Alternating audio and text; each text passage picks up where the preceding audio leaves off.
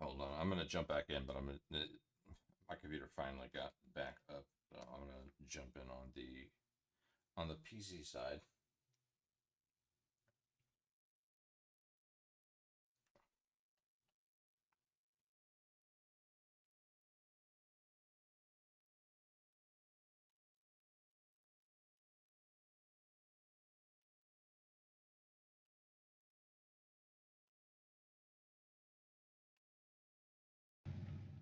Okay, Yeah, I'll so link the HW monitor there in the comment. It's very highly respected.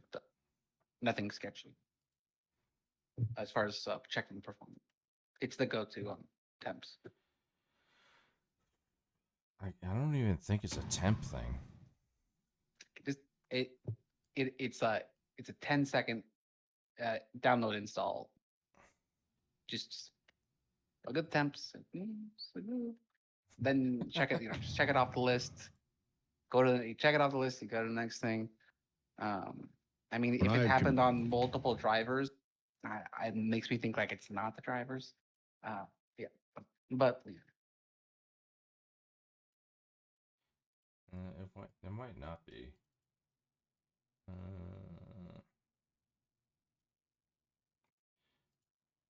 okay, all right. So I will check this out now. In the meantime, what were you guys talking about while I was gone?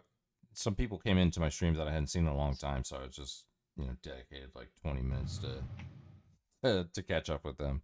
But what were you guys talking about? Uh, Food mainly. After we were talking about housing, and then I was talking about getting into the self storage unit rentals, which is what I've gotten into now instead of residential. Um, yeah. Other than that, So you were talking to Casey and okay about private property or what? I Casey and Mida. Okay, okay. Well, I'm pretty sure Midas like in favor of private property. are you inferring that I'm not? I think that you might have interesting opinions about private property. I'm a capitalist through and through. Though, yeah, if you own too many houses, I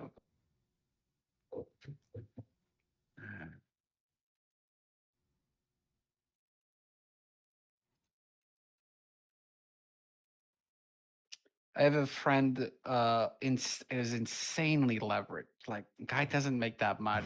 He's a dev, but like he doesn't make that much. He he owned 7 houses, um, but paying off all of them also, and that was before the divorce. Oof. Yargle. I think they arranged like she got like the most profitable and paid off one. Like that's what they sort of like he ended up with more of them, but she got the better ones that all being.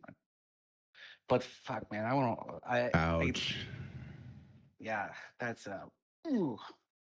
Kind of been there. I didn't. I got away without too much pain, but because I paid her off mainly, I got to keep the house. I had to give her one of the houses. But yeah, Leave with half. divorce sucks, brother. I think Legate crashed again. His computer, his No, I'm screen's here. frozen. I'm here. Or no, no, I saw him Uh, blink. He's not frozen. I'm looking through some of the questions. So I have like a list of questions that I like. Sometimes I go down to these rabbit holes with Casey because I'm curious about what his opinions on some of these questions are, and I'm wondering is like what is the best one to ask. We already went through the whole virtual reality situation. We went through Yeah, that one sucked. what do you think of wealthy people hunting pirates? All right. Uh, What do you think about wealthy people just like hunting people in general? I'm fine with it. just hunting people Yeah, I'm fine with it. Yeah. for, for Yeah. sport, whatever. Yeah, I'm fine with it. I'm absolutely fine with it. When do we start? Yeah. Yeah, been doing it for a while. Population reduction. Oh, I think we need that. I, What about Epstein? yeah, but Anything hot? no, You no, know, but Oh, here's where Casey arguments lie. It's, uh, and I don't mean lie like lie. I mean like lie like just where they lay. Yeah, you where know? they fall. Yeah. Where they Where they- fall. Yeah. Yeah. It's like, oh well, how do you know that the pirates are pirates, bro? Why That's are not- you in a why are you in a boat in the Strait of Hormuz approaching a fucking cargo ship with AK-47s, bro? that's is how I the know whether or not worst. you are a pirate, okay? This is the It worst just characterization is what it of a is, position dude. It is what it is. I've ever man. heard. Ever heard. That's all I gotta Oh. fucking say about that. I'm absolutely fine with it. Look, if you're on a boat and it's like, oh well, we're just normal people in a boat. Oh, what are these Russian billionaires? Oh no, they're shooting at us. Oh, we're innocent people. Oh, people should care about us. Okay, yeah. Okay, fine. That is the literally 0.00001% chance of somebody in the Strait of Hormuz or whatever the fuck who's not a pirate. Everybody else is a fucking pirate. No, All right. that's not true. There's Oh, we multiple should instances- we should just not do anything They're because shooting of the civilians. 0.00001% chance somebody's on the Strait of Hormuz having a fucking Right. fishing We're trip. taking They're the dial and they- turning it the other way. They are heading towards cargo ships with AK-47s, and it's like, well, we don't know if they're pirates. Get the fuck out of here, bro. All I said is there needs to be some oversight because I Yeah, don't but trust random bros with guns just shooting whoever our whole everything is based off of like not just like, oh, you're gonna go kill some people, okay, well we'll trust you're killing the right people, just like some random bro or whatever. Like all of the world, all of society is built on the idea that's like, nah, let's not just quote unquote trust them or whatever. Let's check. That's all I was saying. Like, How do let's you do check. that with a fucking pirate? How do you check who is a pirate? You observe. You Right, and they have observe AK-47s the and they're vigilante. You observe the vigilantes as they're doing their thing, which the UN has done and did file a report saying that they were there were instances of civilians that there was like some bad stuff possibly happened there. Yeah, and we need to do more of that. And possibly actually do something about it. And meanwhile, we have I think we have a navy ourselves, and I'm guessing these people with money are probably American-ish people. If they're not, we could team up. But like we have a pretty big navy ourselves. I'm pretty sure. It's expensive. I assume it's big. Here's the thing. If Russian billionaires want to go hunt pirates in the Russian Strait of billionaires? Hormuz, They got I no- am absolutely fine with it. And in the 0.00001% chance that something fucked up happens to people who aren't pirates, that Way to sucks. make up the That number. sucks. That sucks. That sucks. Maybe it's 50%. It's not fit. It's probably not 50%, dude. It's probably not. How you have data? No, you have data. Oh yeah, no, I don't have a peer-reviewed You study. don't have data. I don't have a You're the peer. one who. Even if I had, the one who even came if up I with the had number. data, all that would need to happen is one really fucked up instance where all the data goes out the window, so it doesn't matter. You just You came could up have with you a could have really one fucked up specific instance where it goes low number. broadcasted all over CNN and MSNBC, and then you and then don't and then know nobody even how cares often- about the data. It's just like, oh, look at these poor people that were on a boat in the Strait of Hormuz and they got Yep. fucking I guess with shot up everyone by getting Russian fucking billionaires. everyone getting milked by those fucking What? vigilantes. Okay, They're not getting a video out to CNN. here's That's what they're fucking dying. here's the in the thing. fucking Here's the middle thing. of the fucking ocean. Let's say let's say fuck the Russian billionaires. What do we do about pirates in the Strait of Hormuz? What do we do? for What would you do? again, Nuke 'em. Captain just- Casey, what do you do? the bare minimum is just simply to check in on these vigilantes because we don't like the idea Check of in? vigilantes. How do you check Yes, in we on a need to pirate? observe. The UN often works as like some sort of observer of things or whatever. No, you're observing the Okay, vigilantes. so are you saying you trust the UN? Generally, yes. Okay. All right, so we'll just leave it up to the UN. I trust them to yes do a thing. Then if it's not the UN, then who? What? I don't know why you push back so hard on the idea of some oversight where there is none. It's just some oversight. That's all I've ever said. Okay. Is that no? You can't just take Well, I guns don't. and go shoot people on I don't. I just like don't the know how. UN, I just so- don't know how you oversight on pirates. You're oversighting the vigilantes. They have gunboats. You're just like go with them and. Why do you want to? Why are you calling them vigilantes? They're pirates. What? No. What I'm talking about the people being hired by the Russians. Okay, those. That's what I'm Okay, calling vigilantes. that's fair. You know, like if we want to, make sure that the vigilantes are, not the worst people on the planet, then yeah, that's fine.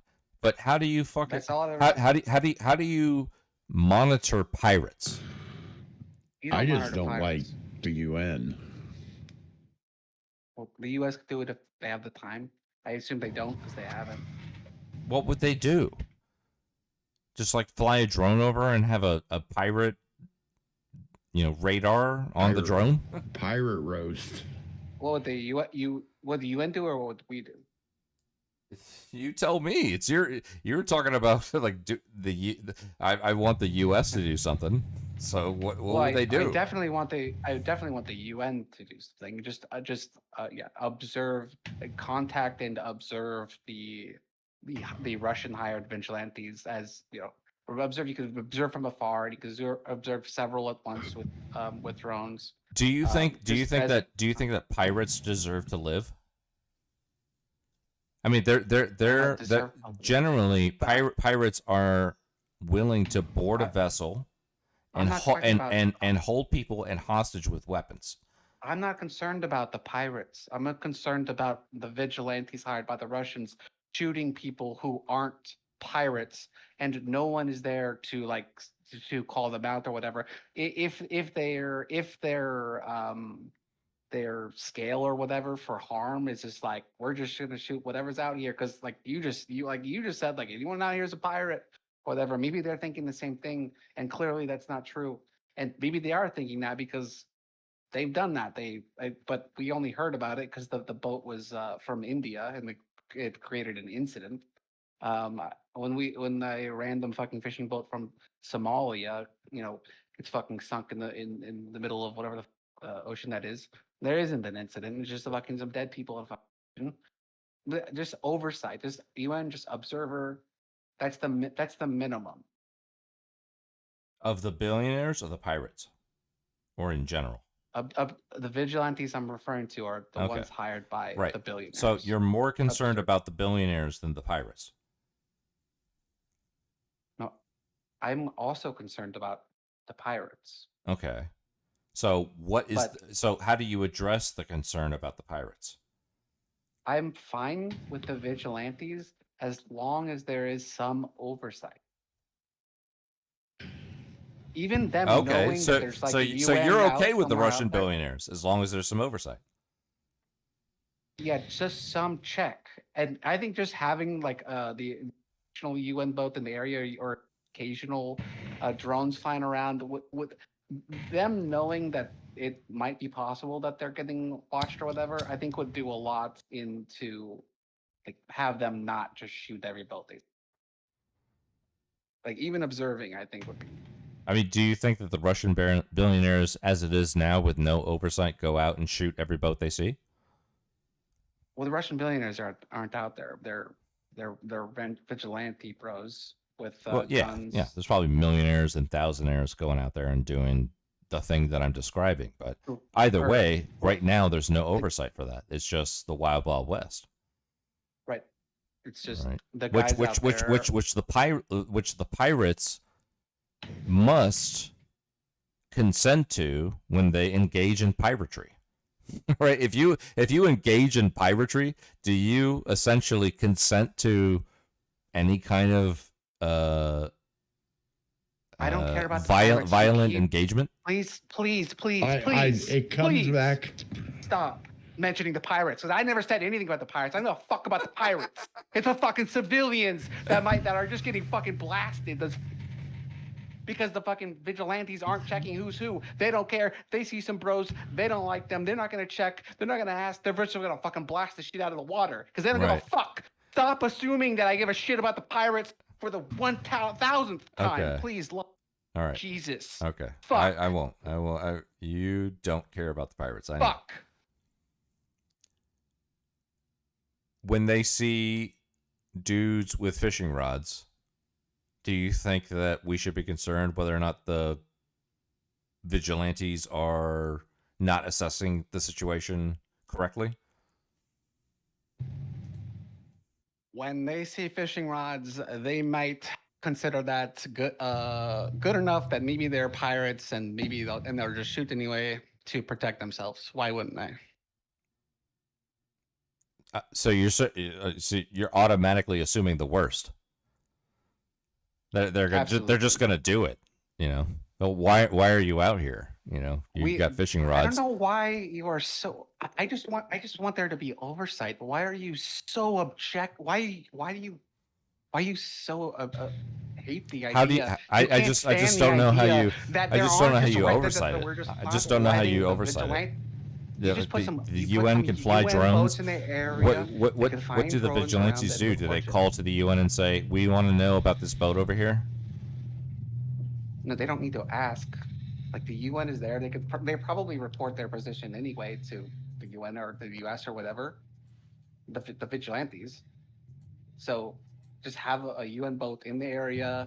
Then they're not going to be able to observe all of the fucking vigilante gunboats, but they could observe a few. They could have the drones in the area, and the vigilantes would just know that there is possibly someone watching what they're doing. That's it. Like we don't let there's a reason why we have cameras on cops. You know, it's like we don't want to let them do whatever they want and then just say whatever they want or whatever. It's just some oversight is all I'm saying is what would be the minimum in this case. Okay. So if the vigilantes had confirmation of the pirates, you'd be okay with that? Once they have confirmed that they're pirates, Yes. have at it. You'd be okay with them like just unleashing, slaughtering them? If you've confirmed they're pirates and they're armed, and I don't know why it's random bros would be out there with guns besides pirates, then yes, Okay. go ahead, have at it. Okay. Then in some form or fashion, we agree. In some form or fashion. I just want the oversight. Okay. I don't think many people give a fuck about random Somali Did fishermen flying out there.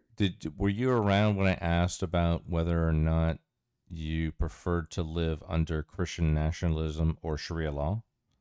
Ooh, no, that's a twist. Yeah, I asked everybody here, and I think the only person that said that they would possibly prefer Sharia law is NOK. But I'm curious to know what you would think in terms of what you would prefer to live under. And this is like, you know, the world famous legate questions that he eventually wants to ask Casey about. Let's see if we can Christian nationalism. So I think the Sharia law is a little bit more laid out than quote unquote Christian nationalism. So we're saying probably gays, do they die or do they go to jail?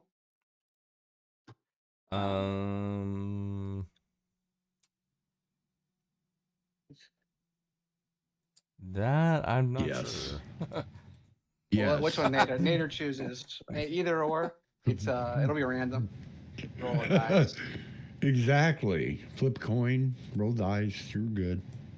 I think it's fair if we're going by quote unquote Sharia law and just like reading whatever there, that we also just like read from the Bible, which says, "Thou shalt not lie with another man," or those, or something about stoned to death is the end line of that. So our gays are getting stoned to death. Could you Besides imagine that, how much marijuana you'd need to stone people to death? Sorry, bad pun. Dad joke. No, I mean, I no, think that's it's fine. happened. I think it's happened. I'm sure it's happened.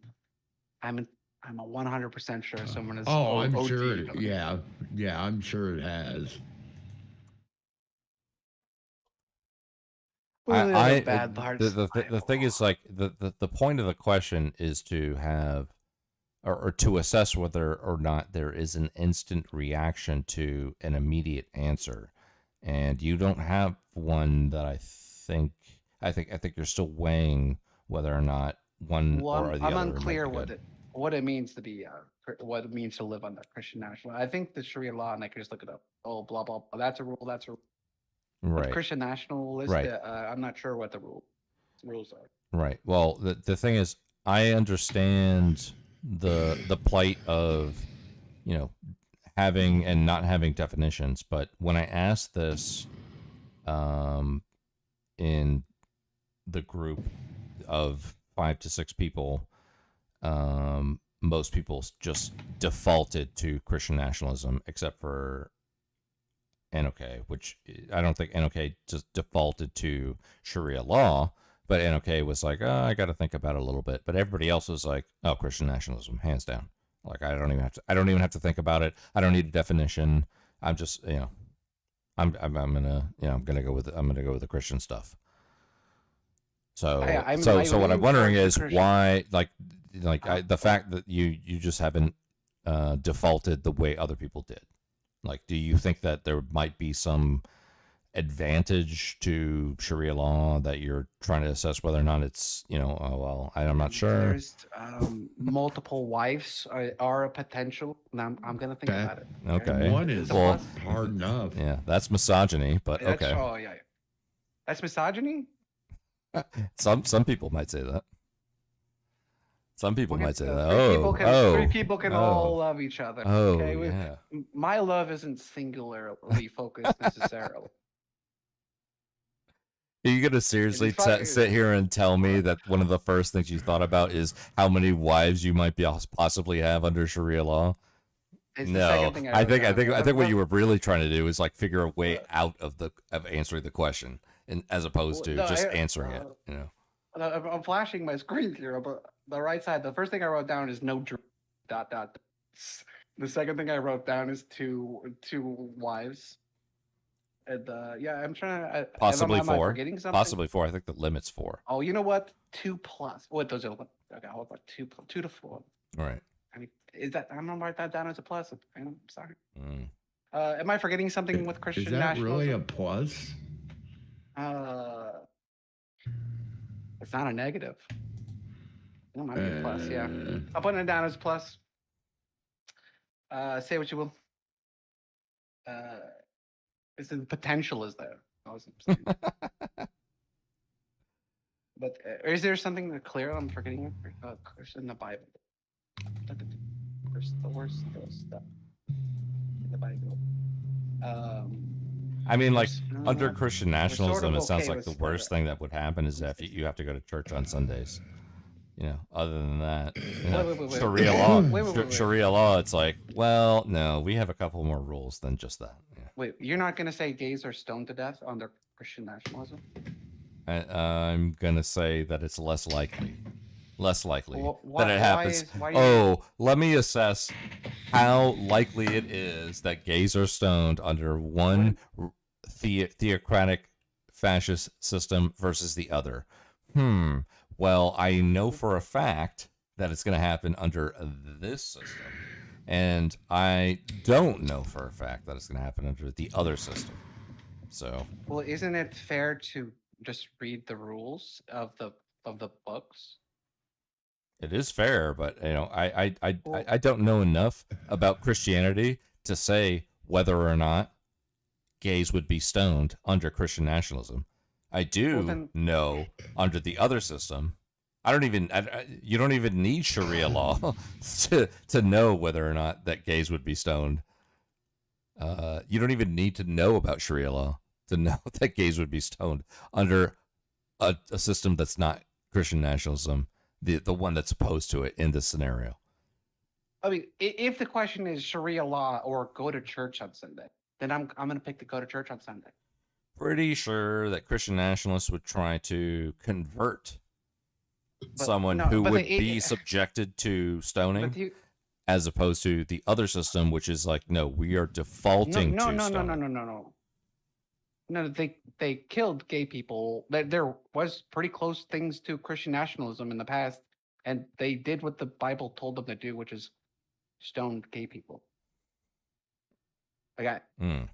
there are a lot of Muslims who don't do the Sharia law thing. So, and I think the Sharia law is like the worst. Like yeah, like to read it from the text, I think it is going to be the worst, like the harshest interpretation, and as well as for the Bible, like so. Yeah, I it don't think is. that anyone that But is of an democratic or Western or American or European mindset could honestly sit here and answer that they would rather live under Sharia law than fucking Christian nationalism. Regardless, I think the punishments and the consequences of living under Sharia law, like for example, we don't even have to talk about whether or not gay people get stoned. We could just talk about whether or not you leave the religion of Islam. Under Christian nationalism, there's not going to be some kind of law that says if you leave Christianity, we're going to kill you. But there is under Sharia law, right? So well, no, no, no. That's the whole. No, no, anyone that's of a Western mindset that sits here and no, tells no, me no, no, that they no. would prefer Sharia law to Christian nationalism is fucking not honest. Not honest at all. So, but no, I think you have to be part of the church. You live under Christian nationalism. If you live under a state that's run by the church, I mean, you don't, I mean, we're talking about a dictatorial authoritarian, uh, uh, governmental, who's governing under religious laws. I mean, they could look for, There.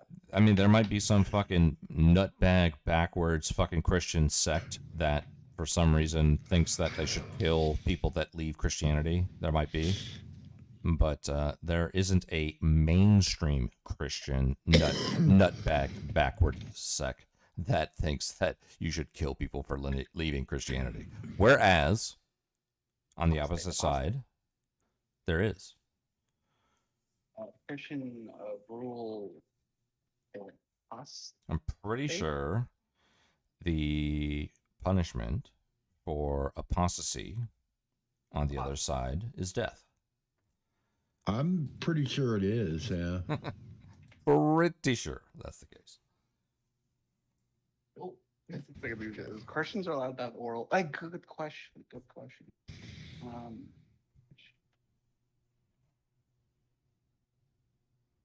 Now, if you said I would prefer to live under Christian nationalism, it doesn't mean that you're espousing Christianity or that you're, backing out of any personal or political engagements or beliefs that you have in terms of geopolitics or current events or anything. It doesn't mean that. We're just talking about where we're at right now and what it means to the sides we're talking about. And pretty sure if you leave Christianity, the worst thing that's going to happen is there's going to be a bunch of Christians that hope that you come back.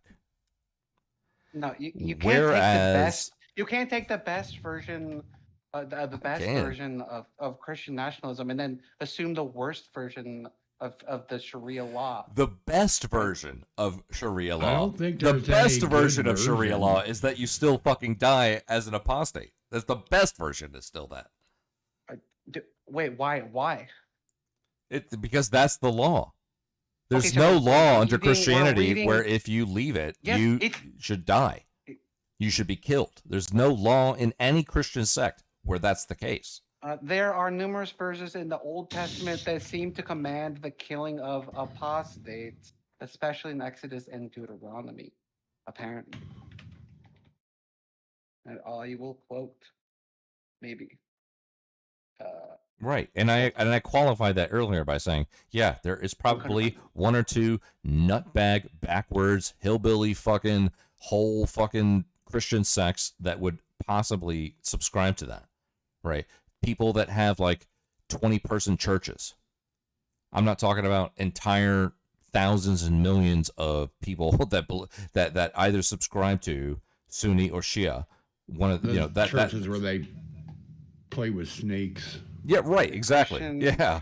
church had The nearly- churches where people play with snakes, those people probably think that, yeah, you should die if you leave Christianity. Right. The But Christian church had those nearly churches have like had 40 nearly- people. Maybe. The Maybe. Christian church had nearly 1,500-year reign of proving the murder of apostles. Full stop.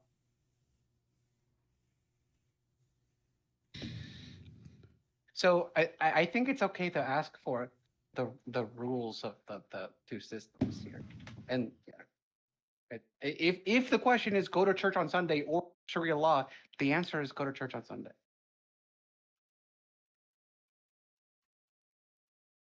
Obviously. I mean, all religions have done a lot of evil shit. Well, we're trying to say what does Christian national, what is the nation Christian like? There was that for many years. The last 2,000 years, most of that, most of the West was under some sort of church. So we know what that looks like. But again, could be other things. Just wanting to know the rules of the decision. It should be a no-brainer. Why would that it be a no-brainer if anybody you don't would even want know, to live under Christian you nationalism? don't even know the And but I don't even know the rules of what you're calling Christian nationalism. So how would it be a no-brainer if I don't know the variables of one of the sides? other people were totally willing to answer this question Well, right I'm off smarter than them. off rip. Off rip. That's fine.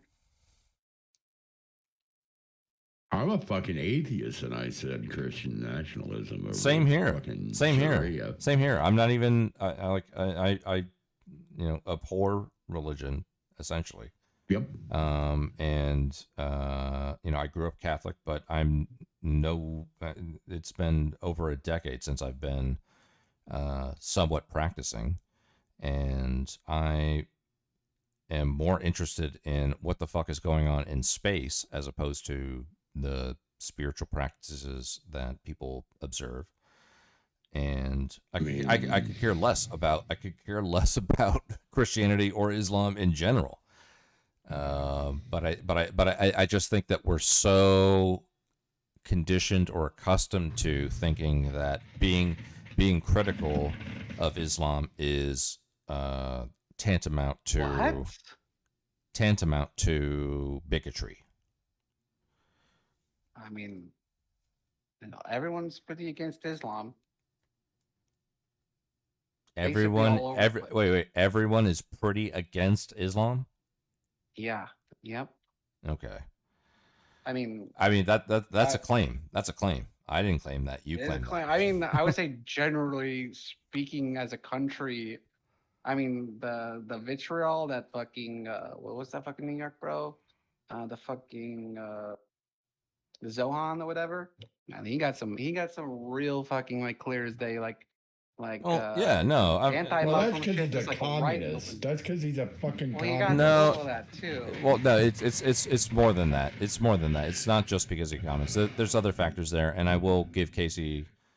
Slow hand, dommy, mommy. I don't disagree with Casey in this case. I mean, if you want to call it Islamophobia, I would be fine with that description. A lot of people would fight the idea that Islamophobia even exists, depending on where you're at in the world. There's a lot of things to be critical about in terms of that person, Zohan.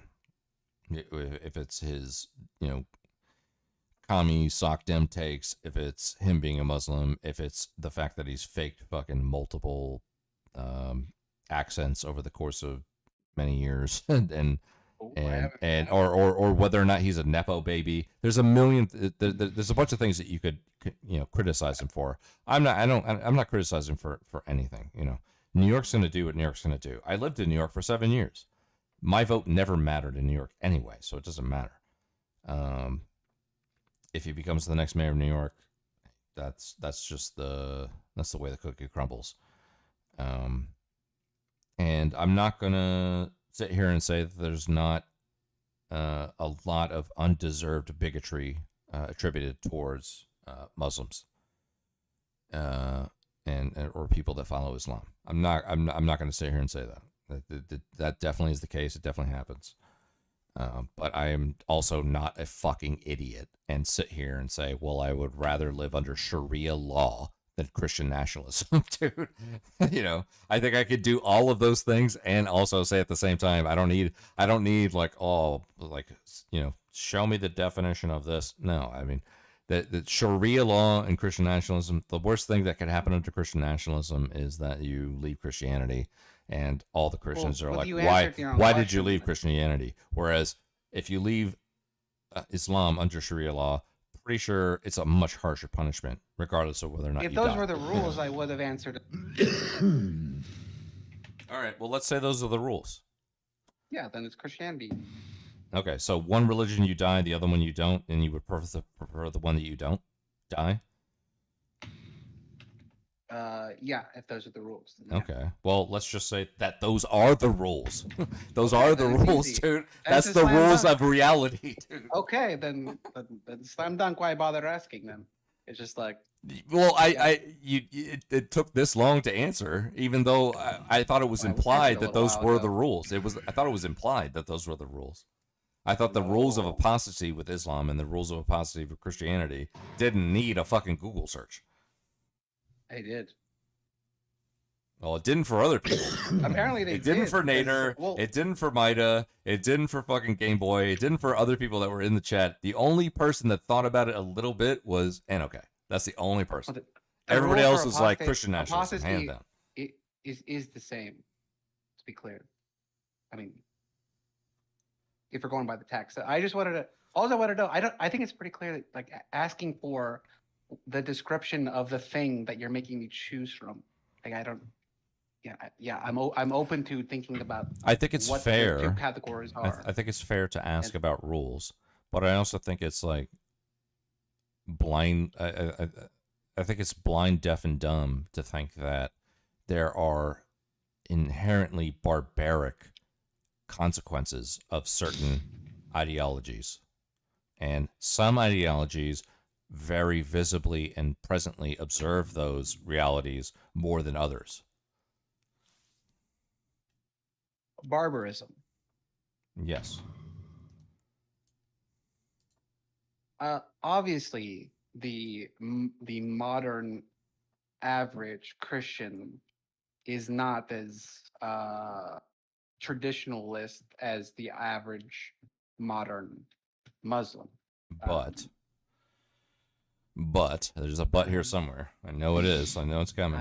Let's go. I don't know. Just give me an or. Just give it. Yeah. Just give it to me. Yeah. But But if you look back at every instance of, or not every, something that you could call Christian national. This is a state governed by Christian nationalism.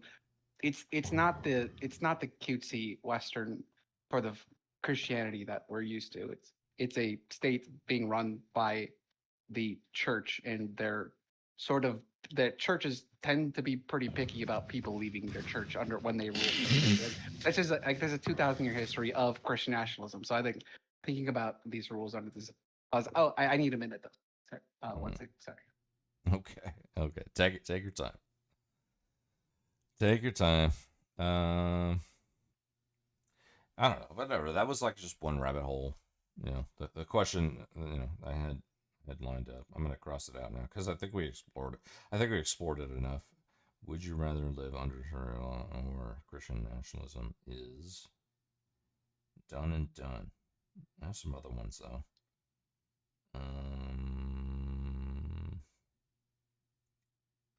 Let's see. We did the pirates. Ooh, I definitely got one. I'm curious, Nader, what you think about this one. All right, Okay. here it is. Women cannot claim to not wanting to be objectified in 2025. And the premise of that statement involves, I think I had a link, for it. Actually, wait, do I have? Let's see. OnlyFans points me to Oh, no. women cannot claim to Women- not want to be. Yeah. Women cannot claim to not wanting to be objectified in 2025. And I don't have a link there, but it was like, the examples were TikTok, OnlyFans, Instagram, Yeah, blah blah blah. yeah. Right? I would say that is a factual statement thanks to OnlyFans. Okay. I don't know about that one. Pornography's always existed. Well, pornography has always existed, but OnlyFans is just If- the if- independent if- industry of pornography. if women had claimed to not wanted to be objectified in 1992, that would have stood probably more ground than it did in 2025, right? Possibly. Yeah, because in the modern day, sexual liberation and sexual gratification are something that are held to a higher standard for women rather than men. If women want to say that certain things lead to the sexual objectification of women, then those women have to speak out against those things. And one of those things would be like the Right. independent pornography industry So- of OnlyFans. So the So I think that if a woman says that she is against the idea of another woman making OnlyFans her career, that it can be logically consistent that she also does not want women to be sexually objectified. Right. But so the premise of the question is, the 2025 flavor. So the real question is, are there enough women today speaking out against how objectified women are making themselves in the current year? Are enough women out there saying, no, we don't want OnlyFans. No, Instagram is bad. No, TikTok, you need to figure out a different content scheme or whatever. I mean, whatever the message would be. Are there enough women out there saying that, or is it the case that in 2025 women are doing the opposite of that for the most part, in the sense that they're like, no, you should pursue it more. Girl, get that bag. No, girl, you're liberated. You can do whatever you want. Right? If they're saying go get that OnlyFans, go get that TikTok, go get that Instagram. If that's the general message coming from most women, then they don't have a platform to stand on in terms of speaking out against objectification.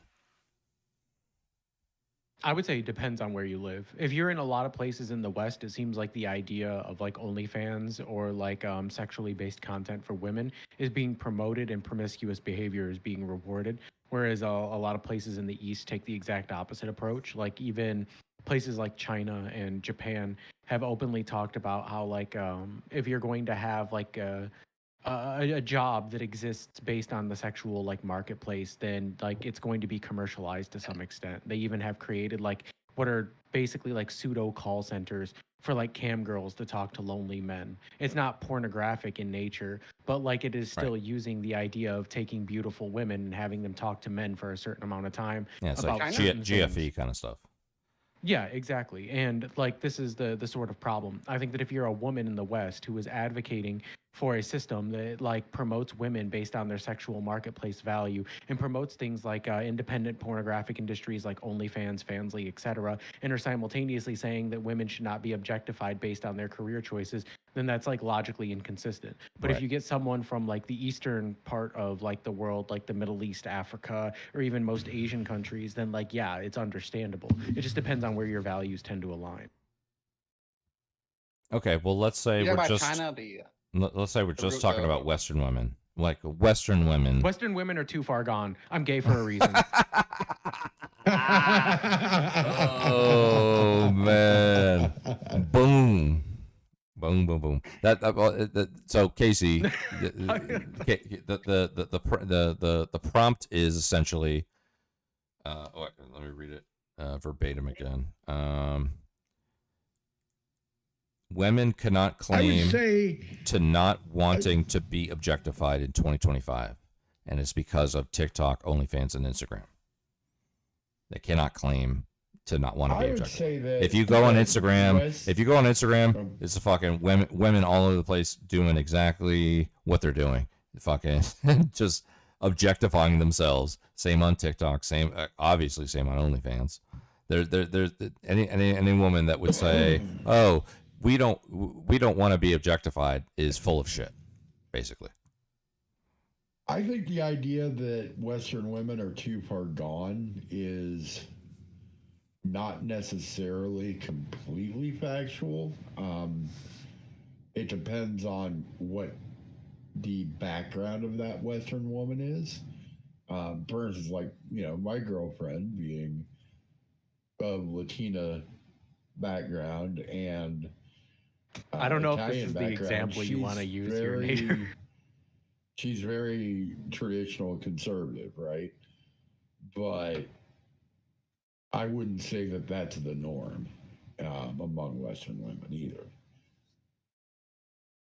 Okay, I don't mean to be disrespectful, but if Mhm. people like sexually like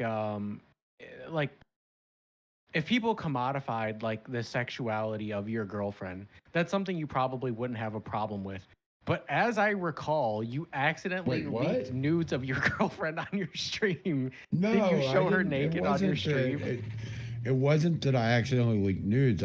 We were in Hawaii shopping for our property, and I was streaming showing the property, the condo off to some buddies, right? And she happened to walk out of the bedroom naked, so there was no intentional, But do nothing you think even intentional there independent whatsoever. of like intention, like a woman can still end up in that situation regardless? What do you mean? what situation? Obviously, yeah, she wound up in that situation. I mean, Yeah, so wouldn't you be like someone who would be somewhat sympathetic to something like this that might happen against like the individual's like personal interest? I'm completely confused about. So let's say hypothetically, if there was a woman who was on like the beach, right? And like she was swimming and there was like a wardrobe malfunction and she just like her bikini just like exploded off of her body, just pussy everywhere, right? And there are a thousand Okay. people recording. And then she goes viral as a result of the fact that she's this attractive woman who had a wardrobe malfunction. Don't you think that she has the right to say, like, I don't think that I as a woman should be sexualized?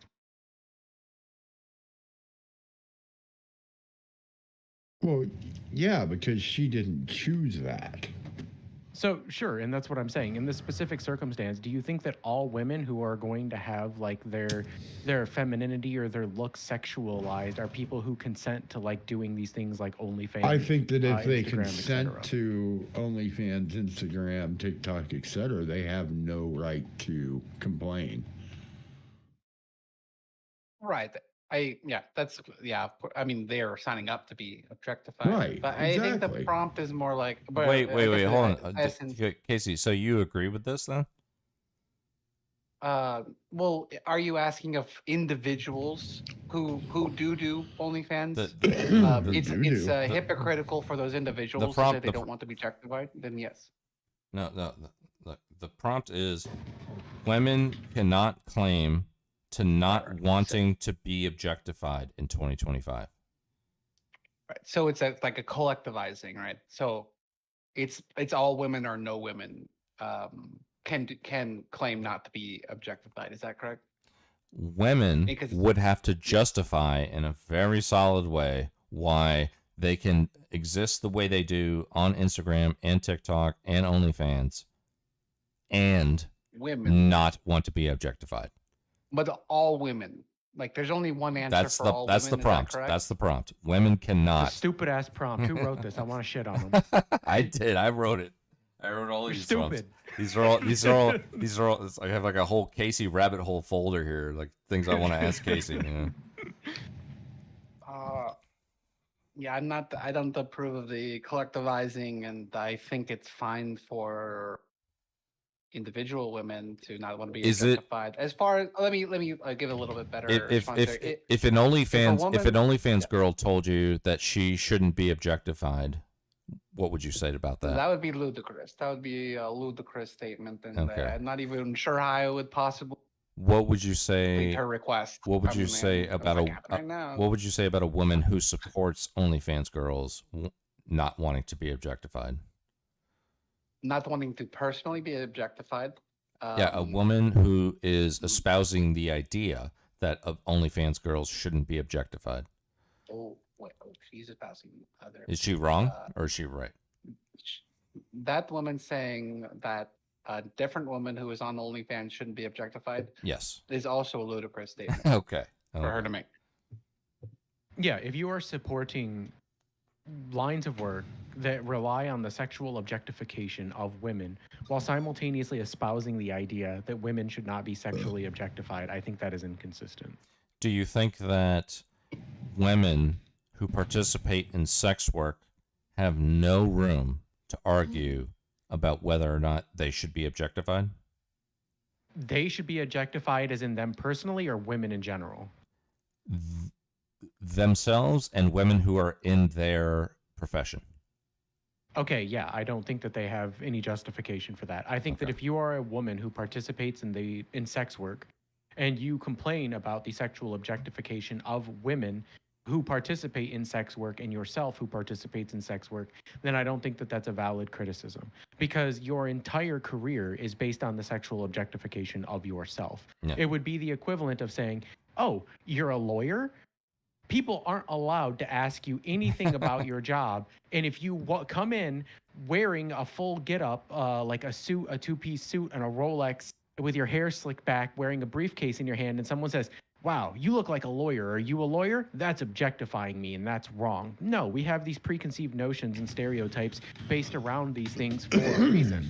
And I think that that reason is that you can use your deductive skills to figure out whether or not someone does this thing based on like both their appearance or the way they present themselves or like their career. Well, the thing is, we could use those deductive skills, but then we have to ask Casey if he thinks that women. I just want to asterisk. I agree. I agree with Maya with the asterisk of like I said, it's like Mia Khalifa, and like she's getting spread around some porn website, and she's not getting paid for that, and she has like some issues with it. I think it's more of a business thing. I think it's more, like with the asterisk of like, besides someone that not think that they're not getting paid fairly for basically using her. Like besides that sort of instance, then yes, I agree with Mina. So, actually, to expand a little bit upon what Casey is saying, there is a problem with this type of thing. So, when porn stars generally associate with or make content under a specific group, the right to their likeness is actually protected to avoid people from re-uploading content and being able to profit off of this individual's likeness and like their line of work in their career. However, there are a lot of countries outside of many of the Western countries that don't respect copyright laws for the individual likeness of individuals. And also like either re-upload content or create AI generated content of like a pornographic nature of these people, and they benefit directly from it. This is also another big problem. But like if you try to ask people like leftists about this, they'll just say, "Oh, China bad, you're xenophobic."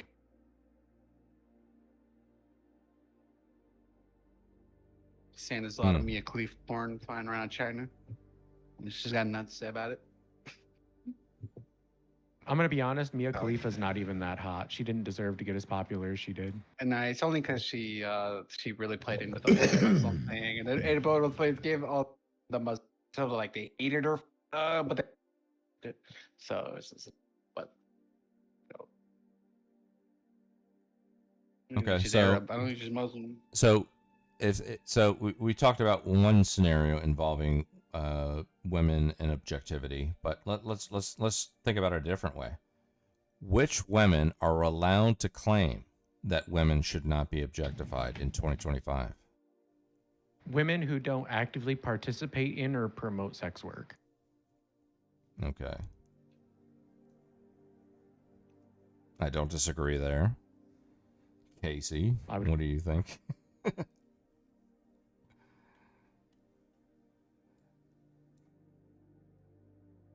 Expand it to like people, models or whatever. People like who use their body as like who like sell their own objectifying. But yeah, I mean basically because that's you're selling the objectification of yourself. So Is it essentially what I'm asking is it okay in the year 2025 for some women to not be able to make the argument that they shouldn't be objectified if they participate in some of these activities? Is it okay for us to say, fuck you, I don't care, you can't be on OnlyFans and say I don't want to be objectified? Is it okay to say that? it's a ludicrous statement to me. It doesn't make any sense. So okay, so if you are on OnlyFans, then you are inherently consenting to being objectified. I don't know what they're necessary. I think there are people. I mean, I probably that's probably 99% true. Just to be clear, to back up what Casey's saying, there are absolutely women and men who have an OnlyFans that is not exclusively dedicated to softcore or hardcore pornography. Right. Yeah. Some of them have cooking channels or whatever. I understand. I mean, it might be a good place. I mean, if you're a hot woman, you're just like streaming normally, and all the guys watching like think you're gonna be taking off your clothes at some point. You just like never do or whatever. It's like I'm watching this chick for like 5 months. She's gonna do it's one of these, but she never does. That's funny. Now, can she claim not to be objectified? It's a tough one. I say no. Maybe I countered my own thing. Okay. All right. I think we Yes. may have explored that one enough. What about let's see here.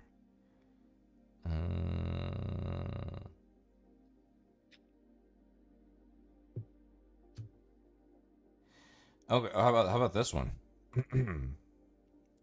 Is it okay to say that white people don't season their food or that they don't have no culture? No. There are some foods that you can eat without seasoning that are just better that way. Well, as someone who's obsessed with food, I don't disagree with that. Yeah. Like, just to be clear, people who put salt on watermelon are sinners. God will look down upon you. Like people do that? I mean, Well, some people. the answer is Some people put mustard answer is- on watermelon. the answer is Sinners. clearly no. You cannot say that because Italians exist. Yeah, I was thinking about Italians, but Well, I- are Italian Oh. people white? That's I would say another they good are. point. I've been told both that we are not white and that we are white. white. I mean, So I would I say don't Italian know. people are white. Well, I'm let's. sort of okay with the statement, Spicy. I think generally, Well, like comparatively, let's flip the script. Let me phrase it a different way. Let me say, is it okay to say that black people season their food too much and that they have too much yeah. culture? too much culture. Yeah. You I mean, it's certainly the case that some people say that white people do not have culture, right? So the opposite of that would be, exactly what I said. I'm fine with the first one, and I don't even know what too much culture. I'm not sure I You're- understand. You're fine. I mean, I you're, feel you're like fine. You're fine with the people- sentiment that black people season their food too much. Yeah, if If I think somebody we're says talking that, about, like, if somebody a- said that, you wouldn't think that's racist. well, I mean, we talk No. about we talk about Mexican food and we make broad statements about Mexican food. There's not a great term for like African American like dishes or whatever. Like, but I think that's basically what we're talking about. Like, sort of the southern sort of spicy sort of gumbo or whatever. Jambalaya, gumbo, soul food. Yeah. Yeah, I think. Yeah, I don't think it's. I No, don't think no, it's no, racist. I no, think no. it's just, What we're really talking about here is that it's okay to make incredibly flippant accusations towards one race, but it may or may not be okay to do that towards another race. I said the I spice already thing is said that fine on white. it is. You can make a generalization about a specific race's culture or food, and I don't think that that's intrinsically racist, as long as you're not using it as a motivator or like a justification for oppression against those people. I think that you can generally say something like, "Oh, I don't like Japanese food because they use too much ginseng, and I don't like ginseng," right? I don't think that this is a racially like motivated like form of oppression. You can make the claim that you don't like a specific type of spice or a specific style of food without it being intrinsically racist. Right, and I think whoever mentioned like Italians, Yeah, or but whatever, if- it was like we're trying to ascertain. If somebody Hey, told it's you like- if somebody told you that white people don't season their food and they have no Are you offended by that? and they have no I don't care Oh, about don't that. throw no culture. Don't throw that in. That's is part so of it. That's fucking- part of it. That gotta be separate. Okay, gotta that's be fine. separate. We can deal with them separately. That's a whole other. If Ooh. all right, if somebody said white people do not have any culture, would you think that that is like a racist sentiment or statement? Yes. It depends on how it's framed. I like again, I think that you can say that like white people don't have a culture and it be racist, and also like white people don't have a culture and it not be racist. It depends on it depends who you're referring to and what you're referring to. I would lean on the racist side. Yeah, I would generally probably it's undoubtedly, if it's being used in the exact way that you described, it's undoubtedly a dog whistle. It would be like it's like if you ask a typical Republican like, what should we do about the urban areas? You know, you can kind of use deduction to figure out what they're talking about. Like in the same way when you ask someone who typically would be someone on the left, like why white people don't have a culture. Like again, you can there's an implied sort of idea about the sentiment, what but if- like it isn't intrinsically like racist. What if somebody said there's no such thing as anti-white racism? Yeah, they're retarded. In conjunction with the thing I just said. I would about- ask them at what point during their adolescence or infancy they were dropped on their head and they developed a mental disability. Yeah, I'm not sure I remember anyone who like I've actually who was defending that point. Derek, I Everybody guarantee on the you, left I will guarantee defend this you, point. if you sat down and talked to somebody like maybe possibly like Kairos or something, Kairos? yeah, he would Yeah. he would definitely yeah, tell you Kairos probably there's would, no. yeah. In fact, I think I've even talked to Kairos specifically about whether or not there is anti-white racism, and he was Kairos. You know, he said exactly what you think he would say. Yeah, because he doesn't think through dumb shit like this because it's what leftists do. Like, True. let me explain to you something, right? The dumb leftist talking point will be there is not anti-white racism because racism is power plus prejudice, and white people have all the power in somewhere like the United States. Okay, let's assume that's true. In a place where I, a Native American, go to a place where I don't have any power or representation, let's say the middle of Africa, somewhere like Zimbabwe, and I walk around calling every black person there the N-word, does that mean that I'm not racist because I have no power, only prejudice? And the logical extension of this is yes. And they will say, oh, well, white people have historically been like the global hegemon and have always been like the ones who are most in favor of imperialism. Let's assume that to be true. If white people are these people who hold a large amount of systemic power, they only make up 8 to 9% of the global population. Look at goddamn India and freaking China. They are going crazy with their population statistics, meaning that white people aren't even a global majority. So like either you like they're trying to say white people cannot be like the victims of racism because they have been historically imperialist, as if Asians and Africans haven't. And then like, is it? North auto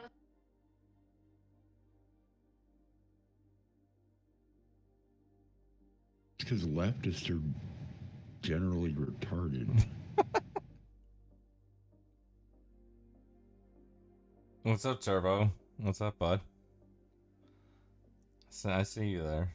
What's going on? How you doing? I mean, look at the people you've got on the left. Vosh. Well, here's the thing. Fucking- Leftists would say fucking that PPG. Bosch doesn't belong on the left. PPG doesn't belong on the left. I mean, it just depends on who you ask. I think purity spiraling is a term I learned from Maida about the left, essentially. Or they gatekeep more than anybody.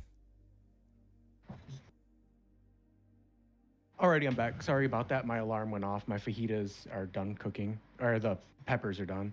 But no, like what I was saying is like the logical conclusion doesn't make sense when a leftist says that there cannot be anti-white racism. Because there are places where white people do not hold enough of a majority or enough power for prejudice to be justified against them, even as a majority. And then by that extension, in a place where you exist as a minority and you have no power, only prejudice, that justifies racism against those other races, which the left will largely discount as them saying, oh, you just want to be racist.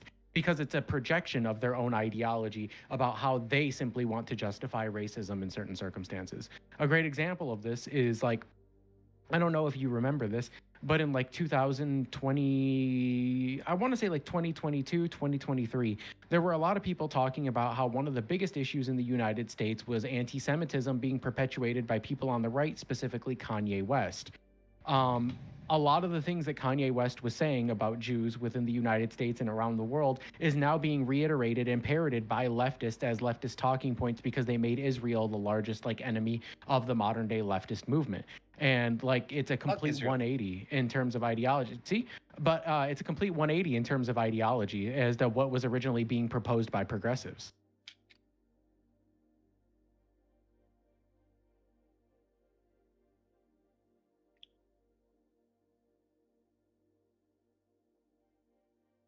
What do you think, Casey? I just sat down and said fuck Israel. What are we talking about? Were you guys talking about Israel? No, we were talking about anti-white racism. Yeah, it's around. It's around. Wait, we were? It's around. If somebody told you that it's not possible to be racist toward white people, what would you say? Yeah, I would say they're stupid. And yeah, the last thing I said was like when someone mentioned that Kairos would probably say that. Yeah, Kairos will probably yeah. It sounds about right.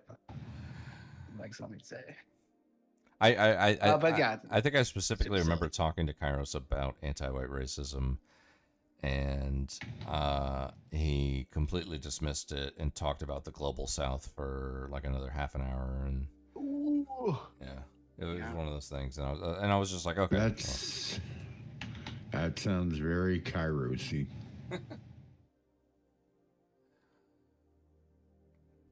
But that's his definition for racism involves probably some amount of systemic power, and and a lot of people will incorporate that into their definition.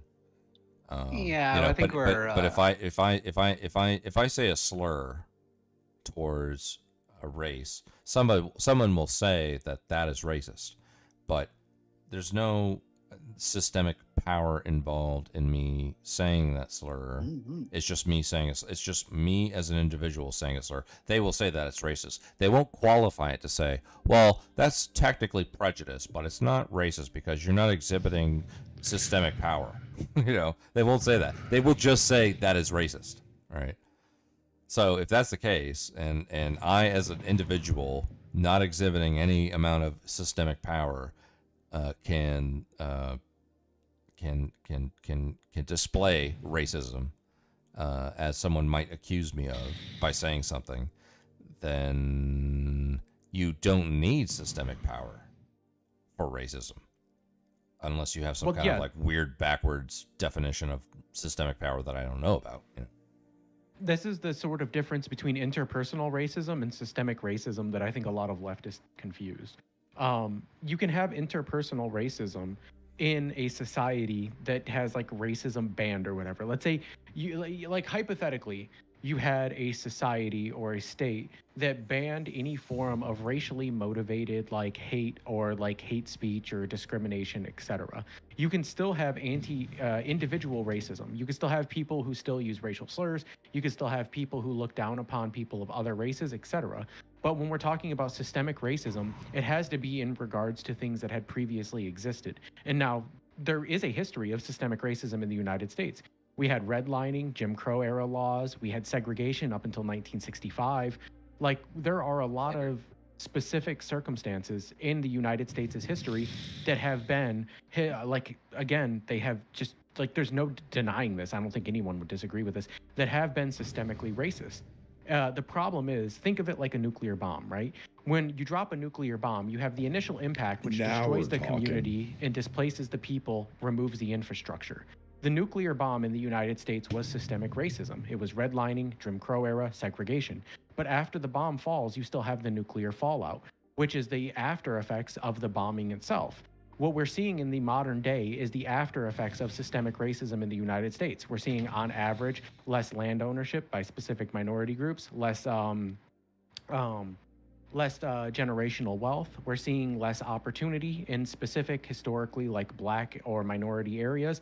And as a result of that, we don't see the systemic racism as it was implemented in the past. We are seeing the fallout or the sort of after effects of systemic racism on the populace.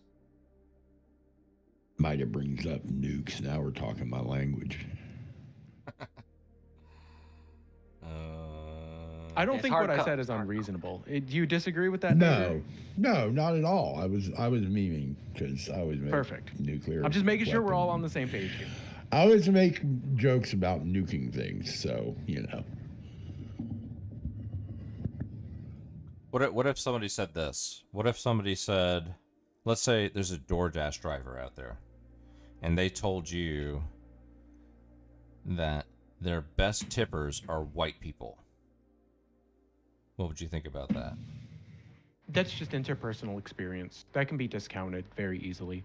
Like, the left are all about saying things like anecdotes don't matter, but like when someone brings up an anecdote that doesn't favor them, they will tend to get very upset about it. If your interpersonal experience is that you've had negative like interactions with people of a specific race at your job, then I mean, so be it. It happens. Like, I've personally had like negative interactions with a lot of like illegal immigrants at my job. But I would never say like I don't think illegal immigrants shouldn't be allowed to be hired at like the job position that I work. Like, however, I will say that like I don't hold it against illegal immigrants that they do these like or that they are specifically prone to like these actions. I don't think that that's true. It sounds like just a statement of fact. I mean, really? for that person, Oh, I'm not gonna really? doubt the guy. I'm not gonna doubt the guy. That's what he says. Okay, I mean, all right. Yeah, and again, like this is the thing. Yeah, but you can here's have- here's the thing. If you say something like my best tippers are white people, you're implying that your worst tippers are not white people. It could be Absolutely. any race, right? But you're implying that when you say something like Yeah, that. probably Right. depends on where you Sure. live and what other people are around. Yeah, it could depend on like tons of different factors. Like if you are a Uber driver or a DoorDasher who lives basically in the median line between like let's say a neighborhood which is mostly minorities, which is a lower income neighborhood. We all know that like lower income neighborhoods tend to have higher minority concentrations in the United States. You know, call a spade a spade. The leftists do this, the right wingers do this, just for different ideological reasons. And you live, and along that neighborhood, there's another neighborhood that borders it. And that neighborhood is a typically upper class white neighborhood, right? And you DoorDash both sides. The upper class white neighborhood will be more likely to tip better just as a result of having more disposable income than the lower income minority neighborhoods will. This is an easy example of how you can show that this has nothing to do with racism and can be a factual statement that exists within a vacuum completely independent of like trying to like demonize or like discriminate against specific races of people. I mean, cultural Now, thing. obviously, how Fucking you present Canadians that don't information. tip. Canadians, these motherfuckers. I hope Anok's not around because worst take. But Canadians don't tip. They calm down and they don't tip. Motherfuckers. That's just a flat statement of fact. Well, Ah. yeah. Not a race of Canadians up there. They're mostly just Americans with silly accents. There's but- another interesting thing. People are actually getting less likely to tip their servers because, like, there have recently been bills that have passed in many states that increase the amount of hourly wages for people who work service industry jobs, so they don't have to rely on tips. So in certain states, like I believe Oregon and California, were some that were talked about, people are becoming less and less likely to tip, and the people who do tip are tipping at lower percentage rates than they were before, as a result of like wages going up for people in service industry jobs. Last time I went over to over the coast area, I was at a place and yeah, they do like weird shit over there. They got a lot more money differently. I think it was some restaurant or something, and like there's like an electronic signy thing, and then under the tip thing, it was like I don't remember the three numbers. I'm gonna spitball it. I think it might have been 15, 20, or 25, but it might have been 20, 25, or 30. And then the fourth thing was just like no. You couldn't write in your own value. It was like multiple choice. And I was disgusted at the other three numbers, and I just hit the fuck you button. Fucking I'm like, bitch, I'll pick my tip or you won't get one. I'm sorry. I always do the thing. Like, I'll pick the tip. Sorry. Yeah, that kind of stuff is driving people to not tip because if I see that shit pop up, I just hit no. I'll pick the number. Yeah, exactly. All right, well, how about this one? This is another banger. All right, in the same vein of all the race-related conversations we're having right now, another one here is wanting your kids to look like you is racist. No. I don't know if I'd say that. If your Potentially. motivations for it are racist, sure. Look like you. Yeah, let's go, Casey. Let's go. I mean, look like you. Wanting your kids to look Uh, like you is racist. In most context of that statement, I think it will be racist. Wait a minute, I might be changing my mind. Let me ask you Is this, it that Casey. If somebody crazy? said- Is it that crazy? Forget even the racist part. Is it that crazy to even say something like that? Like, I want my kids to look no. like me. I changed my 'cause- mind. I think that most people do think that they would, and I don't think it's racist. I'll change my mind. It's not racist. Well, no.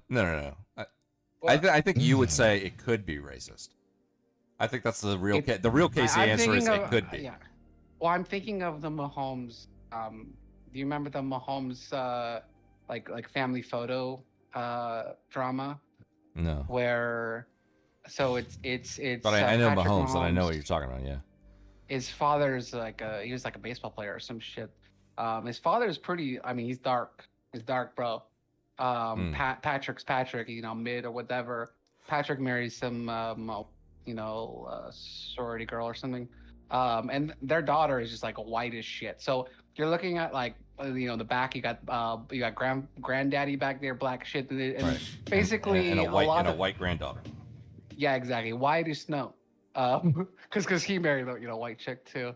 There was backlash from like some circles of what some might call sort of black Twitter. It's been called in the basically was backlash for like some sort of like race traitor thing about marrying white chicks. It was a weird drama.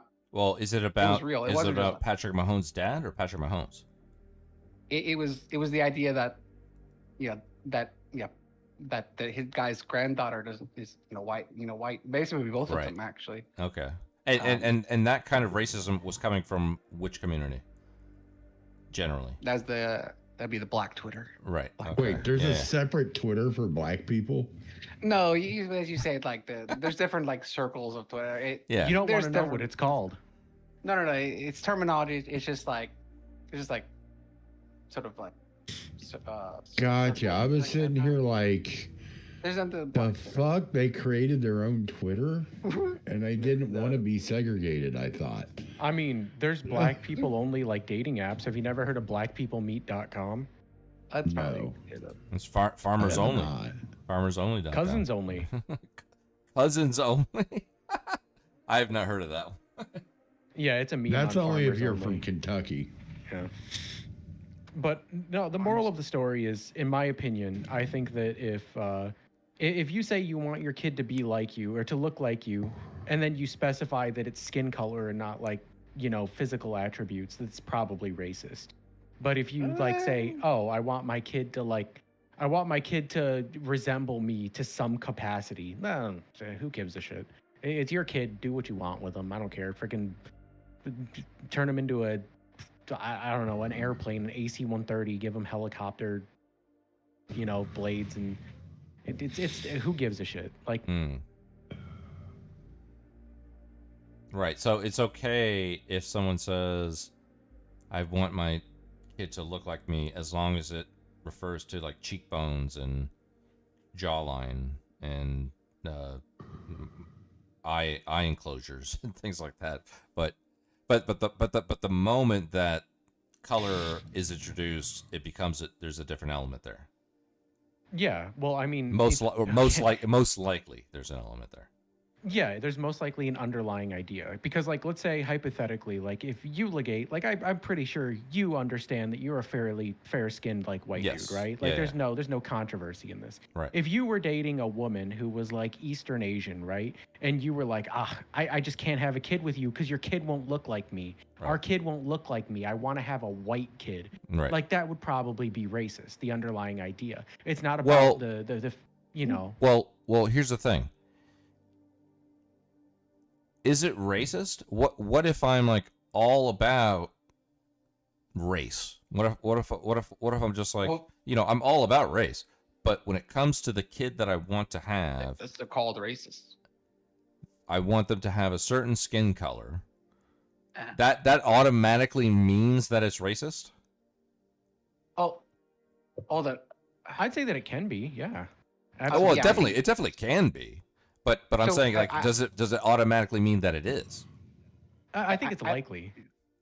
I think that most people generally want their kids to look like them or something on some level, and most of them would not admit it, but on some level, I think psychologically, I think I've seen studies where people just innately like trust people who like look more like them or some shit like that. So there's something probably psychological there. So I think on some level, it might be like someone actually like just like saying something true. And I hate to say that like someone expressing like a true thought is that's not where they're not thinking about something bad about the race or something is racist. But on the same level, the example that you gave, you would choose not to date someone because of their race, and that is racist, full stop. You did a racist thing, like regardless of the statement. Whether the statement in that context is definitely racist, followed by doing something racist. So that's definitely racist. Well, if I said to you that I was not attracted to black women, would that be racist? It's a statement of it might be a statement of fact, and if it is, I'm okay with it. So I would say that it I'm might personally be. not attracted to Asians, so I mean, So okay, Right. I I'm think there's a super difference, though. attracted to I Asians. just don't find the Asian look attractive. Let me ask you this, right? Do you think that there's a difference between saying I'm not attracted to black people and I've not yet found a black person who I'm attracted to? There's stuff. Yeah, it's different. Yeah. So yeah, like if somebody says they're not attracted to black people, this likely just presupposes that they don't think that they could ever find a black person attractive. Now that might have it might have undertones which can come across as racist. And the individual who can say this with some level of confidence may be like racist, right? But you can't know this definitively. Versus if you say, I've not yet met a person of specific group, Yeah, but- etc. Yeah, but even if someone said to you, I'm not attracted to black people. It's not even I haven't found a black person that I'm attracted to yet. It's I'm just not attracted to black people, but they don't hate black people. Well, I think Yeah, that I there certainly don't hate Like, Asians, but there's just not. Yeah. Well, I mean, yes, that could be like this could be racist because I hate to use this word because it's a lot like the word imperialism, right? The word imperialism has had an intrinsically negative connotation attached to it when it is not intrinsically negative. In the same way that racism has had a term of like hatred towards like a specific type of people attached to it when it's just a prejudice of that specific like type of people. Like you can say that you have a prejudice towards people, that you dislike them, but not that you hate them, or you have an adversarial position towards them, but not that you hate them. So like you can be racist without having a hatred towards a specific people. You can just or have, not like, even not even realize you're racist and just have this yeah, thought like that- you can be subconsciously racist in the same way you can be like subconsciously like homophobic, transphobic, etc. Like you can put yourself in a position where you can say that you dislike men, dislike women, misandry, misogyny, you dislike white people, you dislike black people, that would be racism, and you can sort of put yourself in these corners where labels would be attached to you. But you have to understand that like these are labels that have a specific meaning or an implication. That said, if I said Korean women are hot. I'm not saying that all women are hot. I'm just saying like generally speaking, like they're more versus whatever. I think that they're disproportionately hot. In the same context, someone might say that I don't find black women attractive, but being like, but they generally don't. But like Rihanna's hot or whatever. They could also be like it could be something like that. Just like that aesthetically, you could it's more. I think stating like a preference. I think preference is fine, but something like uh, if you mean it explicitly as like none of them, then I recommend to that person that they watch some what prescribe to you to watch black people porn. What if I what for if I 2 weeks? what if I said to and, you what if I said to you, report hey, back, just so we're clear clear, yourself. just so we're clear, as a white man, I'm not attracted to white women. Oh, I that's don't want to be with a white woman. weird. Definitely talk to someone about that. Is that racist? Is that reverse anti-white racism? Like what? How That's a weird does one. that work? If I Same say that I'm not, prescription. I'm attracted to everything but white women, is that the same thing but just with a new layer that we haven't discovered yet? I wouldn't say. I'm sorry, but I'm not sure you could. I don't think it's a racist statement, and I don't think. Well, you can be racist against your own race, but I don't think you're expressing it. I think it's some weird shit, and that person's a freaky bro, and you might want to talk to someone about their shit. Basically, that's what I got to say. I about love how Casey states things. That's a freaky bro. that. Those got issues. Oh, I'm gonna pull the R word out. Well, the thing is, like, it was relatively easy to make the case that racism would be involved if I said exactly that sentiment about another race as a white person. But if I said that against my own race, then it's like, well, there's just something kind of weird going on there. And I don't know what it is. The other things, I definitely know what that is, and I could diagnose that very quickly. But with this, it's like, I don't know. There's some kind of Tetris thing I gotta figure out. What would you say? What would you say? Do you think it's racist, or do you think it's No, just like no, I would No. just think you're into what you're into.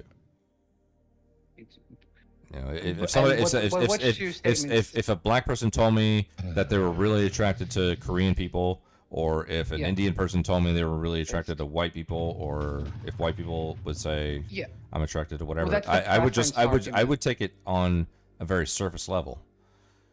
But But but other which one people was who are the- not me might Yeah. they'd be like, well, I'm gonna address this the way I want to address this. I want to Was the attribute white I want to attribute racism girl- to this. Yeah. Yeah. Well, was the white girl statement? Was it none of them I find attractive, or just like, or was it the preference? I find none of them attractive, or is it just like, white chicks don't do it for me? You know, and speaking like more generally. Does you it know, even matter? but, It you know, could white be chicks both. don't do it. Yeah, It could no, be both, right? Oh, it hugely matters. To say that none of I never to Yeah. any girl of a certain race, like there are hot women of all fucking races, full stop. And yeah, like what do you mean you're not attracted? You know that I think so. I think yeah, I would say that. I would you say need to that look into your shit. Casey's probably accurate because I guess the more proper way of saying it is in general I don't find Asians attractive, but that doesn't mean there might not be one here and there that I might find absolutely amazingly hot. You know. Yeah, yeah. So I think that's a fair way of putting it, Casey. You clearly haven't been to Korea. I mean, yeah, I No, have. no, Korea's not the Okay. one, man. Korea's full of like plastic surgery and shit like that. It's all about Japan. Yes. Japan's the no. goat. Japan's the goat. I've been to Japan too. Well, Okinawa, and really, I just the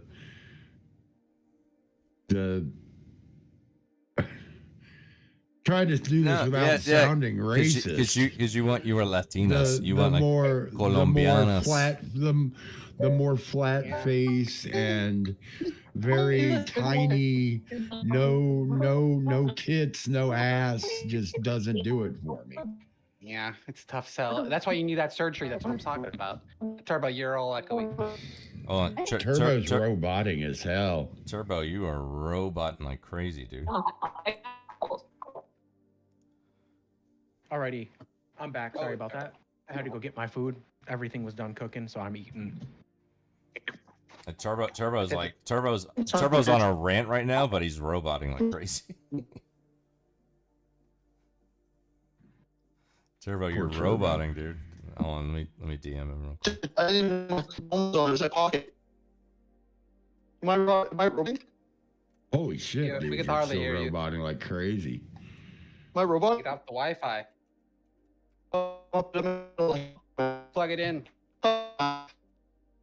Stick it in the wall, Turbo. Oh man. Got that torrent running? Got this torrent running? No.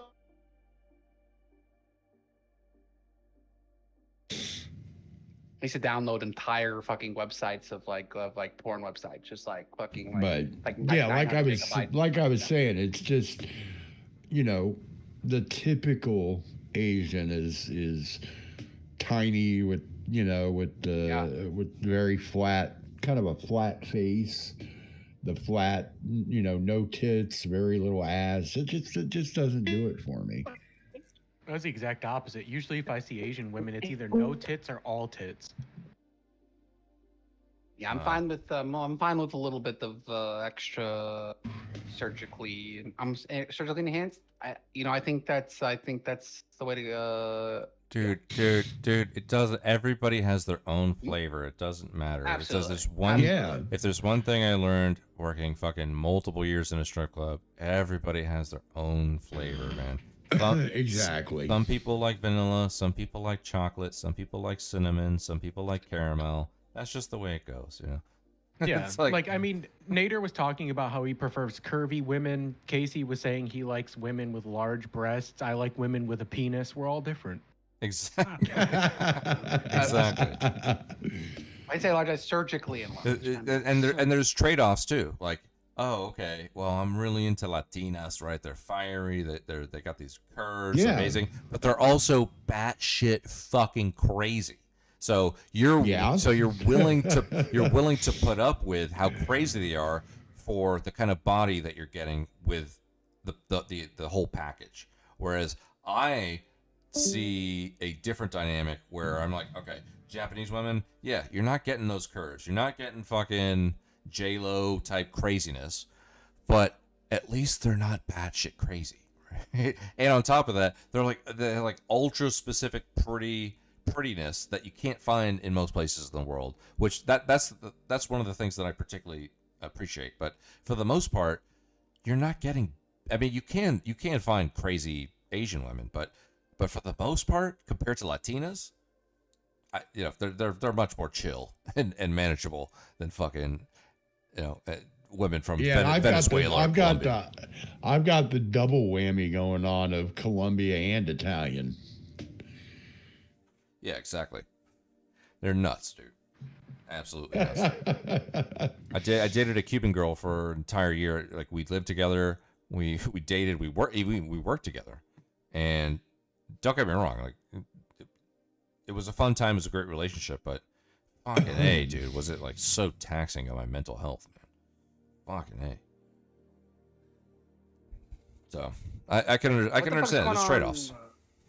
What's going on with Shakira? She got red hair. I don't know. You gotta ask Nader about it. I've been, no been clue. confused about it. I don't follow the Latinas anymore. Ever since I moved away from Miami, I'm like, fuck it.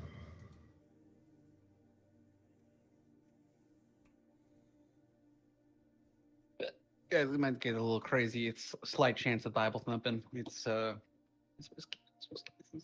don't know about Cuban. That's probably different. I don't know how religious Cuba is. Probably not there. No, they're just as religious. Cuba's very yeah. Catholic, really? aren't Yeah, they? they're Catholic. Yeah, Oh, yeah. really? Super Catholic. Super Catholic. Yeah. Rip. I thought the communism would cure that shit. We need to cure them of communism. That'd be one or the other. No. They need to cure our capitalism. Our capitalism is just fine. Not. What about this? Okay, All right. Wait. I got a call back from earlier. Either you have to live in either modern day Saudi Arabia or first century Rome. Modern Saudi Arabia or first century Rome? Yes. No. Wait. Fourth century. So we will be Fourth century under Rome. a Christian. I'm pretty sure I would pick. Religion. I think in most cases I would pick anything that's more 21st century, regardless of where it is, than Yeah. fourth century anything. Yeah. Yeah, and let's be honest, like those Actually, people. from like, what I hear, like Saudi Arabia is even that I'm bad. kind of a fan of not for you. toilets. Working. They had to have plumbing is fucking confuses the shit. I mean, how the toilet works without electricity, I don't know what the fuck's going on with that shit. It keeps working. Hell if I know. All I know is it works. It works. It does. There's some. It's so I don't not know a when bucket. It's not a bucket that you throw out of a window like in 4th century Rome. But you don't think they had working plumbing? No, they didn't have plumbing indoor was- plumbing. Or, They shit in a fucking bucket. Well, that actually goes back to something that I talked to Casey about many weeks ago, and I'll propose this to you guys. Casey and I have already talked about this, but I'm curious to know what you guys think about this, and that is the idea that, hold on, I'm scrolling through my notes here because I want to say it correctly. Let me see. Excuse me. Okay, so some people choose to live in chaos and squalor. Yeah. Absolutely. You remember that one, Casey? it's one of the worst ones. I prefaced it with a video of a tourist in India going around, and they were touring this one area where they were essentially like a cemetery, but it was like on the coast, and they would burn human bodies right there on the coast, and they would also shit and piss everywhere. And this European or Western tourist was walking around being like, the stench is abhorrent. This whole place is the worst place I've ever been to in my life. Well, when I first retired from the military, I got a job flying the helicopter for the sheriff's office, and um, part of that was I also had to do some road patrol and stuff. And some of the homes that we went into, I 100% will tell you that some people choose to live in chaos and squalor. 100%. I think if we're talking about the individuals, there are definitely those individuals. But when Legate's referring to like one of the poorest countries on earth, or yeah, Well, what I way too many what I'm people, and what I it's all extremely poor. what the No one's making a decision. what the prompt is referring to is some countries collectively, for some reason, Exactly. decide that that's how they want to live. And the People don't make idea of decisions addressing the prompt is no, that's absolutely ridiculous. I don't care how bad a country could be. No group of people would ever choose to live like that. Or, yeah, actually, I think some people just fucking want to do that. You know, for whatever reason. It could be it could be religious. It could be personal, political. I don't know what it is, but there's just some countries where it's like, dude, there's a toilet right over there, and you shit on the floor, 10 feet away from the toilet, and people do that. Yeah, I still think people have it. Yeah, they make a conscious decision. If you're talking about an cases. individual, that person who like didn't want to go to the toilet, like I don't know what the fuck's wrong with him, but he's making that choice up. But you can't say that like that whatever the fucking 70, 80 million people living so close together in one of the poorest regions. 70, 80. We're talking about there's a I don't billion remember. people in India, and in India, yeah. I was mostly talking about what's the to the east of India, whatever the Nepal Bangladesh, or Bangladesh. Are you talking Yeah. about Kashmir? Bangladesh. Oh. Yeah, like that these people somehow like they Pakistan? collected. As Bangladesh is, yeah, it's just like a little bit poorer and a bit more condensed than even India. That these people somehow collectively decided to like to be poor and have to poop in rivers. And the reason why they were burning bodies, the sand or whatever, is probably their loved one just died and they couldn't afford to do anything else with it, with the body. I mean, this isn't something. Oh, you all chose this. Like, go enjoy it or something. Like, fuck that. I didn't choose. No one there chose. Yeah, shit. but to be fair, you and I These both did individuals. not research the burial ceremony practices of that region in India at all. We just know That's fair. we just both know that there are people that were cremated on the shores of India, and also people were just taking shits everywhere, and or actually I think in that specific area a lot of it was like cows too. I think cows were like just going around taking shits. So. People take shits on the streets of fucking San Francisco. Right. I've seen a couple poops in Portland in my days in Portland. I've seen a couple poops out walking around. But yeah. Well, But yeah, my but- problem with the prompt is that it's speaking of these people collectively. So and I think I'm fine with it individually. Yeah, that's true. Like some people, they're hoarders, like real gross stuff, shit going on.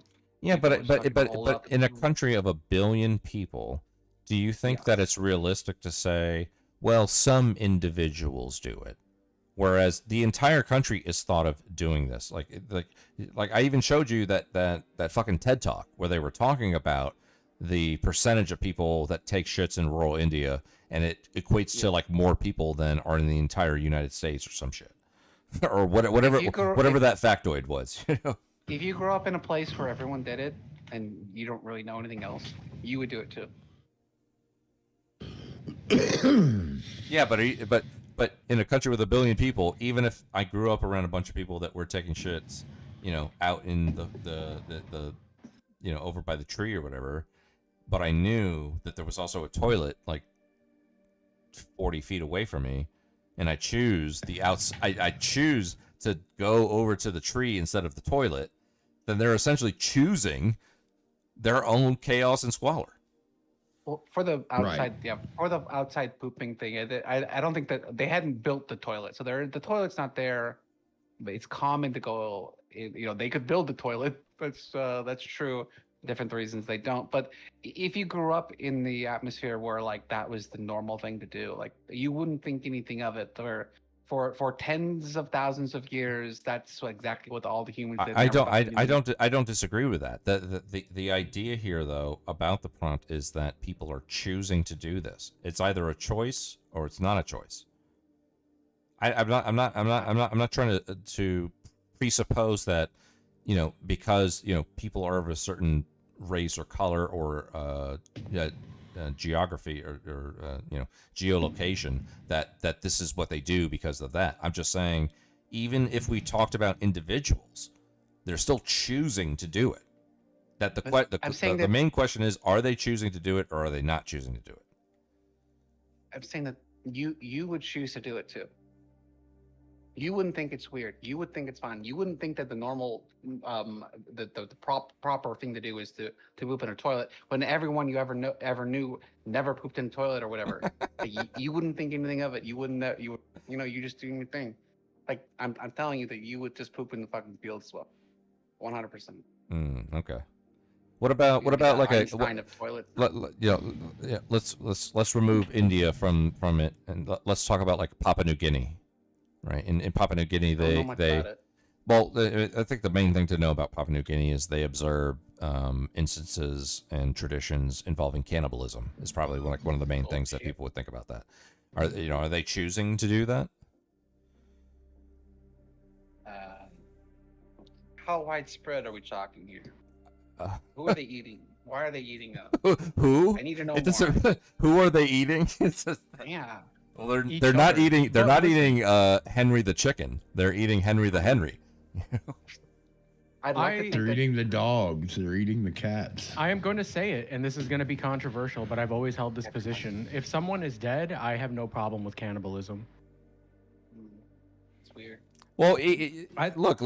Like, I'm not even saying that there is a problem with cannibalism. I'm just saying that people in Thanks, Papua New Guinea are choosing to be cannibals, That's fine. right? I think that's fine. So the As long prompt as is you're not some eating the people brain choose or the this. central nervous system, there's no negative repercussions of cannibalism. Well, there's not, but I think there is an. Gotta I have think that long pig.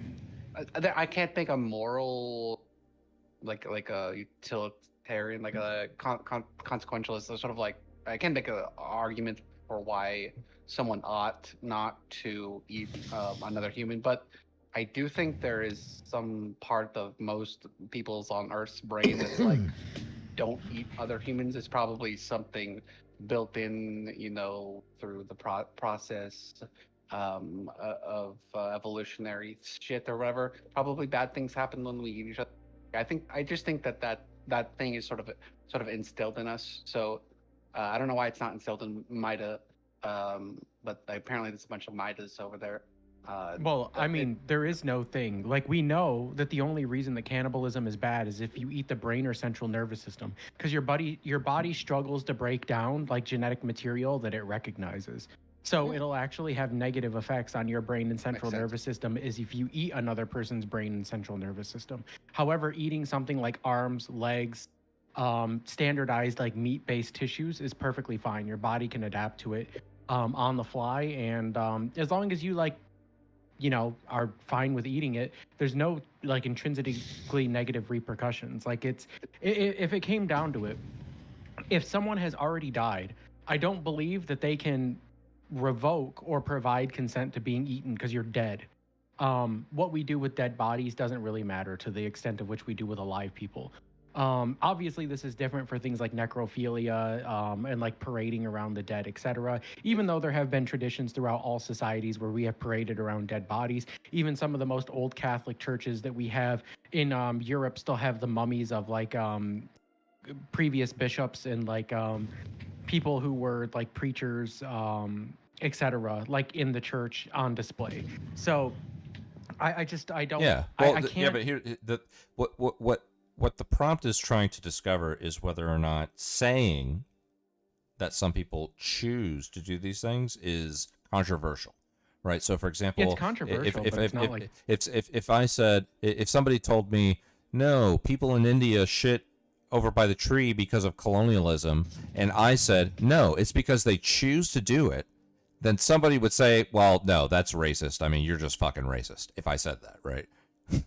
That if I said that, if I said that they're fucking choosing to do that.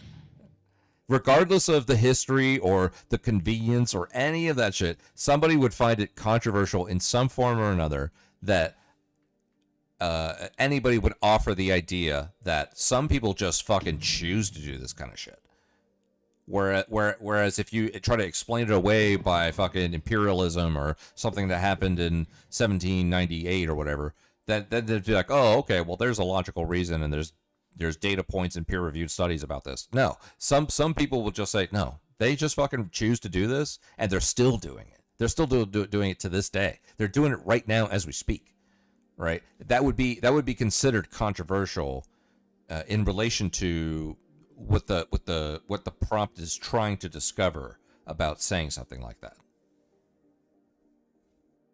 Well, that's because I think that a lot of people, like, I'm assuming you're implicating leftists here, right? Because you use the example of imperialism. I'm usually implicating leftists anyway. So yeah, so you use the example of like imperialism for the justification for certain social traditions or social actions, right?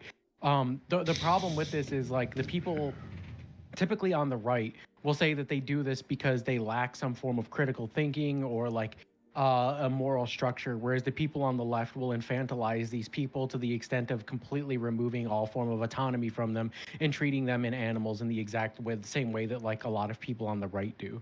So like I think the problem is like there are like some truths to each side. There can be social conditioning that comes as a result of imperialism, and there can be some lack of autonomy that comes from a lack of education that combines together and results in these specific actions. But like to prescribe it's one thing or another is I think a little bit silly. what do you think, Nader? I just You think some people just choose to do it, or I really do. If somebody thought that you saying that was controversial, would you understand why they're thinking that, or would you be like, these people are just way too sensitive? Get upset over anything. Can we be specific that we're talking about a group of people, a race of people, that the race of people choose to Now, live yeah, in? if you're talking about it from a racial standpoint, I think that's problematic. And those people But have if you just say that that, if you just say that people in general, some people choose to live in filth and squalor, that is a factual statement. Exactly. I've seen Well, Aspen's house. Let me ask you this, right? Like, let's take this to its logical conclusion, right? Certainly, you've been in positions where if you're an outdoorsman, you've been walking around out in the woods. I walk around out in the woods behind my house all the time. I love to go out in the woods. And I'm 200 feet from my bathroom at any given time. But sometimes, like, you know what? I want to piss on a tree. Why do I want to do it? Because it makes me feel good. Nothing wrong with that. So By the way, you have I think there's a convenience factor there. You know, you're pissing in the woods. You're not pissing on a sidewalk. There's a difference there, right? Well, yeah, but like these are like marginal differences, right? Like obviously somebody who chooses to shit on the floor in their living room. Difference. Well, like I don't think that like people in India are choosing to shit on the floor in their living room instead of going to the toilet, right? Rich people in yeah, but I people think in they're- India live I think quite they're well. choosing to shit on the sidewalk rather than going to the toilet. I don't think that the poor people in. I mean, India's extreme wealth gap. Extreme. They have look like they look like modern-ish cities, but there's just a horde of fucking extremely impoverished people also inhabiting the same area. Also, because there's so many people. Okay. And that mean, that's the doesn't mean they situation. need to shit on the fucking sidewalk. Yeah. Well, yeah. I think that those people should find another place if they can. But I don't know. It's hard to judge extremely poor people in an extremely overcrowded area. But obviously, a person in obviously if there's if there's just if people here can you could see that wow, you've been given all the things and you chose to live like that. Obviously these people do exist individually. That's true. But I don't think most humans nearly everywhere like to have convenient things Well, I don't think the statement from Legate was that most humans choose to live in filth and squalor, but some people choose to do so. Right. And the And real crux of it is that controversial to say. Oh, are you talking about a group of a race of people? Or you need to specify because we're going. No, back I and forth don't. here. No, I don't. Some people choose to live in chaos and Are you squalor, talk- dude. I Are don't we need to talking- Are we qualify talking that. about Asmongold or about fucking all Indians? Whatever. We're talking about some That's a people. huge We're gap of talking about difference. some people. Oh, some people. I'll boil it. I'll You're boil going it with the down to racist this. version, then. Some people. There is the line where the place where the line is drawn is if you have the option to not live in filth and squalor and you choose to do so, you've got a fucking problem. Indeed. And I don't think there's a damn thing controversial about that. No, there's not. That's an accurate. Yeah, so then those people exist. They're out there, but. Like, hey, did you download Right. that- So I mean, so there if is if somebody said that and got crucified for it, would you consider that unreasonable? Yes, I would consider that very unreasonable. said what? Some people There's choose to some- live in there's some fucking people, chaos man. and squalor and filth. Well, Yeah. if they were asked, if they were talking about the individuals, and they were asked if, or they were talking about the group of people, or like a race of people, and they refused to like say either one, then the assumption is that okay, so you mean the race of people. If you're not going to say you're not talking about the race of people, a group of people, like then you're obviously talking about those people. Well, yes, yeah. that's a racist If I statement. said that statement and Violate. then somebody qualified it by saying, Incorrect. "Wait, are you talking about Indians?" And I said, "Well, I mean, they're part of Not it, Indians. you know." Well, they're are part you, of are it. you conceivably speaking about a collective like the of stat people? Like, that's you and I all. both remember the stats that were presented during that TED talk, which was like hundreds of millions of people taking shits, you know, out at like in like 20 feet away from their house, like so like or in the woods or like I think it was like in rural areas. You know, if there's a billion plus people in India, it was like 600 million or 500 million or whatever it was, like half the country taking shits 20 feet away from their house in some fucking garden or whatever, right? So Yeah, if that's yeah. so if we're talking about 500 million people, then the idea that people and who knows how much infrastructure is available to those people. Who knows? But either way, that's a fuck ton of people, man. Are you telling me that 500 million people don't have access to a toilet? 500 million? Like maybe, No, it's- even if it's like only 100 billion of them, or 100 million of them had access to a toilet, that still leaves what 300 or 400 million of them, or whatever. I mean, They don't think they need one because they've grown up without one, and everyone they know just poops in the field or whatever. Right, That's what all they know. They don't think. yeah, but the thing is, I'm not even judging them because I'm observing even a fact like that. But to say that they choose to live in chaos and squalor may or may not be controversial depending on who hears that. You It's know? extremely controversial. If you're talking Yeah, about but this race of people, if I did that with Papua New Guinea, is it less controversial?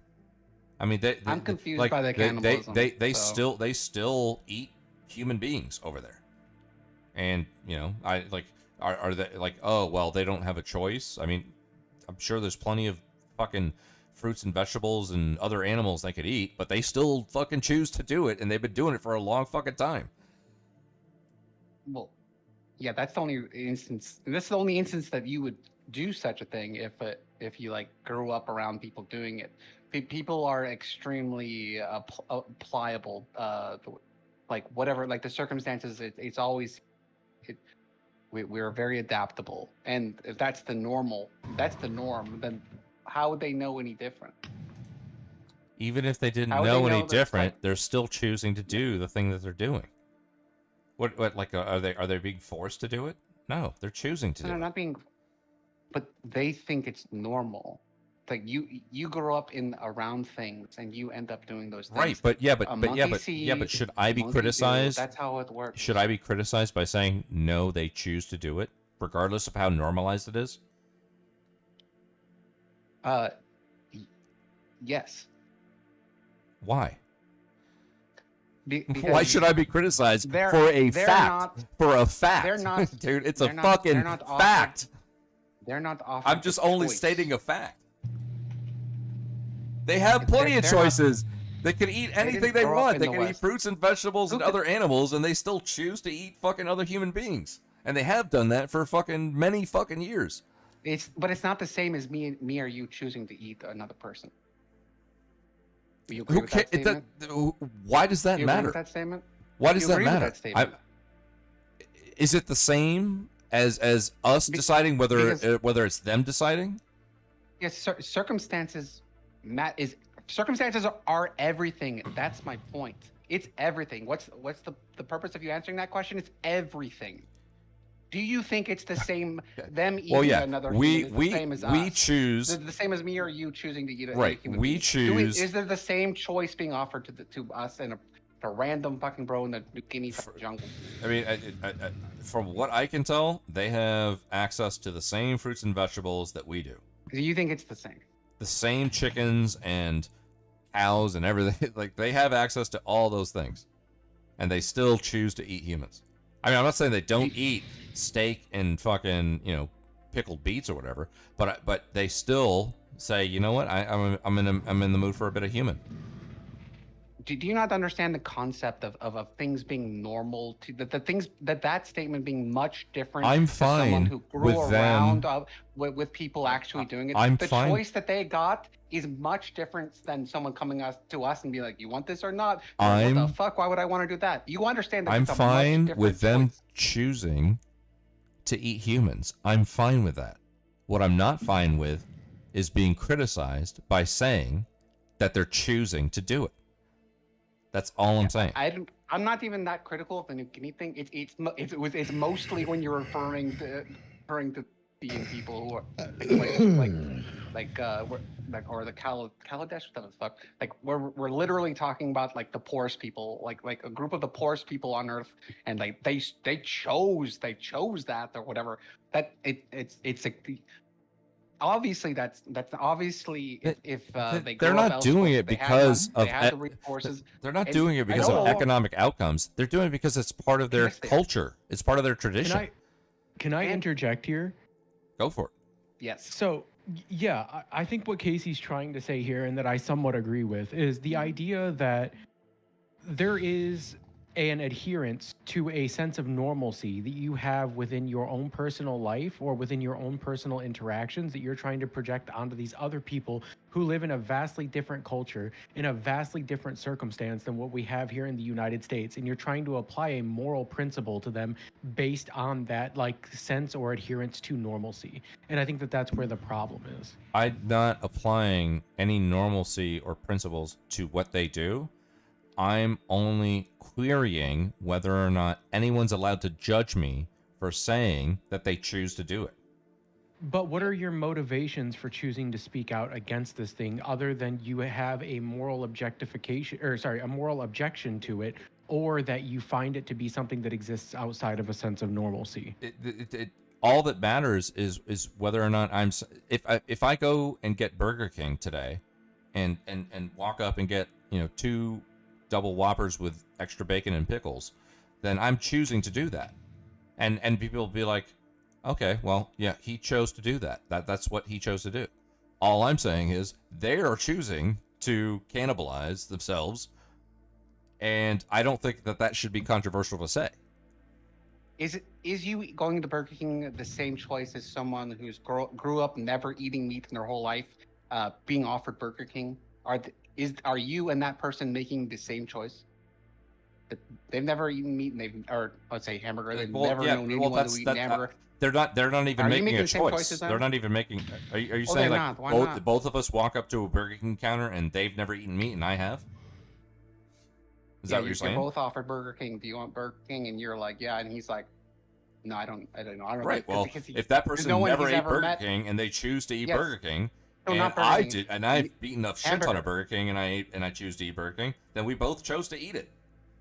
No one in his whole life, he's never seen anyone in his whole life eat let's say Yeah, but cow. you're Let's say cow, presupposing that obviously. anybody's judging that person for eating Burger King, even though they never had it. No, I'm asking you if you think it's like the same choice being. Is Like it the same equal. choice if somebody walked up and ordered Burger King who never had Burger King versus somebody who had Burger King? Is it the same choice? Yeah, it's the same choice. Someone who's never eaten hamburger and never even known any. I mean, How much autonomy do you want to ascribe to somebody who's making a choice about something that they've never had before? How much do you think that everybody that makes a choice about something that they've never experienced before is they just don't know what they're getting into every single time? No, it's not. It's not about them not knowing what they're getting into. It's the normal thing for them is to never eat hamburger. To never. We don't do that. We don't do that. The whole thing. Okay, Everyone in the well, whole life. did they We don't do that. We don't do that. Did they choose to walk up to the Burger King counter? We're just handing them a burger. Eat it or no. Okay, we're giving them a burger, and they have the choice, and and they have a choice. They either eat it or not eat it.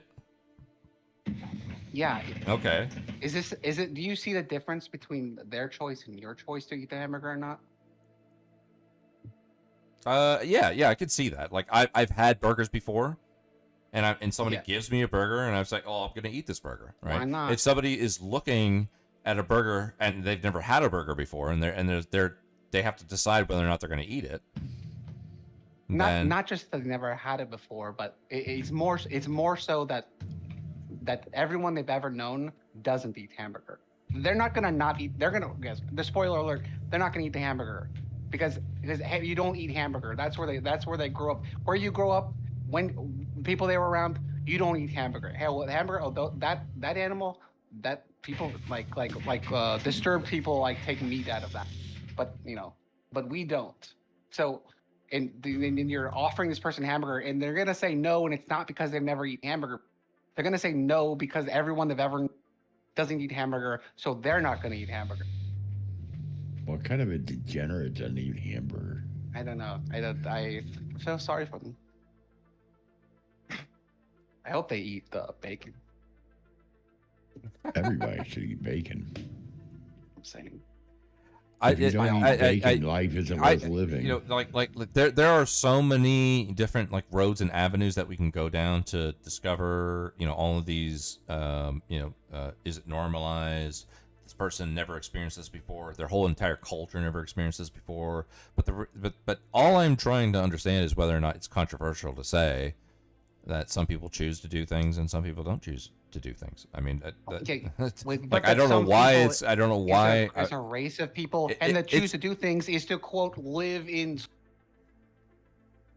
That's the issue, and yes, it's controversial. It's flatly probably racist. If I'm being honest, I'd say not racist. It's not racist. Okay. There's a total lack of acknowledging their situation, especially individually. Forget about the racist thing. It's more about that. But I don't like the collectivizing. Definitely don't like. I really don't like the collectivizing. It is actually now I'm back to saying it's a little bit racist. The R word. Because you're collectivizing in such a way. Because you're not just saying that this person or that person is like choosing. Well, or whatever. But your own circumstance. You're saying collectivizing, but what you really mean is generalizing.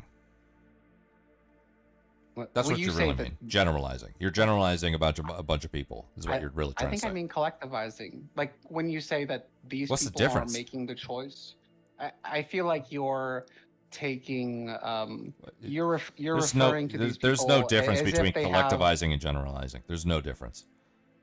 You really mean that I'm generalizing. That's what typically when people are trying to express what you are trying to express right now, they usually say generalizing. I think I mean when you're unless you can tell me the difference, then you're probably saying generalizing, which is fine. There's nothing wrong with that. I can only say what I mean, which is that when you're saying that the group of people is like making a decision as if they were like a Borg collective or something, where like somehow they all mind melded like this is the decision we made. There was something. That's what I sort of mean by collectivizing. Well, do people do that? Do some people Borg? Do they Borg? Some people? Do some groups of people Borg? Sometimes No. about some things. Does it happen sometimes? Or does it never happen?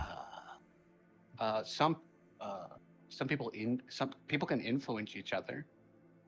Sometimes people in certain circles, get certain, basically they're influenced by each other, and especially by influencers or influencing people around them.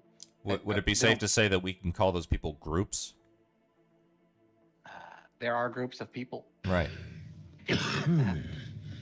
Okay. but they don't actually. I mean, I went to the Borg thing. I was meaning it quite literally.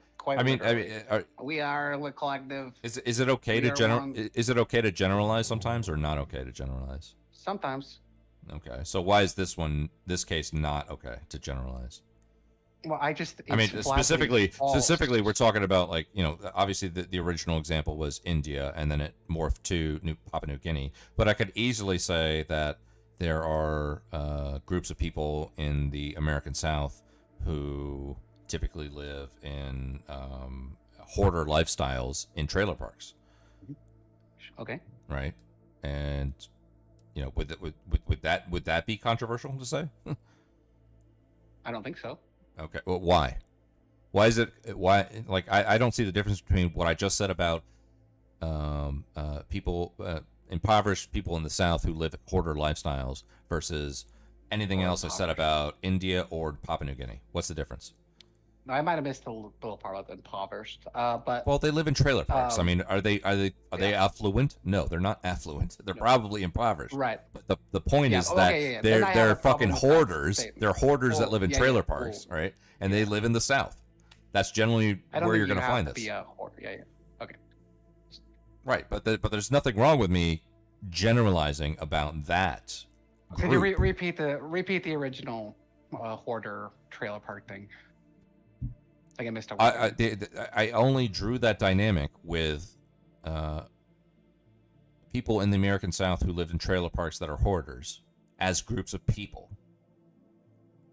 People who In hoard order are to hoarders. demonstrate that you can generalize, and say, well, I said okay. you could generalize. You asked me if it's okay to generalize, and I said yes.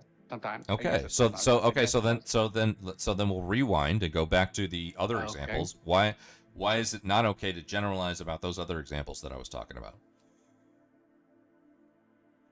Well, you're saying that a massive population of people whom you're both somehow referring to all of them individually as well as like them as a collective, and they all. I mean, we're talking about chose to live- hundreds of millions. Yeah, I know.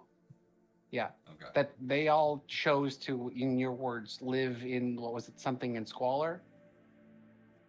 Yeah, well, chaos and squalor Whatever. Chaos and squalor. meant to be So- like more of a regional thing. I'm not talking about specifically India when I mean chaos, Okay. but certainly squalor. Okay, so the people who like hoard things, Right. maybe they, probably maybe didn't grow up around, or whatever it is. I think that's a more of a. We could say that we're getting much closer to the individual voice there, as opposed to hundreds of millions of people that did not choose their situation, had little to nothing to do with their situation, couldn't get out of their situation, inescapable.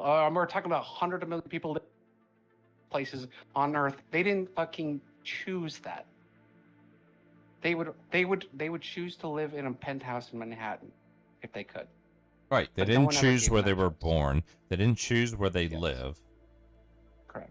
but they do choose where they stay. Where they stay? Where they stay. Right? If they're Not there, really. like everybody's Where they born would in go. a certain place and everybody lives in a certain place, right? But you can up and leave anytime you want. You can go. For the most part, you can just leave. Oh, where you Right? go? Where would they go? Do you Well, think I'm that not. people in I'm India not saying they the have to same upward leave. mobility as people in like other countries?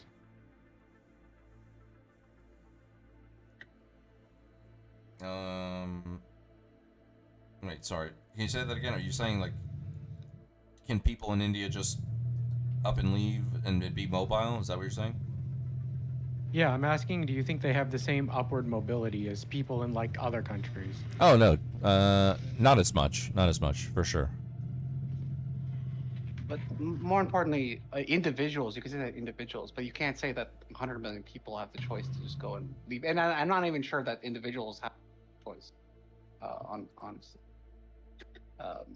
some might. I would say a very low percentage of people in India have a choice, and they do get out. We take tons of we're the brain drain. Some of them do get out. Hmm. Quite frankly, each one of these Hmm. I mean, a lot of them are working to try to get out. They call us on the phone and shit and try to get money. Okay. Well, Go ask for it. let's flip the script. What if I said something like, "Some people choose to live in wealth and extravagance"? Would that be accurate?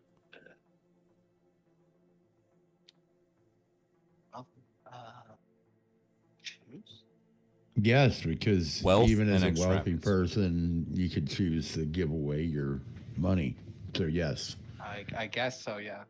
Okay. So why is the opposite of into that like so controversial? Well, because you can give away money, but you can't reverse give away. You can't you can't get money. You can't get money to this. The average the we're talking about hundreds of millions of people, and no, there's very little, like decimal 0.00000 chance of them getting out. On the percentage individual basis, they have very little chance of leaving or getting out or having a chance to get it or learning about going. If I said that someone chooses to live in wealth and extravagance is controversial, would you say that that is accurate?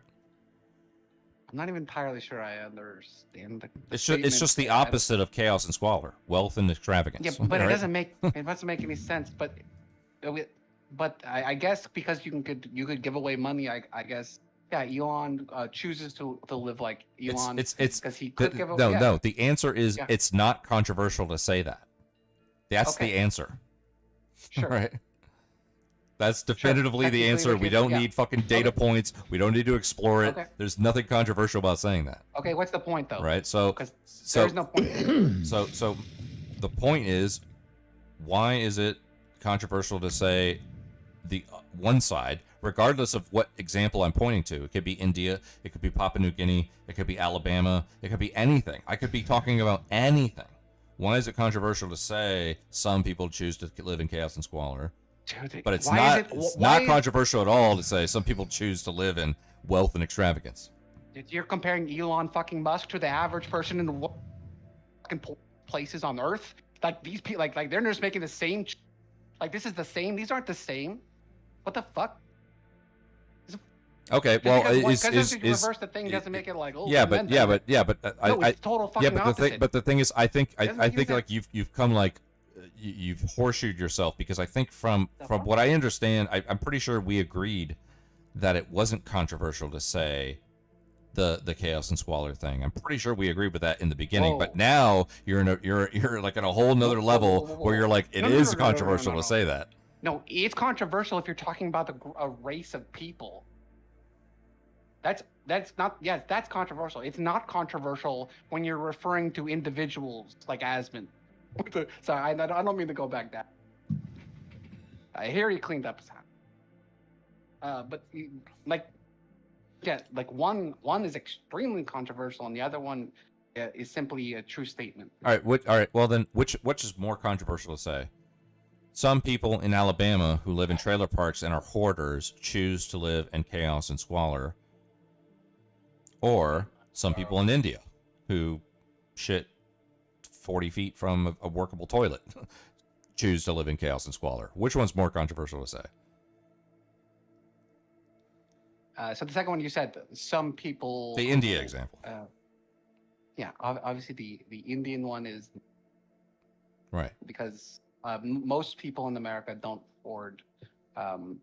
Maybe there are people who did grow up. Even if the only thing that I'm trying to exhibit is the fact that Yeah. some people choose to live in chaos and squalor. If I I already said- I said point there's if I point individuals if I who point do. out one group that does it versus another group that does it, it may or may Motherfucker, not the be. other group is a race of people. You The can say, people in oh, Alabama are a race of people. Like saying The there people are in stupid Alabama people are a and race saying of that people. all black people are stupid people. Yeah, these are different things. One of them is fucking incredibly racist, and the other one is not. There are people who are stupid. Yeah, there are people who are stupid people. But then saying that, but saying those people are stupid people and referring to a fucking race of, that's fucking racist. That's fucking controversial. That's different from saying that there are stupid people. I haven't slept in a while, by the way. Throw that out. Yeah, It's I okay. think I get what Casey's getting at here. The implication is not that these people exist as a product of circumstance, but these people do this thing because they are, it's like intrinsic to them, right? It's like the difference between saying you think a person is stupid and you like, okay, like let me give you an example. It's the difference between saying a person that you disagree with is stupid who happens to be black versus a person who you disagree with that you think is stupid because they're black.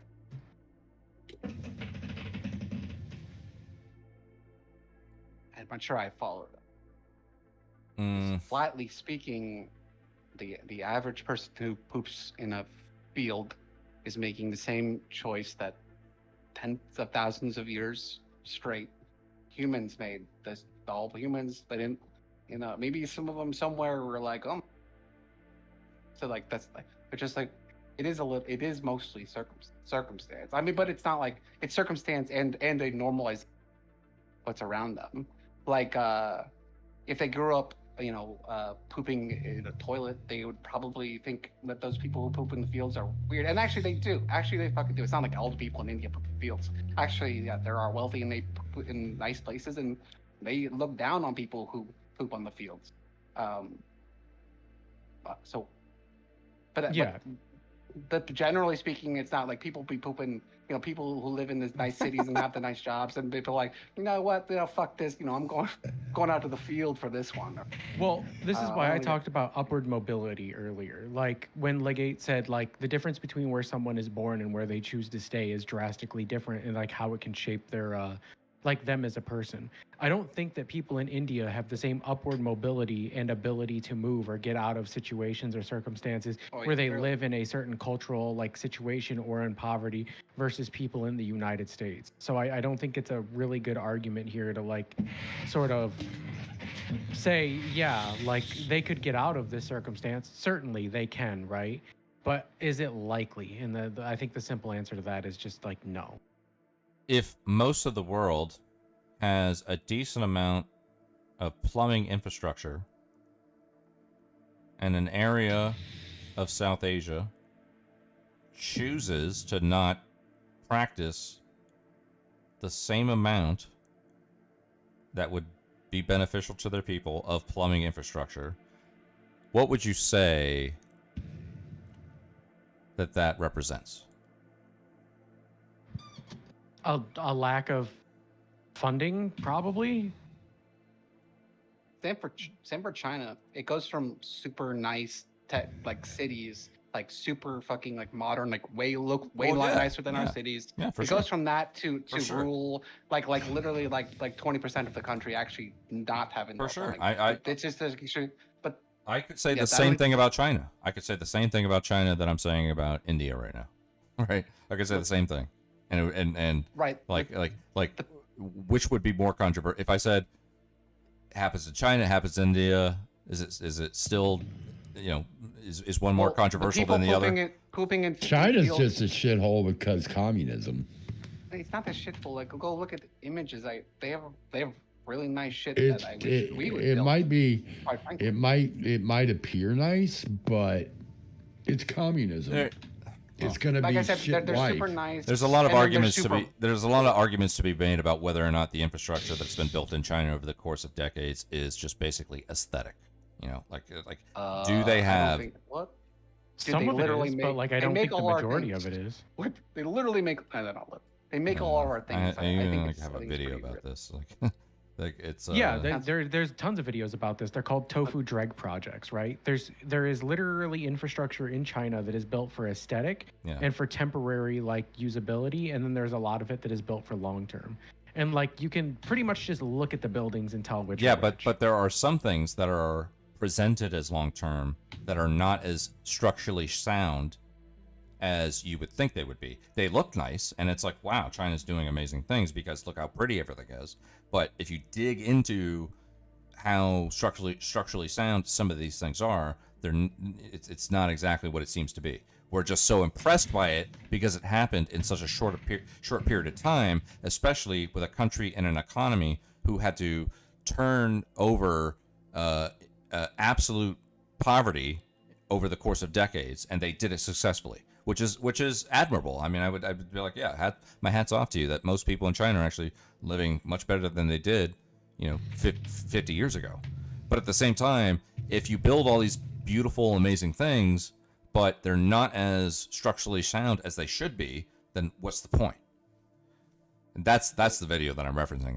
There's videos of people going around to some of these amazing things like high-speed rails and condos and bridges and all that, and just going around and like literally just shaking, pillars and foundations of some of these things and being like, this is not what it looks like. This is the reality of the beautiful thing that you're looking at when everybody says China's so amazing.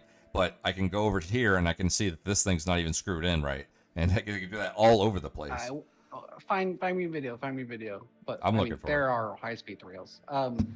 But to say that the people in China who grew up poor and who poop in fields and don't have indoor plumbing, to say that they chose that, they didn't choose that. And nor do many of them think it's that weird if they haven't actually left the country. Does the rest of Probably the many them world haven't. that has that choose it? Like the part of China that is No, modernized. the rest of the that has world, the rest of the world yes, that including has the those half- things, do they choose to Yes. have those things? They've been given In those some things. circumstances, yes, but there are also like places in the United States that just don't have like modern plumbing. Would you say that they choose to have not modern plumbing? In the That's the United question. States? Yeah. Definitely. Yes. They do? If So you you think live in the the United people- States and you don't have modern plumbing, It's because you chose not to, not that you're in an area that didn't build it or that you couldn't afford it. somebody chose not to. It's not about you didn't choose not to. Somebody, a governmental body, a municipality. If it's not there, somebody said it's not worth having there. But the people living there. Somebody could choose one day to make it happen there, right? And if they choose for it to happen there, then it will happen. The same way somebody in India could choose for some of these things to happen. Same way somebody in But the China people could choose to living have some there- of these things happen. I know that there's places in the poor China that do people- not have the kind of plumbing infrastructure that you wish it would have if you were visiting there. Because my mom went there and she was like, I couldn't even go outside the hotel because there's fucking no toilets anywhere, dude. It's crowded. But the people living in the poorest places and that they don't have plumbing where they live or whatever. Like, I don't know. What Man, the I'm trailer park looking for this situation video, and I really already is. know you're gonna say it's propaganda. I already Well, know it's you're like it's propaganda, propaganda. Oh You man. could imagine like the Chinese, and then they show the from that condo in Florida that was just like nah, we're going down or whatever. It's like showing that video. Oh just yeah, being that like, was "Look at America Surfside. crumble." Yeah. But we got fucking hella fucking. There's probably a decent amount of crumbling bridges. You could the videos you could throw together. And honestly, I'm not sure that would necessarily be entirely wrong to throw that fucking shit together. Like, oh, America's crumbling. And they do shit fucking propaganda shit all the time like that. Well, yeah, America has a lot of crumbling infrastructure, particularly in Oh yeah. Texas. Oh Like, yeah. Oh yeah, for sure. Texas is notorious for its crumbling infrastructure right now because they continuously cut back their tax plans on top of the fact that they can't already afford to like be able to there are places in Texas that are still rebuilding their infrastructure after the hurricane in 2016.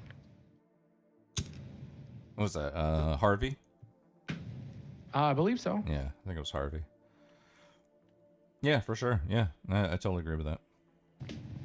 And that's what I'm saying. If we I'm you know me. I've talked with you tons about this. I'm a nationalist, but I'm a diehard liberal. I believe that America is the best country in the world. I believe we should advocate to do better and to be better if we are the best country. But think about this. If there are places in the United States that are still recovering from a natural disaster that happened almost 10 years ago now, and places that don't have this modern infrastructure for even plumbing in some circumstances, do you really expect third world countries to be held to this significantly higher standard? Well, third world countries. Third. I'll talk. Okay, you know what? I'll give you another example. What was it? 2 years ago, a year and a half, 2 years ago, there was some kind of conference in San Francisco when China came to town, and they completely overhauled San Francisco overnight. Yeah. They did that. Yeah. That was a You choice, can't- wasn't it? Was it a choice or was it not a choice? Yellen Well, they was didn't like, overhaul San Francisco. They just took all the homeless people and moved them to Oregon. Yeah, but they also Moved them out. de-graffitied a shit ton of places. They cleaned up the shit. It was more than just moving the homeless people out for a couple days. They made it entirely presentable and almost immaculate compared to what it normally is, and they chose to do that. Yeah. But yes, the leader's choice was that. Somebody chose. They should do. Somebody they should do that chose. more often. Somebody chose. I'm Yeah, not saying somebody everybody chose to chose. do it.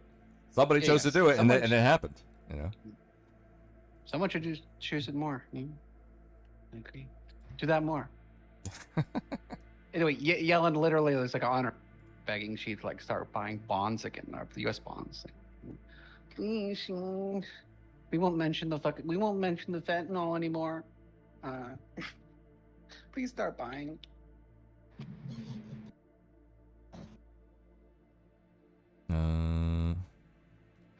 Still looking Is for that this when video. Trump called him a dictator? Or is that Biden? I'm not sure. Oh, is Biden called him a dictator? Was that whole fucking brain rot Biden? It's like someone did. Brain rot Biden. Oh, sure. Actually, oh shit, does he actually have brain cancer? Oh fuck. It's probably. Oh, he's got some kind of cancer, or I don't know. I want to say it was like more colorectal, maybe, or More south. yeah. Right after leave the presidency. Oh, failing months after deciding to drop out extremely late, a couple months after Trump's like, we found cancer. Oh, about it. No, yeah, you know about it. I said this. I've said it like 4 years ago that the plan was to get Biden elected a second term, and then hand it to Kamala. So then Kamala can go into the next election with also not having to do a primary, and then you get like conceivably 12 straight years in Democrat to put someone like Bernie just to fucking embarrass them. It was 100% the plan. Do you think his whole all- fight oligarchy tour is going to be effective at some point? I mean, I Said, applaud him what? for doing the kind of like him and AOC are going around doing tours Oh. the same way that Trump mostly did during after he lost. You think I it's going to be haven't seen too effective? much about Do you think the DNC is going to be like, oh, especially after the Mondani thing, like if Mondani gets elected, then it's like, okay, well the DNC might be like, well, maybe there's something to this whole Demsoc fucking. Dommy mommy. No, they won't think that. They would rather see a Republican in office than someone Are like you AOC. serious? The DNC would rather see a Republican? Fuck yes, 100% yes. No, What do you there's no think? chance that that's not true. What do you think, Nader? Do you think that's true? The DNC would rather see some like a Ted No. Cruz versus a Bernie Sanders. What are they? What is the Hillarys of the world? What are they losing when they see Ted Cruz and when the President Cruz? What are the Hillarys of the world actually upset about? Their taxes going down? that they didn't get to not pass actual meaningful healthcare legislation. That didn't actually fucking throw the middle class under the bus. That they're not put the. I mean, yeah, what is it that what is it that the Hillarys of the world done that and they're losing it when the Cruises of the world get in office. What does the Hillarys of the world stand for?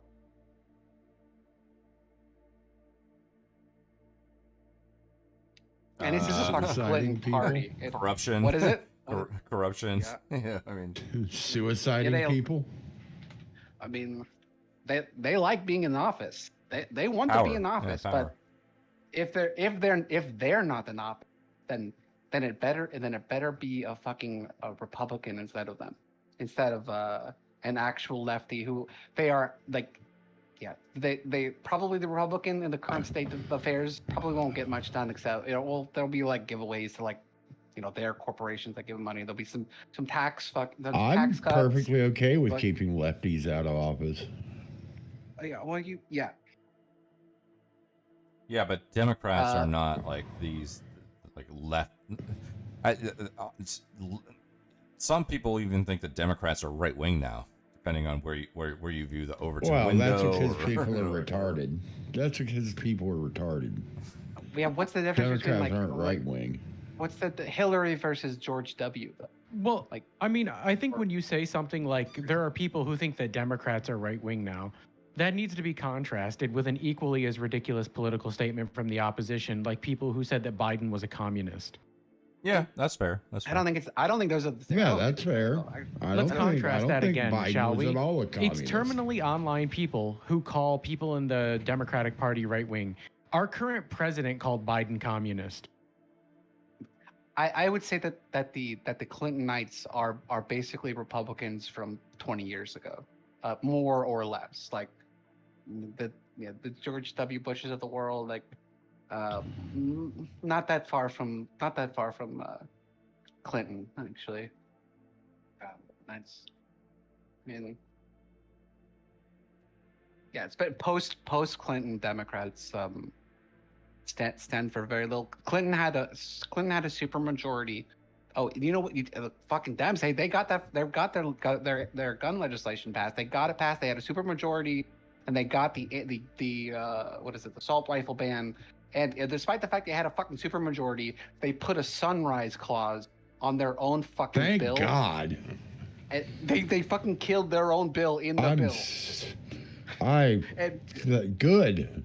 And it only ever opposed guns that were manufactured after the bill passed. So when it just started to actually do something, it fucking sunrise, because they put a sunrise on it. They killed their own fucking bill. They must have forgotten to codify Obama supermajority must have That forgotten is to codify. That is the one, definitely one of the good things in Trump's budget bill.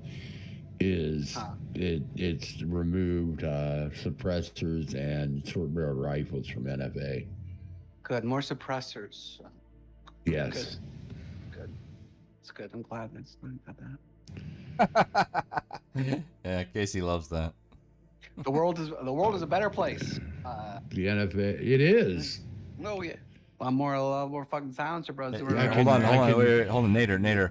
Casey thinks without hearing protection. Casey thinks that you are less safe if you own a gun. No, that's a statistical. Well, fact. I must be. I don't think that. I must be extremely unsafe. I know that. I must be extremely unsafe. It's not opinion. It's a statement. It's not. I don't think it's a per gun situation. The Okay. more guns you own, the less. I don't think it's a per. Okay, so Nader's safe, but all of us as Americans, we're not safe. There's. You want to go argue with statistical facts? I'm gonna have at it, but it's not with me. I don't know. It's not what I think. It's Okay. But- Yeah. what I know. The numbers don't lie. The data. Show me the study. That's what it is, right? Data points and studies and all that. I mean, Vito, what do you think? There's several studies that show that because Are you in reference to the statistic that says that if you're a gun owner, statistically you're more likely to be like a victim of crime or whatever? No, it's yeah, where you're more likely to be shot, and yes, that does include suicide. That's going to Yeah. include suicide. Yeah, It I does, mean it does, that's 100%. that. Yeah, take those out of the equation But why take it out? Why do you take it out? because they're irrelevant. Why are they irrelevant? Because if you don't have a gun, you're going to find another way to end yourself. No, it's a lot harder, actually. It's a lot harder. It is off not yourself very without- Do you hard. have any stats about people that stab themselves or jump off I would buildings? say that it's pretty easy to jump off Probably a not. building. You probably don't. You I probably only don't. know- You probably I don't only have know any one stats person about people that that stab was- themselves or jump off of buildings. Right, You only have stats right. about guns. You know, that's it. Oh no, why? But It only matters when we're talking about the thing we want to be against. Are you? Then we are have you data. suicide- Then we no, have no, no, studies. No, no, no. you no. know? It doesn't make Well, sense let to me take it ask out you this. unless you're suicide proof. Are you suicide proof? If you're talking, hold on. Peter? If you're I'm good to talking go, about man. people who die by knife, You're not right? suicide proof. How do you regulate a knife? What? Ask England. Well, you said like Ask England. an example In is like England- you in have England, statistics about you have people who to- you kill have to- themselves by knife, right? In England, you have How to would like we go submit about regulating a knife in the same way or to the extent to which we regulate guns? Are you going to need to go to like your local like government bureau and file out a form to get a new knife to cut your steak with? Well, guns are tools too, and they shouldn't be regulated either. It's a lot easier to shoot yourself than it is to stab yourself. Or to, I don't know about that one. I down the stabbed So road. myself what? like If 17 people- times. if I mean, people wanna hit their- I mean, if and people kill you- choose to and hit die. their own off buttons, that's on them. Yeah, I don't. But it's obviously their clinic. There's something wrong with them mentally. So, but it doesn't matter. Like you say, it's on them. Okay, so it's statistically more dangerous to have a gun in your home. You have a gun, although your death might be on you, or whatever you want to qualify it. However you want to put it. If you want to say that I'm less likely. If to you be want to my hit your own- own off button, you don't Yeah. need a gun to do so. No, but it's a lot fucking easier with a gun. You not is that I don't think Run it's a out in the controversial middle of thing. the highway. You're pretty much guaranteed to end I yourself. don't think you are. Go think it's jump okay. jump off of a It's hard as- skyscraper You think you could, downtown. I don't think I could jump. I honestly have a. I don't think I could do. Jump. I don't think I could do it. That is not as easy as just fucking as a gun. It's just not. I as mean, easy. It's okay, difficult. let's follow that line of logic. If you jump off a skyscraper, how do we regulate gravity? Right? You gotta go way back. You gotta go back a couple billion years and figure, push a star in another direction or something. Well, that's what I'm saying. Like the reason that we regulate guns is because the amount of damage that they do relative to like their availability in the United States is relatively high. And I'm not saying that we should implement more gun legislation.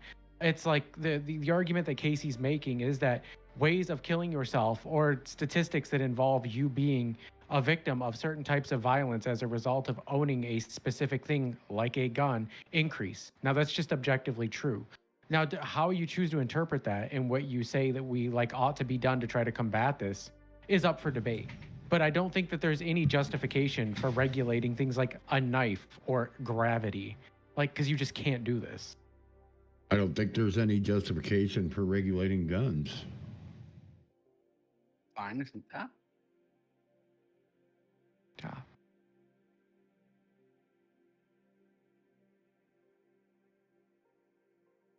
But I'm also a 2A absolutist. That shall not be infringed, and there's a whole fucking lot of infringement going on. Yeah, I'm sorry, I can't hear you Casey. over all the terrorism happening in the background right now. Casey's No, infringing. but it's a great that Trump's thing he put in there. I think the people of Chicago like probably about the same percentage of getting shot, but like I think there'll be more like more nights full of like not being woken by gunfire. If I'm trying to measure this as like a series plus. Do you think the people in Chicago out there shooting everybody care about gun regulations? The gun Well- regulations only affect those of us who abide by the fucking law. Chicago know is how- one of the hardest how easy it places in is the to- United States to get a gun, mind you. It's debatable. Most of the states surround it. There's a lot of trafficking of guns into Chicago. Well, I mean, I know that.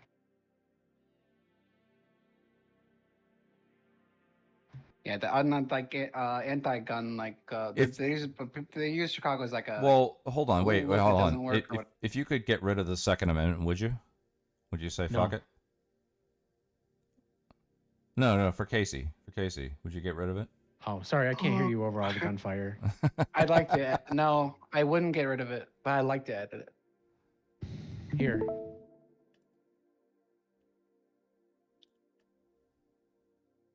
There we go. Nice.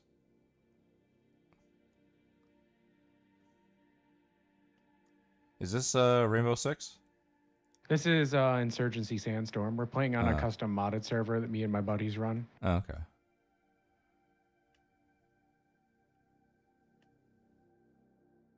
Insurgency Sandstorm. Haven't heard of that one. I mean, Casey, would you be okay if all the guns went away, but everyone was allowed to own any kind of edged weapon? Sword, knife, box cutter? I'm all about that sword life. I would love that. Danger close. I would even Absolutely. be willing to compromise that you have to have certain level of training to own a gun, and it's on your driver's license. But Yeah, in I would agree with return, you that. get to go own any kind of gun you want.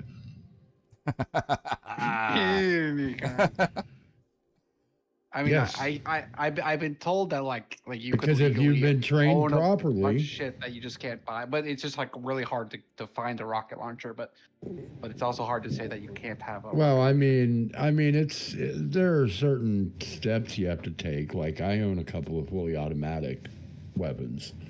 Had to go through some steps, and they're not cheap. But yeah. But I think if you want to have the whole you have to have training, you have to have a license to own a gun. Okay, fine, but then I get to own any kind of gun I want. Period. With no Would red you, tape, Nader? no Would nothing. you be okay if they made dueling legal?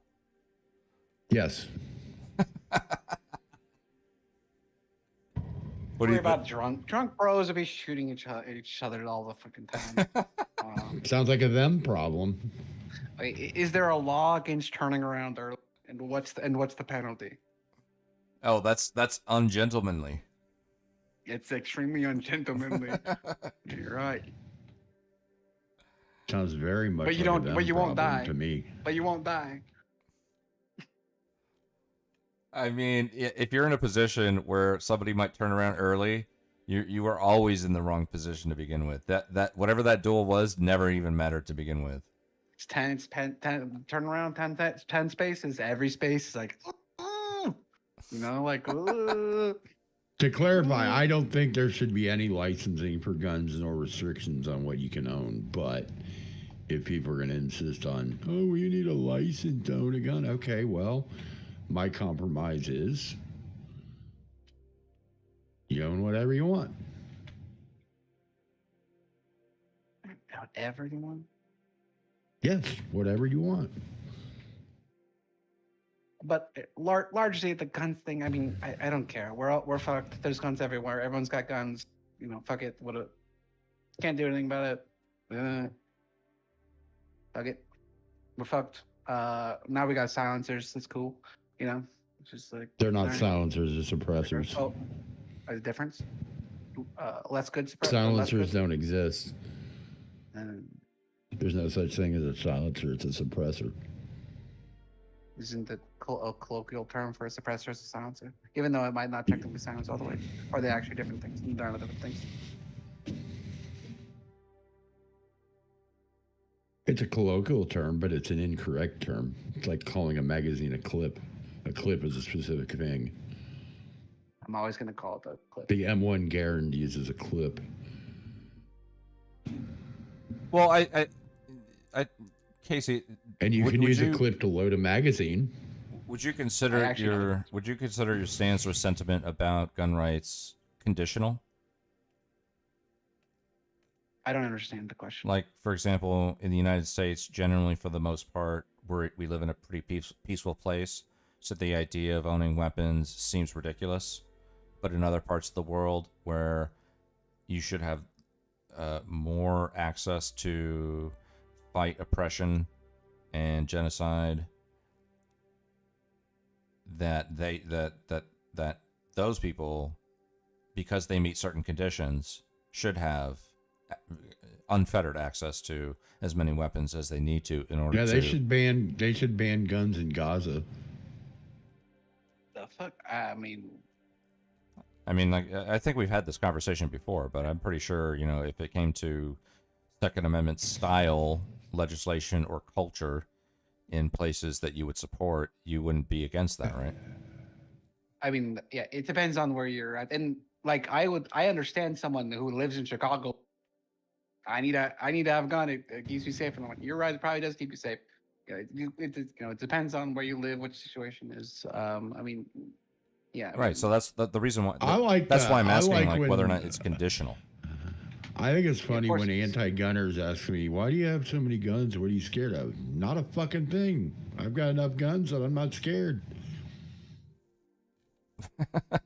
Well, I agree with Nader on that one, but so if you live in a place that's relatively peaceful, then the Second Amendment, something like the Second Amendment, shouldn't apply. But if you live in a war zone, then you should have more access. Is that the conditional type situation? My assessment of like whether guns are good or not certainly is tied in with what the situation is, or whether it is beneficial to the people there. But Right. I don't know the situation.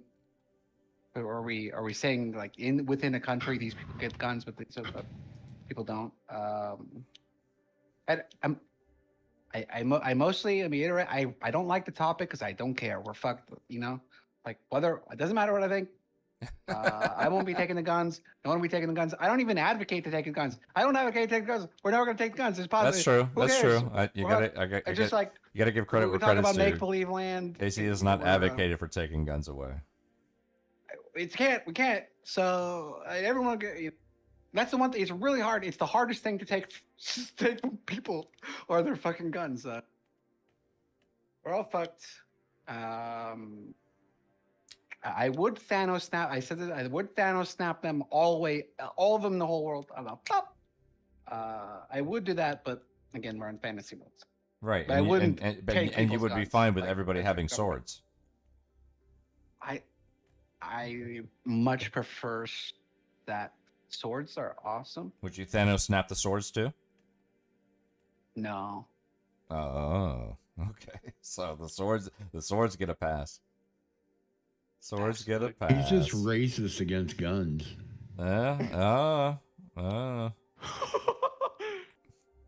He's no. Casey chooses to be racist against guns. That's what he does. Right. Right. I don't have to consider whether or not it's a product of his environment or if it's normalized or have people been doing this for a long time. No, Casey is just racist against guns and chooses to do so. Casey woke up and chose racism against guns. Still looking for this fucking clip. Oh my god, I was like scrolling through my entire Instagram just looking for this one clip about China. People fucking like pulling apart bridges and roads and just shaking shit and being like, yeah, this is not what it's not what it's cracked up to be. And I'm not saying it's all over China, but it's definitely, I think people glorify I think what China's done over the course of a very short period of time is admirable, but it's not all it's cracked up to be.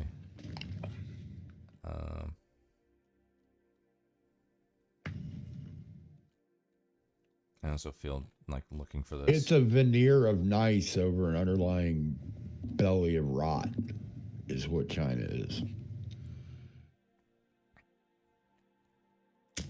Their middle class is larger than ours, but of course, not by percentage, but by actual people. It's still a terrible life. There are people that live terrible lives. No, I mean, living under their regime, it would be a terrible life. For some of them, yeah. For others, not so much. I mean, I prefer freedom for sure, Exactly. but we should be able to have freedom and also better infrastructure. Oh shit! Well, yeah, I think we need a lot of work on our infrastructure. I agree 100% on that.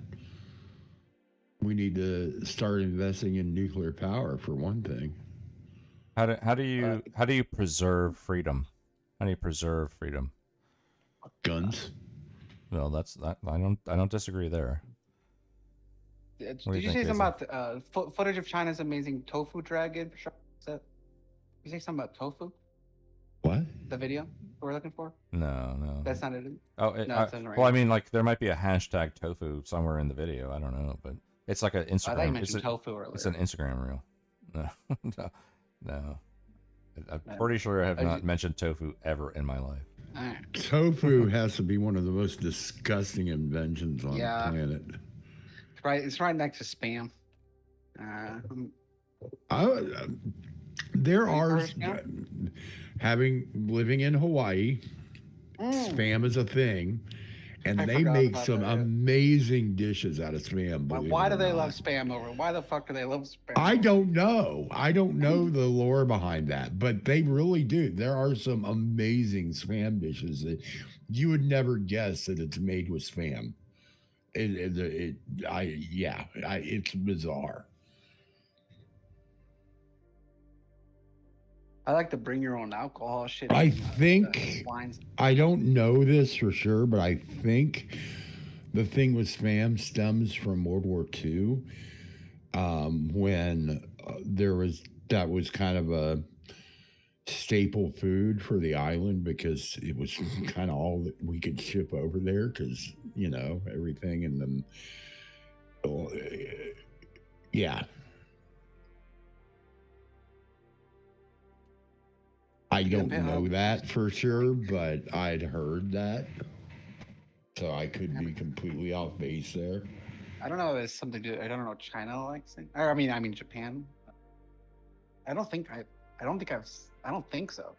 Yeah, No. I mean think that I meant Or- that it's Yeah. because that's what we were able to supply the island with. Because it could be shipped over. It wouldn't go bad on the cargo ships going over there. It was cheap, easy to package. I don't even know what it is. Actually, I want to ask. So, for Mida Nader, one at a time. Whoever goes first can go first. But the question is, what is an American? Casey and I have already explored this, but I'm curious what you guys think. If somebody What asked is an American? if somebody asked you what is an American and you had to give a one sentence summary of what an American is, what would it be? Or summary or definition, but it can't just be like, well, an American is somebody that It's a person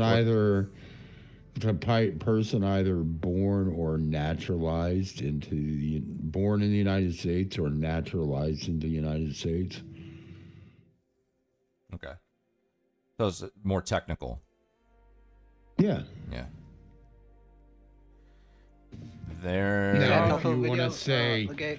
if you get more nuance, would be what embodies the American spirit, right? That would be a more nuanced conversation. Well, when Conrad asked me this question, I was kind of forced into a corner where I had to, kind of come up with something that represented what my idea of an American would be, and I came up with something to the effect of an American is anyone who wants to be a part of the cultural and political destiny of the United States. For good or for bad. for good or for bad, no matter which way it goes. Anybody that wants to be a part of that. Oh, Now, there's God, all that kinds of makes me technicality. an American. There's so many technicalities. It's like, well, what's the destiny? Or does somebody, if somebody lives outside of the United States but they want to be a part of it, does that mean they're American? I mean, look. Obviously, I don't mean any of that shit. I mean, Right. I mean, for the most part, people that are on the soil of the United States. That's what I mean. But I think it's a curious question to ask people in terms of what their sentiment is about what what it means to be American, or you got a feeler for that one, Mida, or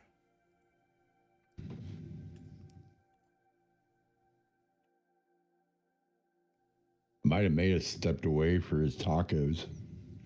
no? He's Or playing the game. fajitas. He's focused on the game right Sorry, I now. can't hear over gunfire. What is an American? I would say anybody that is like a constitutionally deemed citizen of the United States. That is what an American is.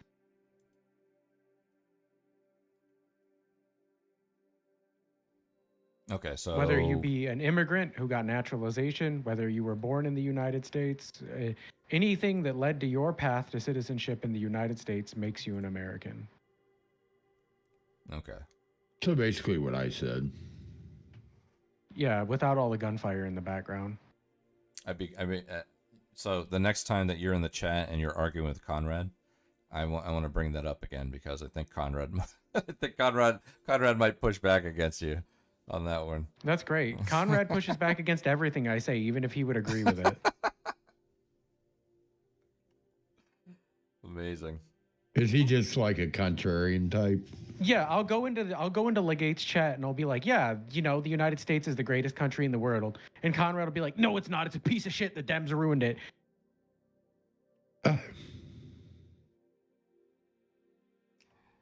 So much for patriotism, right? There's there's a lot of contrarian sentiment from Conrad, but there has been times where he's been like, oh, okay, I didn't see that. I can agree with that. But for the most part, I would say there's a lot of pushback generally about most topics. I imagine. I do particularly enjoy just watching Conrad and Mida argue endlessly in the chat. It's fucking hilarious. Well, I mean, because like he'll challenge me on things that he himself doesn't believe. That's the problem that I have. If you want to challenge me, like what was the conversation we were having the last time?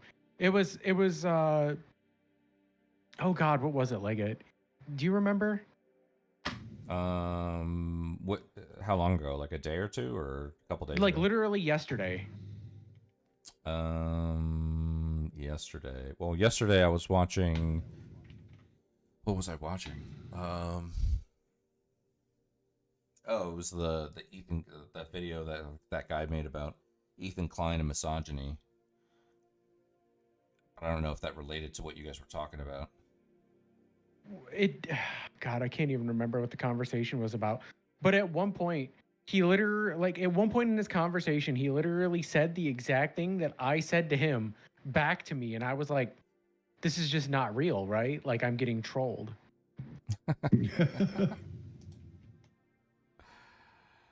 Oh man. Like, you should check that video. I get a timestamp. I think it's what you're talking about. Wait, what was that? Sorry, I can't hear you over gunfire. Oh no, you like the video. I like them. China ceiling collapsing. It might be. Let me see. One of the links I posted a timestamp. Okay, let's take a. I've never seen anything like this before. The scale, the size of it. Because they build it like shit. I'm sorry. The comments are. I don't think this is the exact video. Oh, I remember what it was about. It was about freaking Nazi points. That's what it was.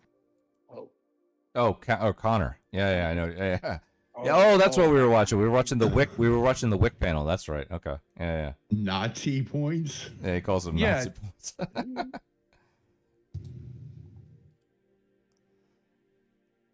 It was about Nazi points. And whether at or not one he was point- like an actual eugenicist or something, or Yeah, he literally openly stated he was in favor of eugenics and he advocated for a white Christian nationalist like America.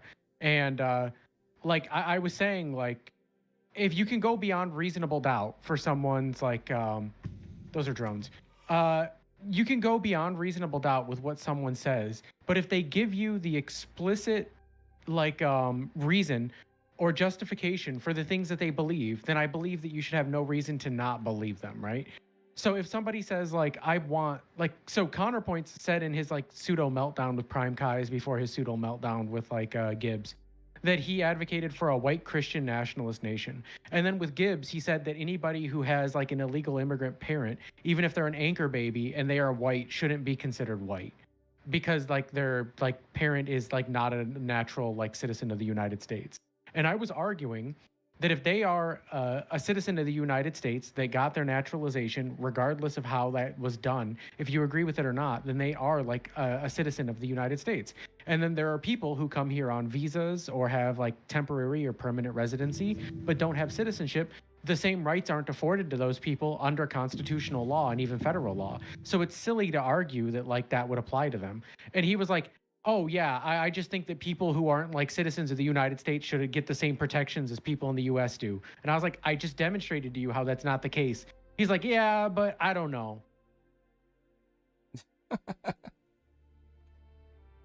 Well, I mean, there's a lot going on there. I will say, I mean, like the idea that Counterpoints is like an actual eugenicist and self-avowed white nationalist. I don't know.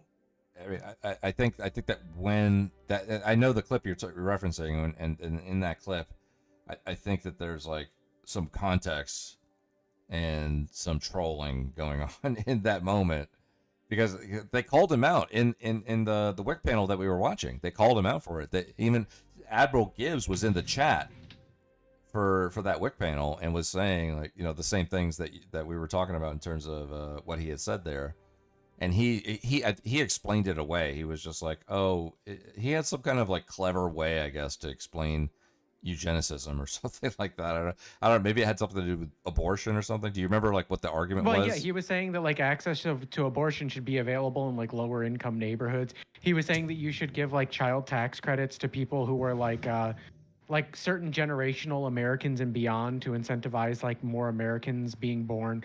It was all just dog whistles like for like more white people.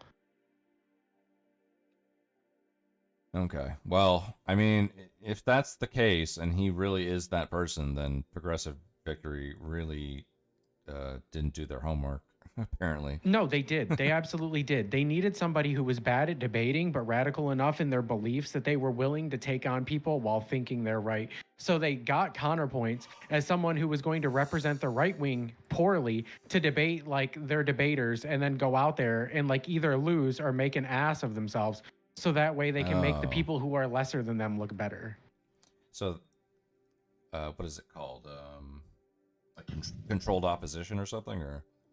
Yeah, he would be controlled opposition. Okay, yeah. Well, he was the only one. I don't remember anybody who had been relatively conservative leaning, having sided with Progressive Victory other than him. That's because Connor himself has said he will do anything for money. Like he will do content for money that he believes is not good for his like brand image or like the people that he aligns himself with. But has openly stated like if he believes it'll make him a lot of money, he'll do it. To be fair, is there that much space between him and like Destiny? Like even though Destiny says he's on the left. I mean, well, I mean, also, you clip me that let's you're talking about? You clip like, do you hate Destiny? And then I would ask after that, do you hate Counterpoints? Oh, I don't know. Destiny is by far a worse individual. Okay. Absolute piece of shit. I think Connor seems like an alright bro. I don't have anything against him, but I was talking like, I'm like the things that they believe they're what they're for or against, like politically, like But compared to Destiny, policy. Yeah. I don't think they're that far with each other policy wise. Basically, Destiny's uniquely a piece of shit. was he always, or was it not until recently? Like Destiny? Like he went hard in the paint with Israel Palestine a year ago, and then he debated like Norman Finkelstein or whatever that guy's name is, or and like that. There was that whole debate. That was a bad one for Finkelstein's side, actually. Finkelstein, yeah. It was really bad. Not that they lost the debate, but they end up when they made the whole thing like a 3-hour fucking video about fucking they got really into fucking details or whatever. They should have just been talking about fucking bombs falling on fucking like everyone's zoned out. Anyway, Destiny's been. I mean, he's the classic OG bad faith debater. Though he's good at it, he's skillful. Like all the other like fucking quote unquote good, but actually just like really bad faith debaters. Like they all just like took their views from Destiny or whatever. Like so, I would say that the whole like I don't know, I think it got a little worse as I view him, but that as pertains to the sharing all of the videos. Give that me we team recorded leader of back. people Sorry, I'll mute myself. in PNP. I mean that whole thing, yeah, that was pretty bad. I mean just like the fucking the degeneracy. And I should look past it more with the. It's hard to look past that level of He took my degenerate. team leader position. But yeah, no, he's always been see jerk or whatever. What did you think I about think- Destiny prior to October 7th? Oh no, yeah, same. I had a Destiny like a month and a half, or maybe it was like I don't know, 4 years ago or something. Or guy's pretty cool, and then I was like no. And then it I've was always like a taken the Bosch opinion thing. that I think that Destiny is just someone who is like an edgy contrarian. I think a lot of his viewpoints will literally depend on who he's debating against. I mean, yeah, certainly. I can't think of like a real like grift that I've seen him on besides like the Israel thing or whatever. By grift, maybe let's put a star on that. But let's say, I mean, it's really just been he literal 2 propaganda tours through Israel. But I can't think of. So let's say propaganda more. I don't know what he does believe or doesn't believe, but I mean, yeah. I personally think his anti-BLM like arc was a grift. I don't think that he believes a lot of the things he espoused during that like arc of his politics. Yeah, he was very pro Rittenhouse, but I don't. Yeah, that's what I remember. What's wrong with I don't remember. Rittenhouse? Well, he shot a couple people. I don't Yeah, wanna in start- self-defense. Self-defense was it? Yes. If you, it oh god, was. if you see person A shoot person B, and you try to apprehend person B as they leave a scene of a crime, and you get shot, were you trying to hurt that person? Obviously, the guy with the skateboard was trying to hurt him, and so was the dude that got his bicep. Or were they trying to blown apprehend off. an active shooter who just killed someone? If you shoot someone in a bar, and let's say that it was self-defense or whatever, but do you leave the scene of a crime and then shoot anyone who follows you?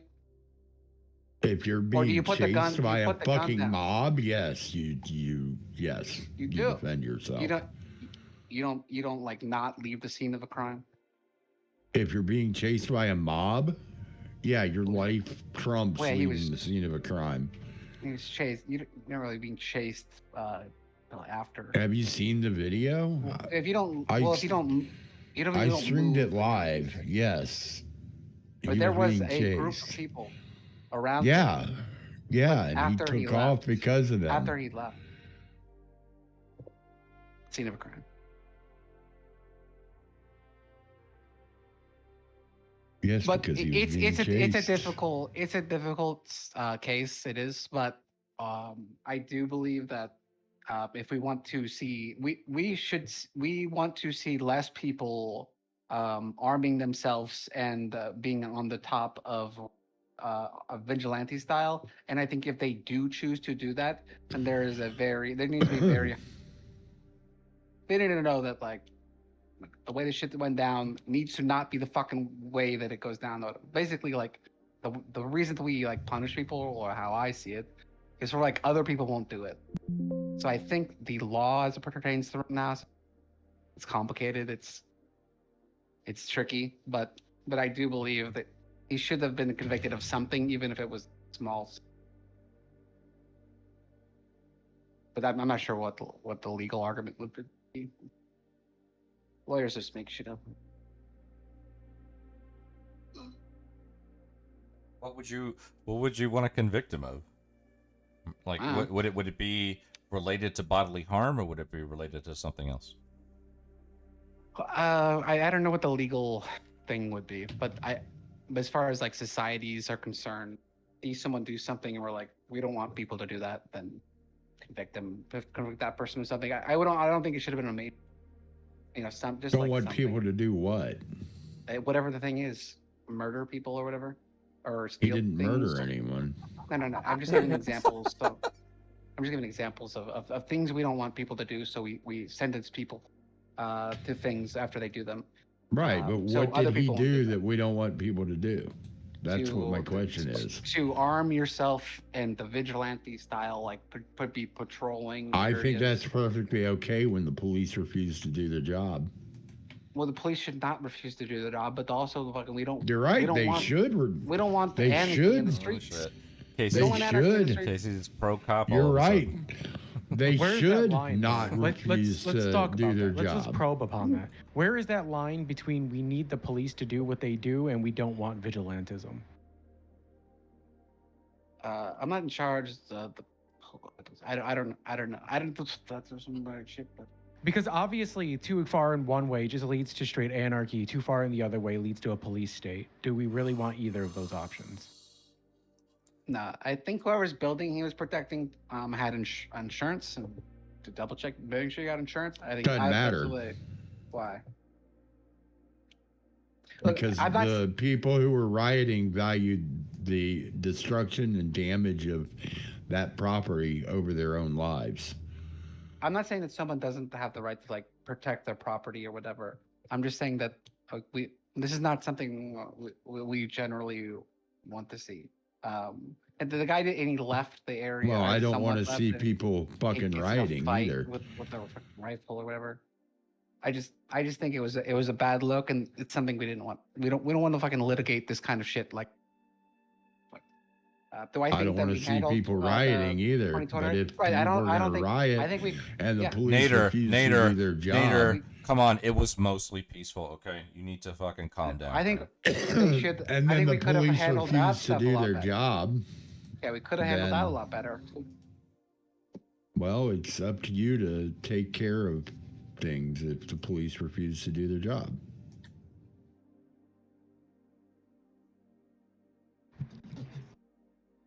You are responsible, Casey, for the actions of Chaz and Chop and all that PNW shit you guys got going on in there. Antifa, Black Bloc.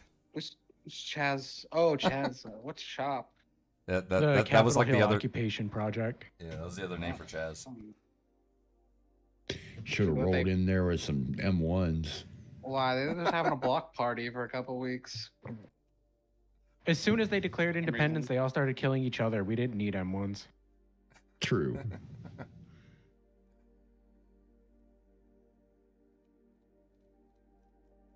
You have a valid point, Vida.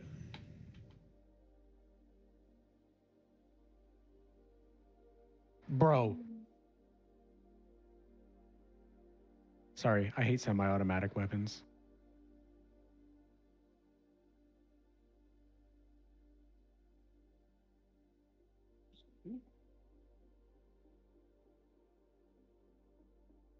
Is there a concealed carry up there where you're at? Yeah. Casey. No, not you. Oh. I know Oh, there is where you're at, but I up in the old I'm not sure. Cascadia earthquake zone. It's possible that closer to the earthquake zone, it's a no, and closer to the great state of Idaho, or more so, or it might be a yes. I don't know. From what I If had to heard, guess, there's that's like probably a shit ton of like white supremacists going on, white supremacy or Oh, white supremacist groups going on in like Idaho. yeah, northern Idaho Panhandle. I'm not sure why they're there, but they are there. mean, it's a nice area. I mean, it's a lake, a lot of lakes. You've in been there. you've been over there. You've been over there, have you? I've been, oh yeah, Panhandle. I've been up there all times. Never been to a compound, but here there are those. Compounds. Yeah, China's got some crazy. You got me looking at Chinese architecture. I'm still looking for that clip. Not that video that you sent me is not the one I was looking for. I think it may have like had small pieces of what you sent me, but it's not. That's not the one I'm looking for. I'm still looking for it. It better be a fucking like a whole city like imploding. No, it's not that. It's not that. It's like some guy going around and he's like he'll grab a piece of a bridge and he'll shake it and he'll be like, look at this, look at this giant bridge, and I'm just gonna grab one section of it and just shake it and it'll literally just move. You know, it's not even riveted down to anything that's on the ground. You do that, and he does that with like condos, apartment buildings. He goes to like all these places in China and he just starts shaking things, and he's like, this is all a farce. Everything you're looking at when you see all these beautiful images of China, yeah, it's super pretty because everything's lit up. But if you actually go down to where the things meet the ground, they don't even actually meet the fucking ground, you know. There was a house that I was looking at the other day that was built like that. They built the deck and they didn't even anchor the 4x4s to the ground. They were just sitting on top of the pavement in the driveway. What the hell?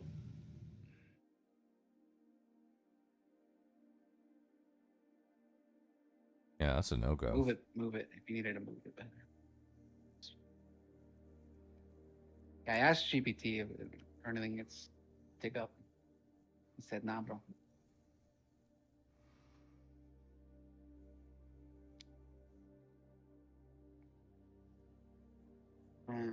Oh.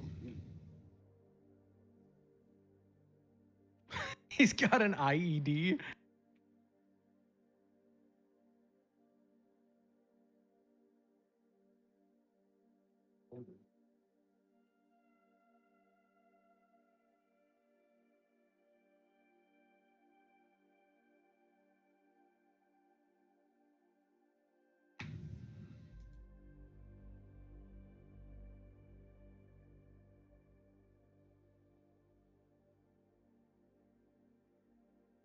There's no way he actually plays hero here.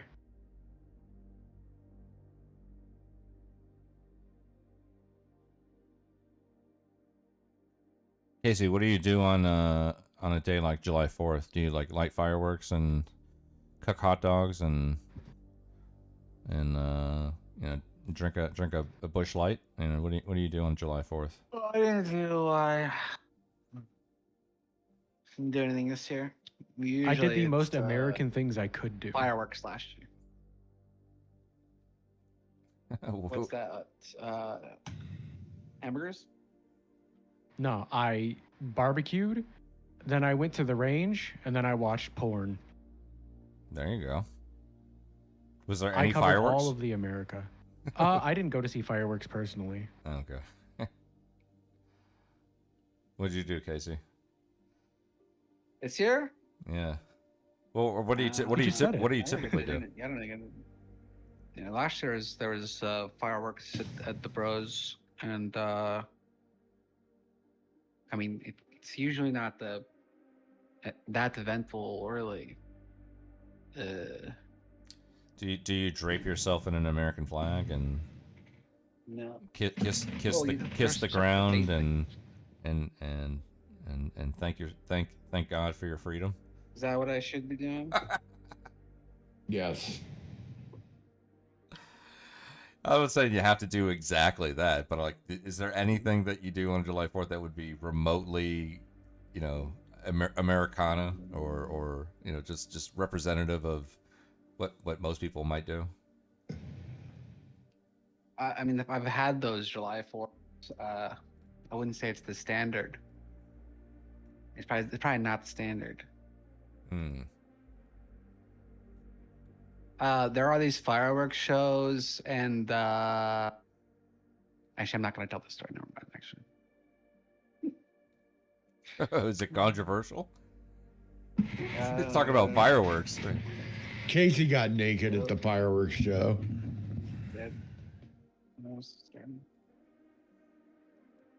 Casey went fireworks streaking.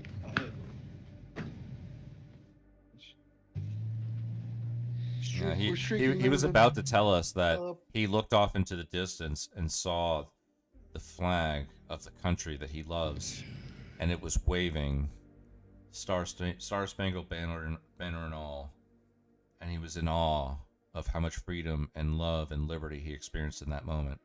That's what he was about to say, but he couldn't do it. He couldn't muster the courage to tell us how American he truly feels. True.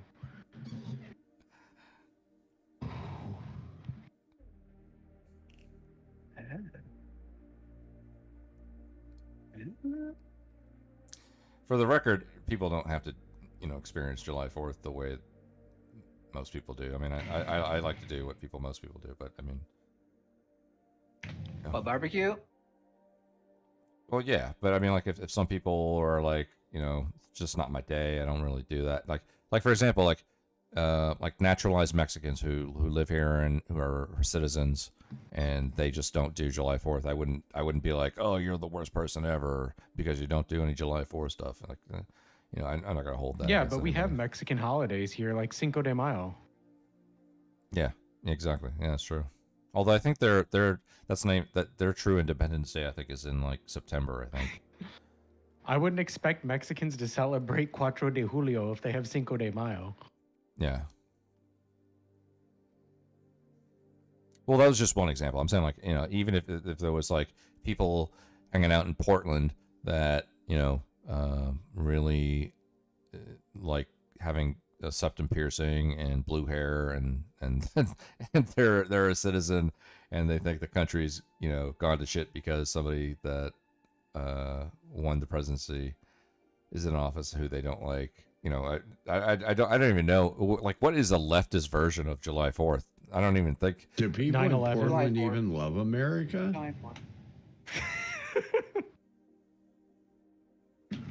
Like when I grew up, when I was growing up, I grew up in the 80s and 90s, and it was just basically, it was very normie for the most part. I think the majority of people were normie Democrats and Republicans, and regardless of what side you landed on, most people had some sense of patriotism about them. And now it seems like the further right you go, the more ultra mega patriotism there is, and the further left you go, the less there is of that. I'm glad we just glossed over my comment. Oh, what did you say? I didn't even hear it. What did you say? I didn't hear it. When you said what is the leftist equivalent of 4th of July, I said 9/11. Oh, yeah, actually, Oh, that's true. shit. That's true. That's Yeah, true. yeah. That is true. That is true. Just ask Hassan. That is like an interesting, there's this like interesting dynamic I've noticed, especially like in some of these like social media groups that I'm in, where I guess it's like the Luigi phenomenon, where like it's totally okay to be ecstatic about people dying. So, for example, I mean, Luigi's like the very obvious example of that. But I remember when Rush Limbaugh died, they were just so happy when who was it? The billionaires that sunk to the bottom of the sea, when they died, they were just like, oh my god, this is the best day ever. Who was the guy that was that much? The Luigi thing, yes, but No, I don't even understand why leftists celebrate Luigi so much. He literally wrote like an entire manifesto about how wokeness is destroying the country.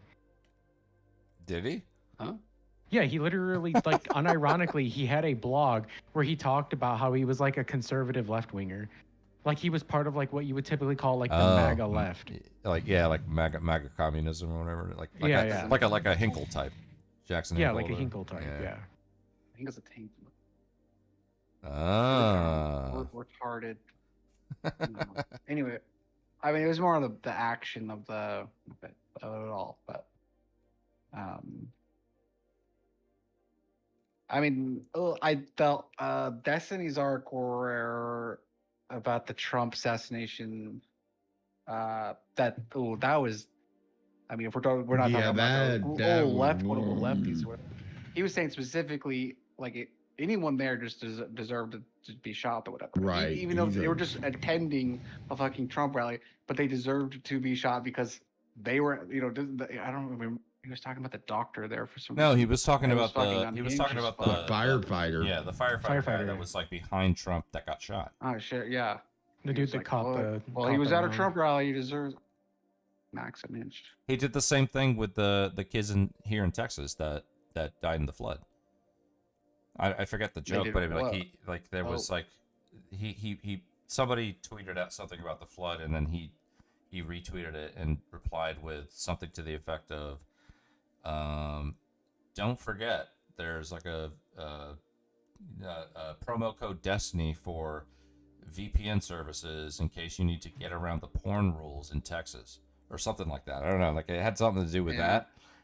But it was like in response to somebody talking about children dying in a flood in Texas, and he is such a piece of shit. Certainly.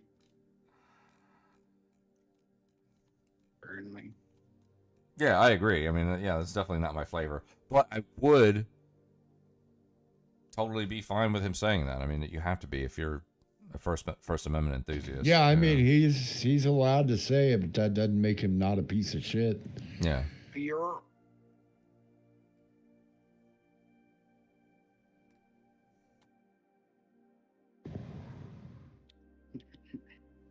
But there was who else was there? There was I mean, Luigi's the obvious example. The billionaires, Rush Limbaugh. Who was the oh man, I can't believe this name is escaping me. But who was that ultra important figure that died? I think in the past year, he was instrumental during times of Kennedy and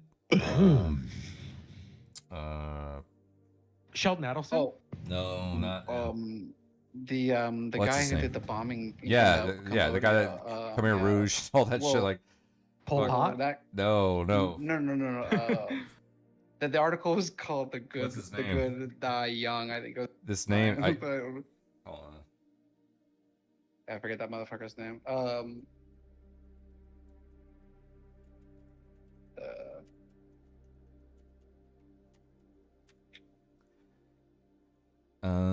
Let me see.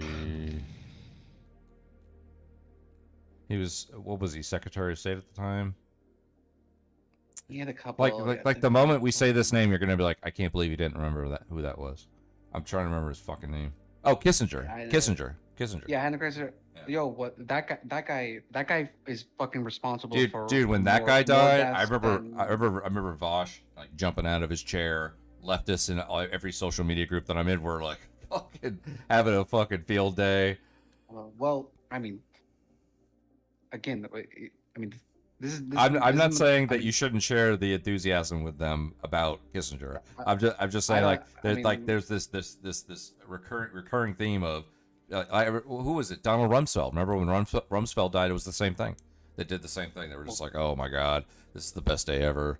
I hope all of that. Like, can we get more deaths from all these types of people, please? Like, please. Well, just let it Donald happen. Rumsfeld is himself responsible for hundreds of thousands of civilian deaths by lying us into a foreign war. I mean, I'm not like as far as Well, yeah, but I don't disagree, I mean, these aren't in just. fact, This I might isn't even. just like. I might don't even. think this is even being toxic. It's just like, hey, and that guy's objectively. I'm unbelievable. I'm not saying it's toxic. What I'm saying is I don't know that there's an equivalent of what that is on the right. I don't know. I don't know. I don't. I mean, if there is, point it out. But I don't. I've never personally seen people on the right be that crazily happy about somebody who was a leftist icon or Democrat. I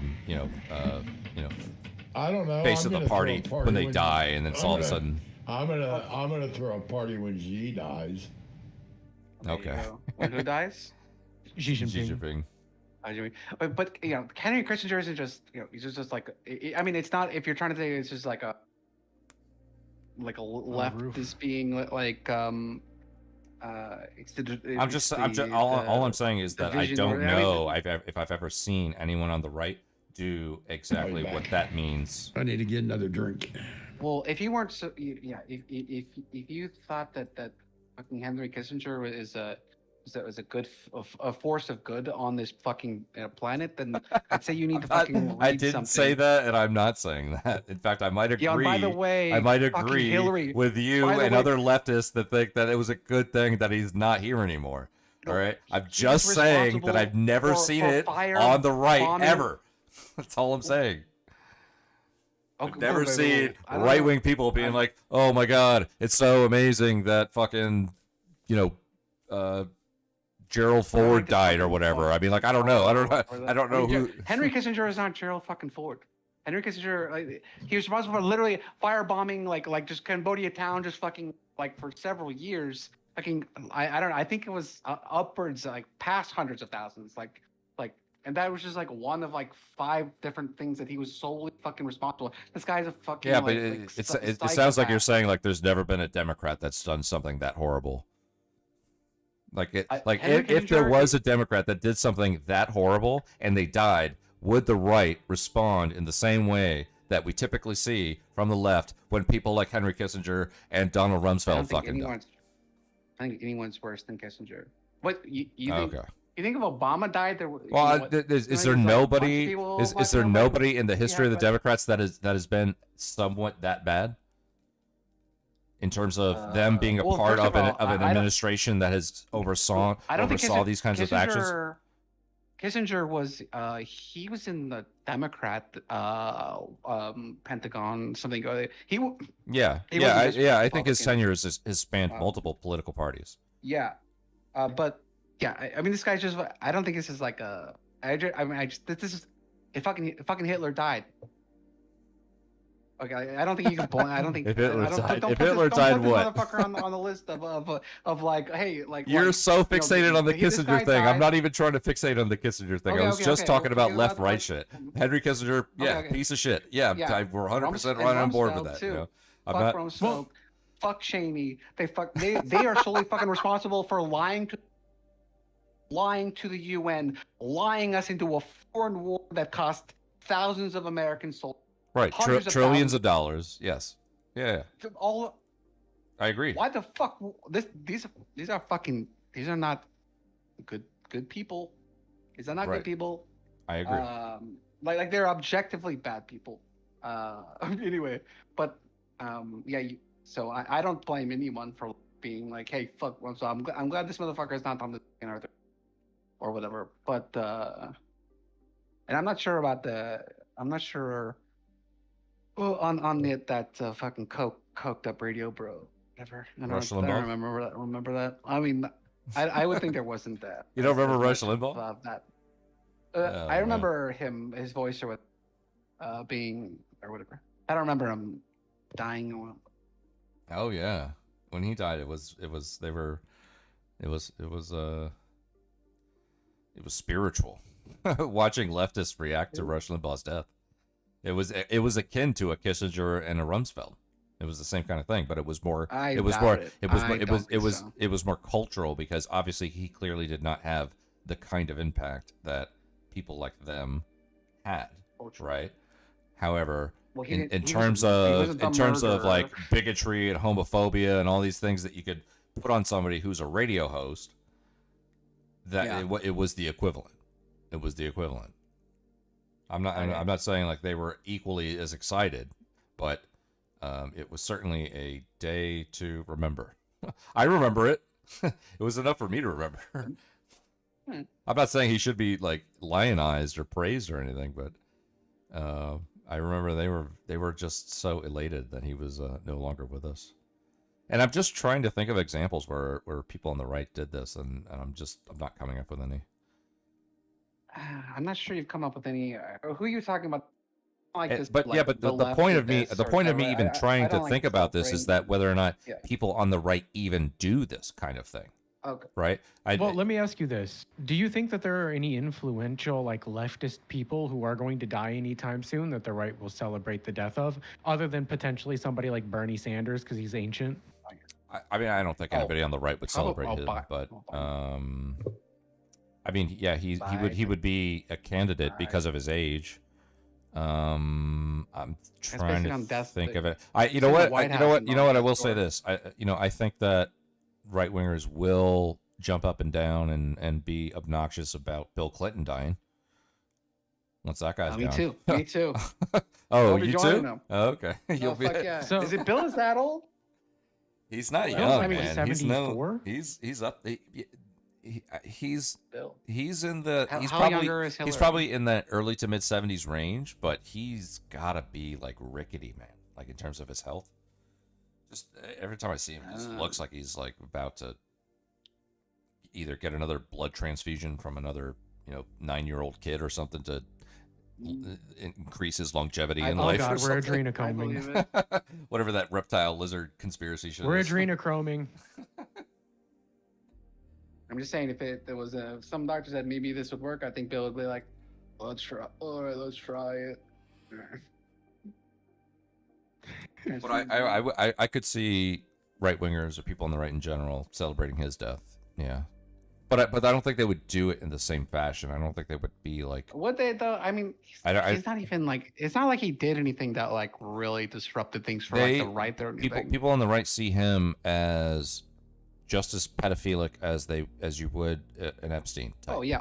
Right. We were talking Just as about that pedophilic, shit. I mean, just as he's on corrupt the list. with the Clinton Foundation and the Clinton Global max Initiative. corrupt, Like there's enough there. They ruined that- the Democratic Party. The Clintonites, the corruption. I mean, that's something that I'm mad about. But I'm not sure. Like, it wasn't like he did.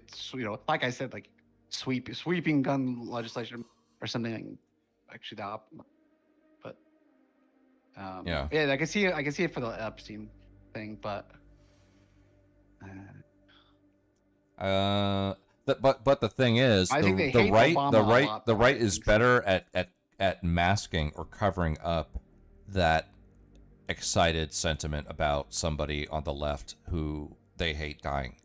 I think they would use it as an opportunity to say, you know what, he did a lot of bad stuff, and I don't admire him and I don't respect him, but he was our president during a time of great transition in our country. A lot of people on the right, would use that as an opportunity to be, what's the word? Like when they go low, we go high, that kind of thing. Where it's like they just want to, they would use it as a way to be like, you know what? We know that you guys celebrate these fucking Luigi's and Rumsfelds and or what like all these things that you every time one of these people die, When you mass guys murderers die, are just jumping up and down and you're so excited When about it. mass But you know what? murderers- We're better than you. So we're just gonna be, you know what? It wasn't my guy. I don't respect him, but he was our president, and we'll just use this day to remember. No one on the right exists that will ever even think about them. What the fuck? That's what the right does better than anybody, dude. They do that No, so they good, don't. man. They do that. They understand. Excuse me. Fox News went 8 years without a hyperbolic statement, but without referring to Barack Obama as President Obama. It was by far the minority at the time. By far.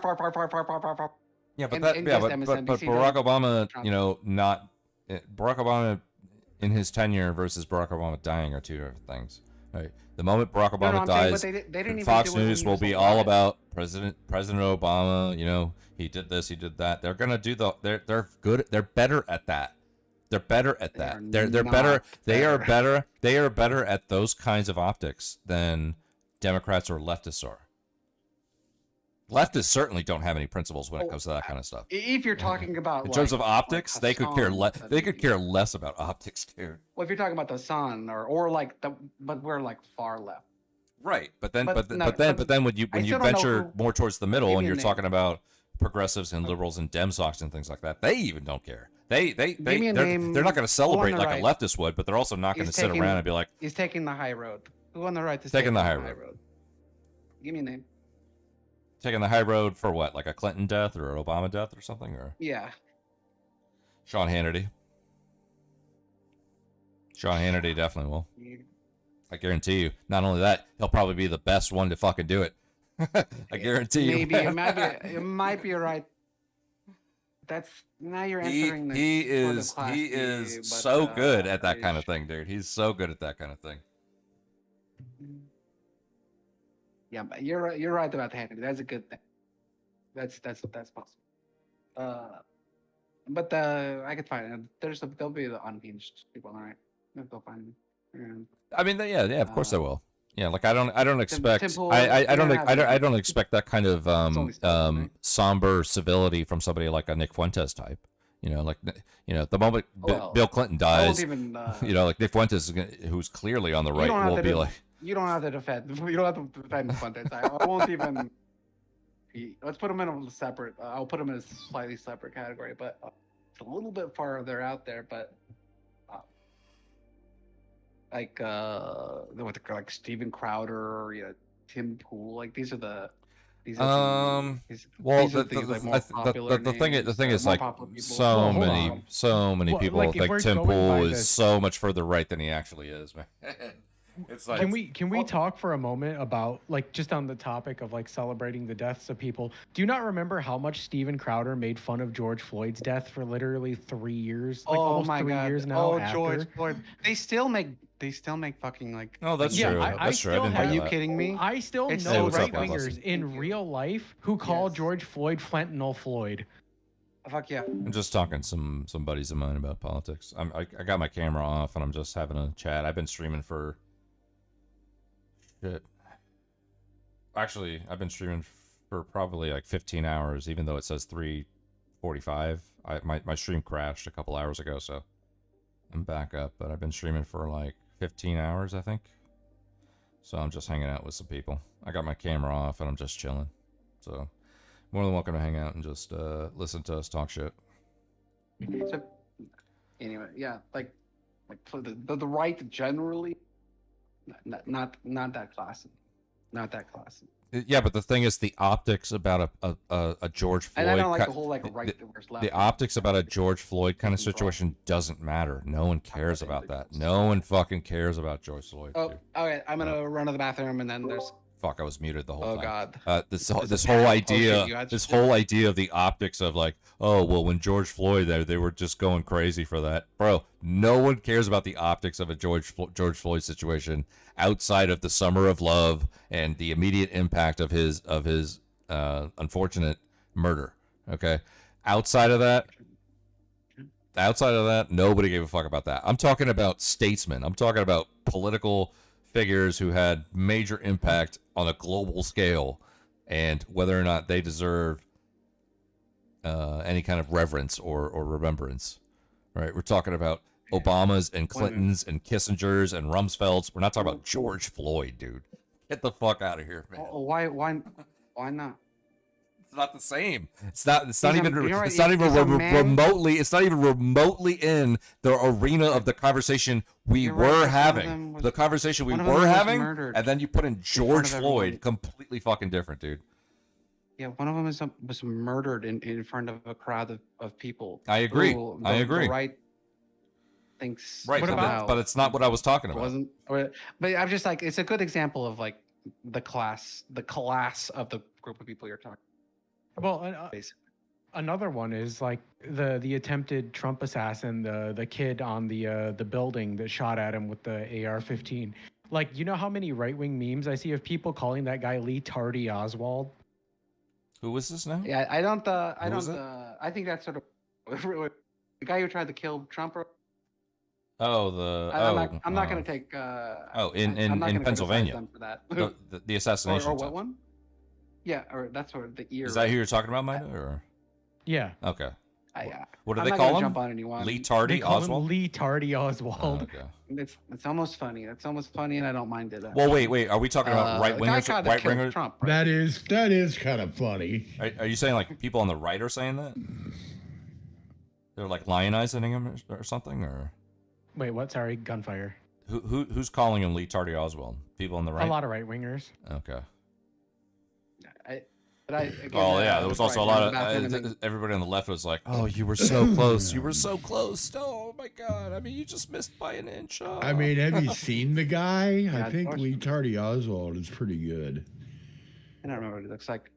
But yeah, if you were comparing Sean Hannity on the, you gotta take a shitter like what did I say, Maddow? Yeah, as far as like statesman or like pretending to, or like looking professional or whatever. Like yeah, if we gotta compare Son to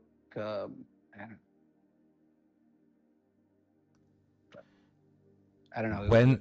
When is the last time that right wingers burned down entire cities? When's the last time that happened, man? Tell me. The left does riot more.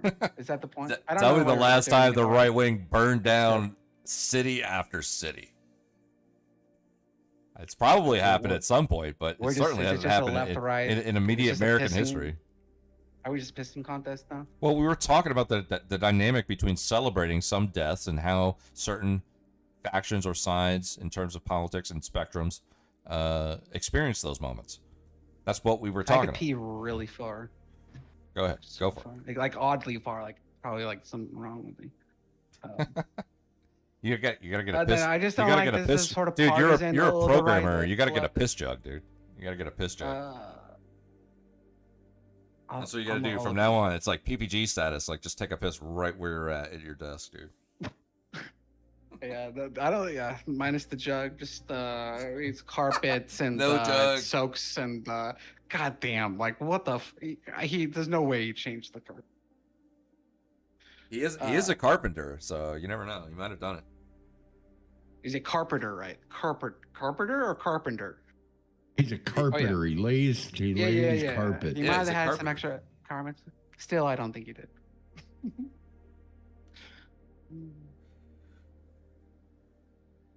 Anyway, yeah, the left as we do right now. We get a little uppity.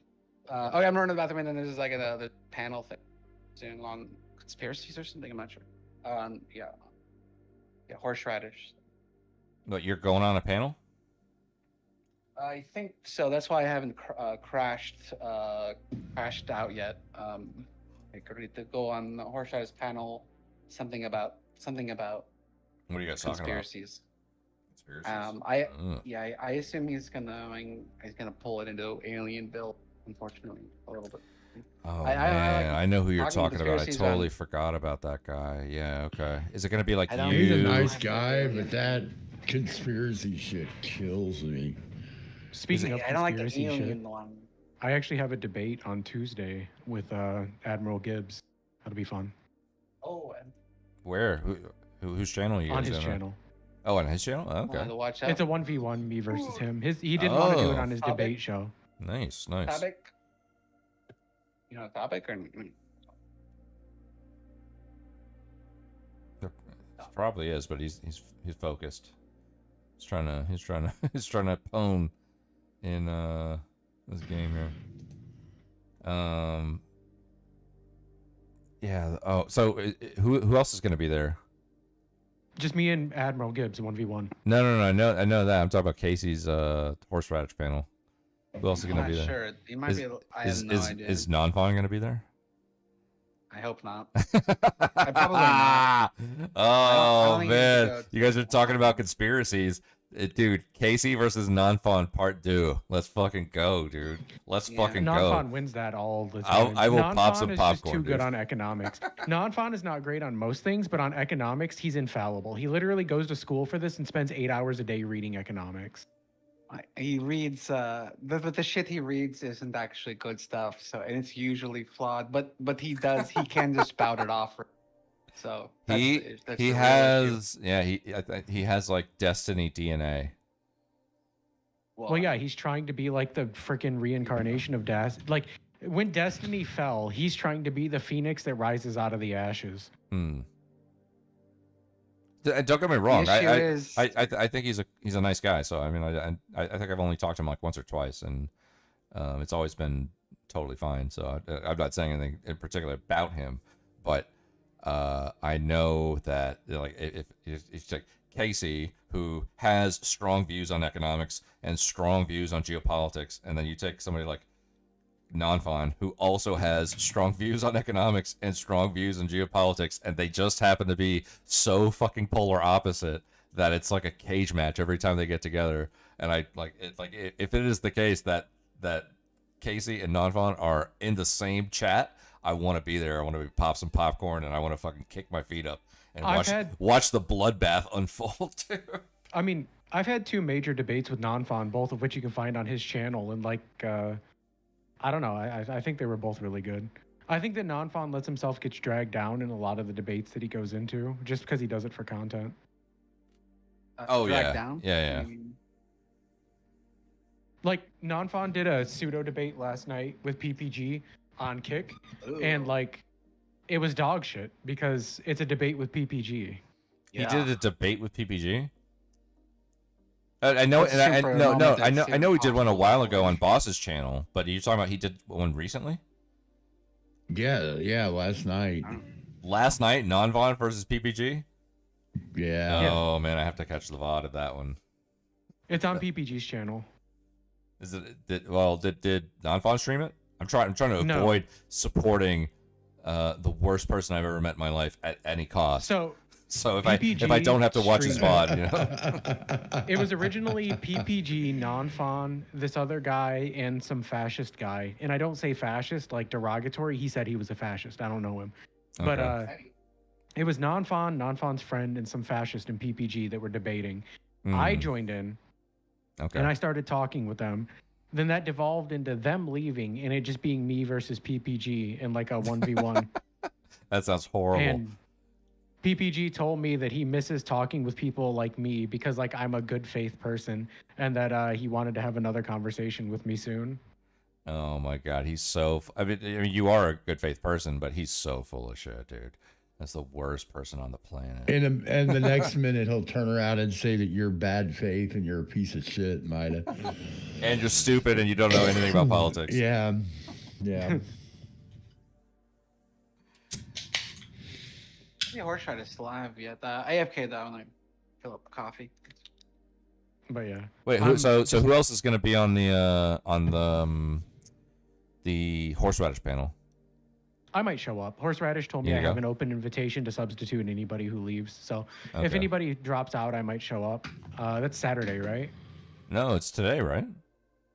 Is today Saturday? It is. Well, yeah, actually, yeah. Sorry, it is Saturday. Oh my God. Casey was just saying Okay. he's going to drop in a minute and probably go to that panel. All right, listen up. I'm a little retarded. All right, so you're gonna have to pardon me. It's okay. We'll allow it. I'm on my downtime. I'm on my playing video games and party maxing. Like, I don't blame arc you right now. I'm watching you play, and this looks fucking awesome. Oh yeah, this is fun as shit, dude. I don't know if it. Okay, I don't know if it comes across as being as fun watching somebody play as. No, I'm loving this it. game is I'm loving it. PTSD inducing. Like, when you're getting shot at in this game, you feel like you're being shot at. That's why every person you like see me spectate or me when I play, whenever I start hearing bullets whiz over my head, I freeze because I feel like there are bullets being shot at me. All right, so who else is going to be there then? So possibly Mina, definitely Casey. Who else is going to be there? I'm only allowed in as a sub. Horseradish said that he'll only allow me in as a substitute. You should get, if I Nader, don't you have should an go open in invite. there, dude. Conspiracies, do it, dude. You should go in there. Oh God. You should do it, dude.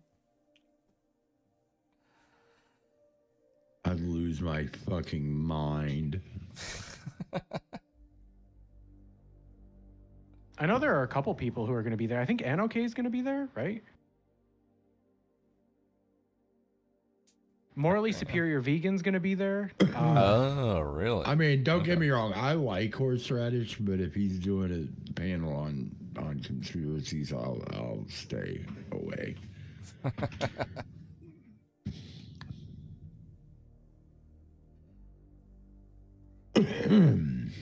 Well, I'm definitely gonna be watching at least. If it's you, Casey, and okay. The thing is, like, and also like Nonfon typically just makes his way into some of these panels anyway at some point. So I can imagine maybe he'll show up. Maybe like a Gibbs type shows up. Maybe Grumple. Maybe Grumple will show up. Grumple's been on there before, right? Yeah, I think Grumple Yeah, might Grumble be shows there. up on those. I think Yeah. Grumple's a moderator, though. I don't think he's going to be debating.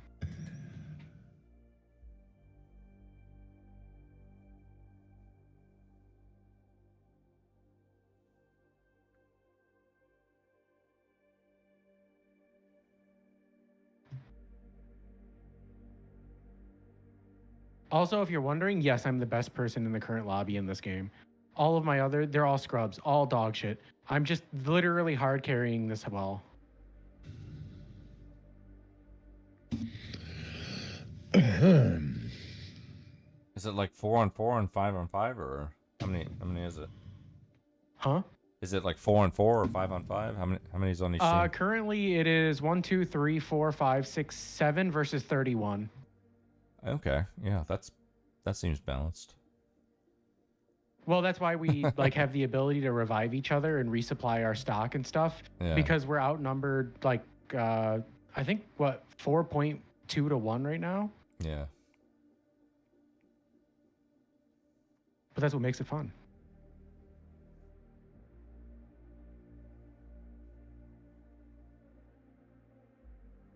So what's like a number one conspiracy for you?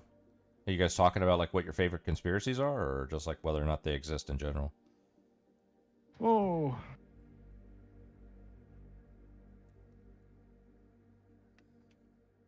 Okay, I didn't hear that. Did you hear Sorry, that? give me 1 minute. Go for it. Go for it.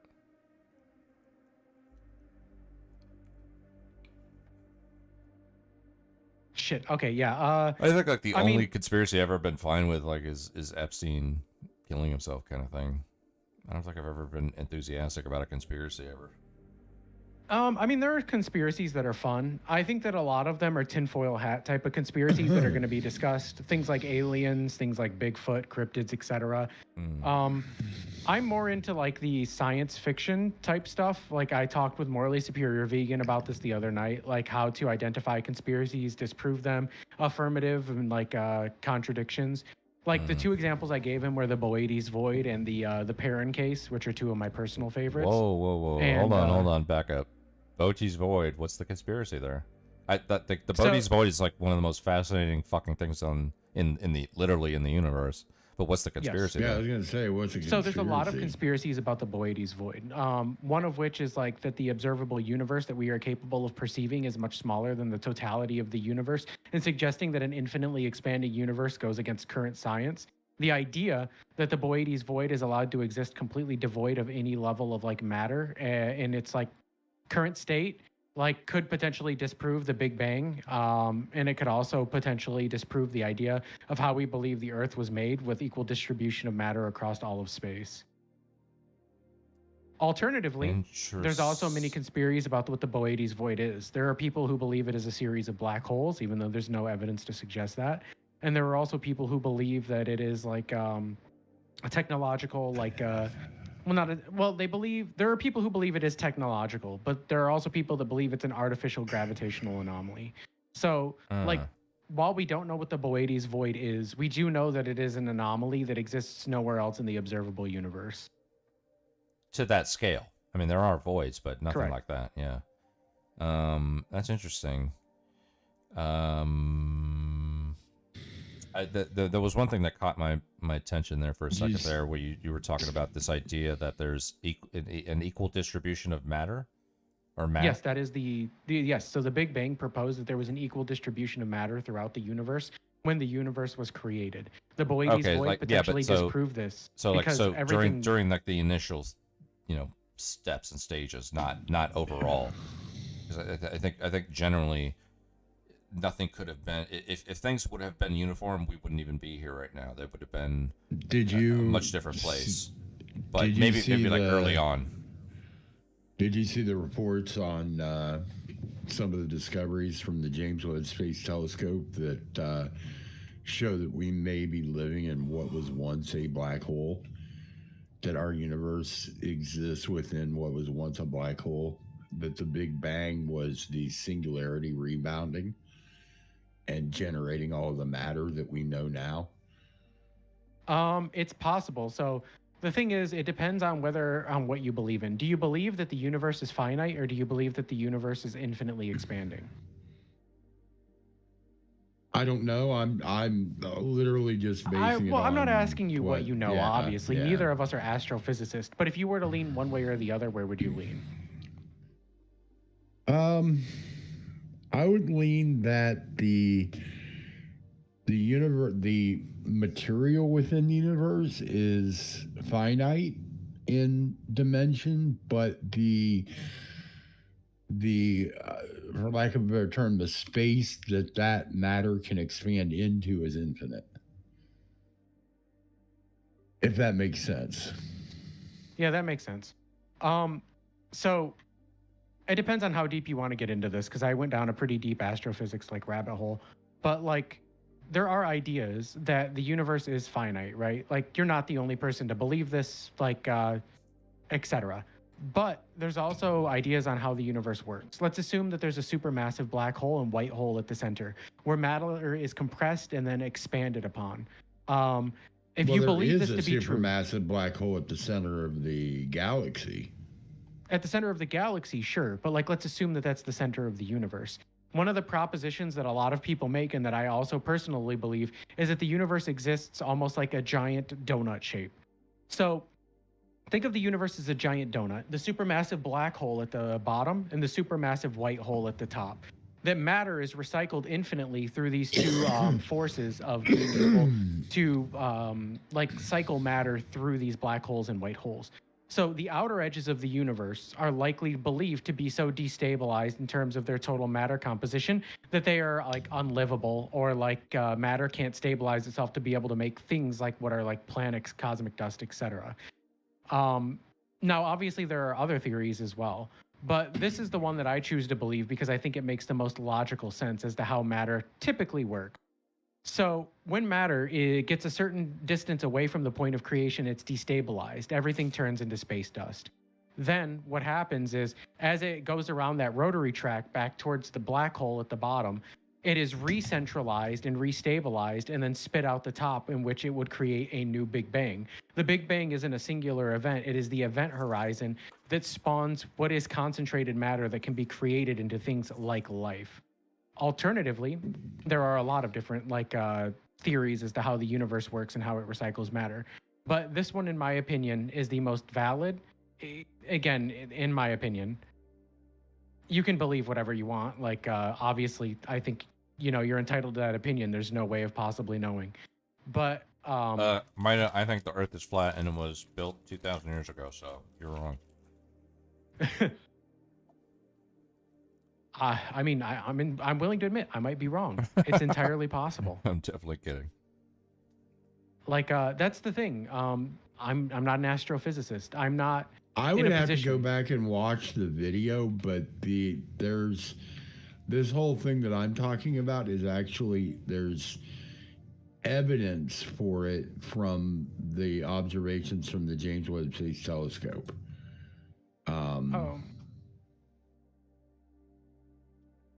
I don't know. I can't for the life of me remember exactly what it was, but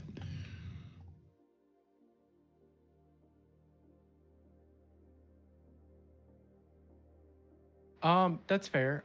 Like I said, I just personally believe in this thing that a lot of people and a lot of science tends to back up. Whether or not that's true, whether or not we have the tools to be able to create a better hypothesis based on the observable universe, etc., it doesn't matter. But if you believe that the universe is finite, and also that there is a point of creation and a point of destabilization through the black hole and white hole theory, it proposes that if the Boötes void exists, then something like the Big Bang theory would be disproven, because the Big Bang theory posits that all matter was distributed equally throughout the universe.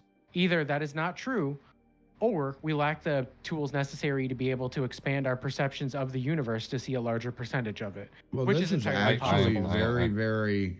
I don't This is actually I don't subscribe very, to this equal distribution stuff. Then you wouldn't believe in the Big Bang theory. No, I'm super Big Bang, but I just don't think that science unfolds that neatly, in terms of equal distribution. This whole thing is actually very, very similar to the God,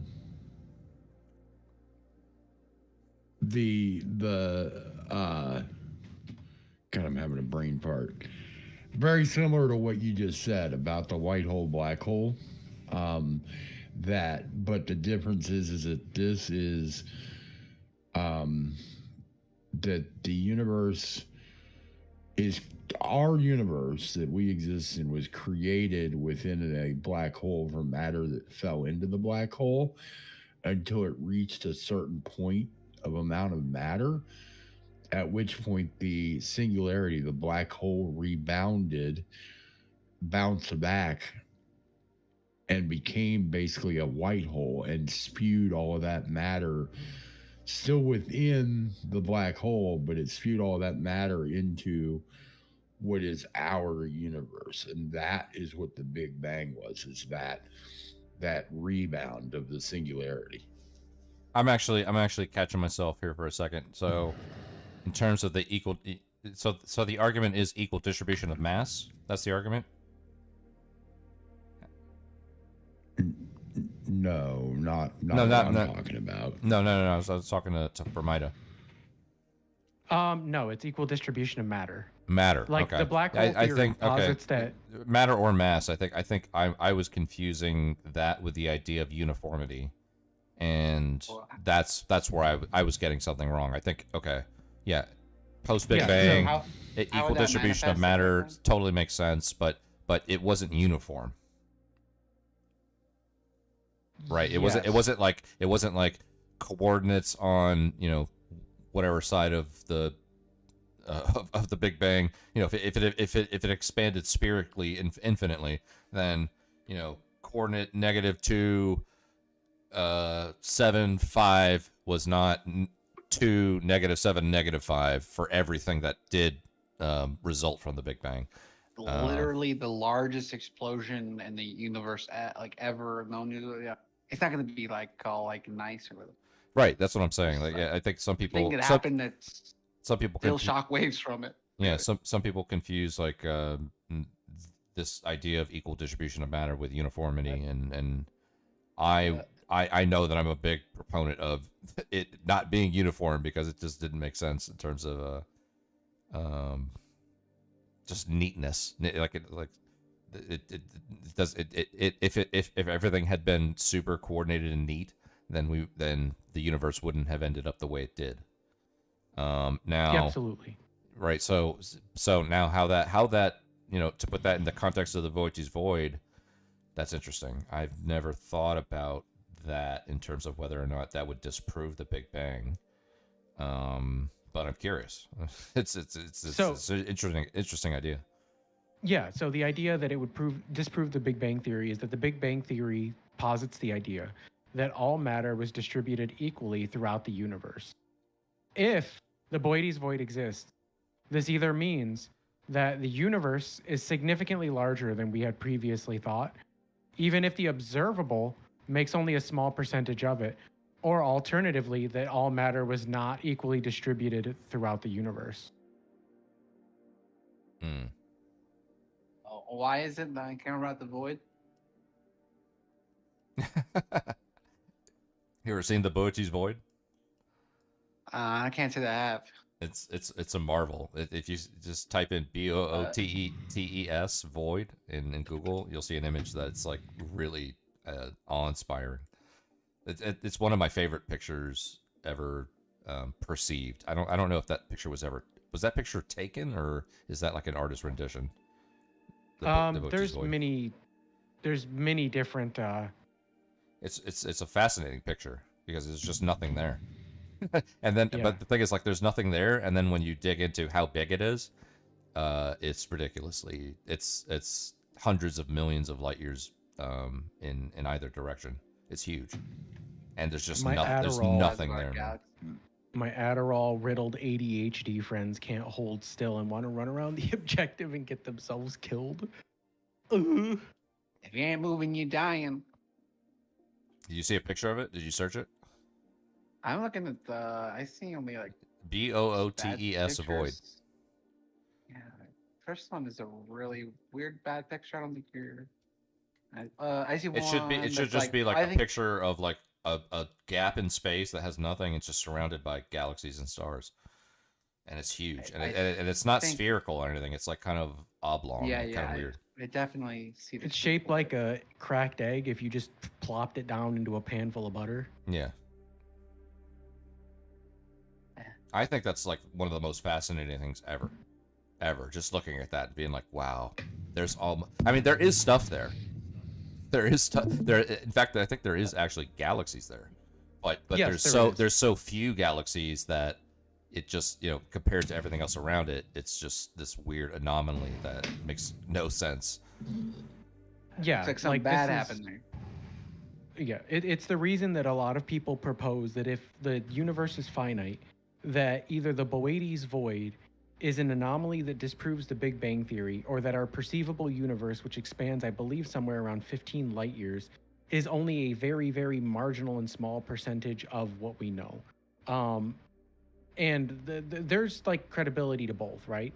There are other explanations that could be possible for the Boades void, but the issue is there are a lot of scientific theories that talk about matter distribution throughout the universe, as well as like what is and isn't possible for like a super void, and the Boades void kind of breaks what is thought to be possible. And as a result of that, it puts us in a position where there are a lot of conspiracy theories about the Boades void because of that fact. And I think that a lot of it could have just been scientists presupposing based on what they had observable for the universe. And up until recently, it was like kind of thought to be different.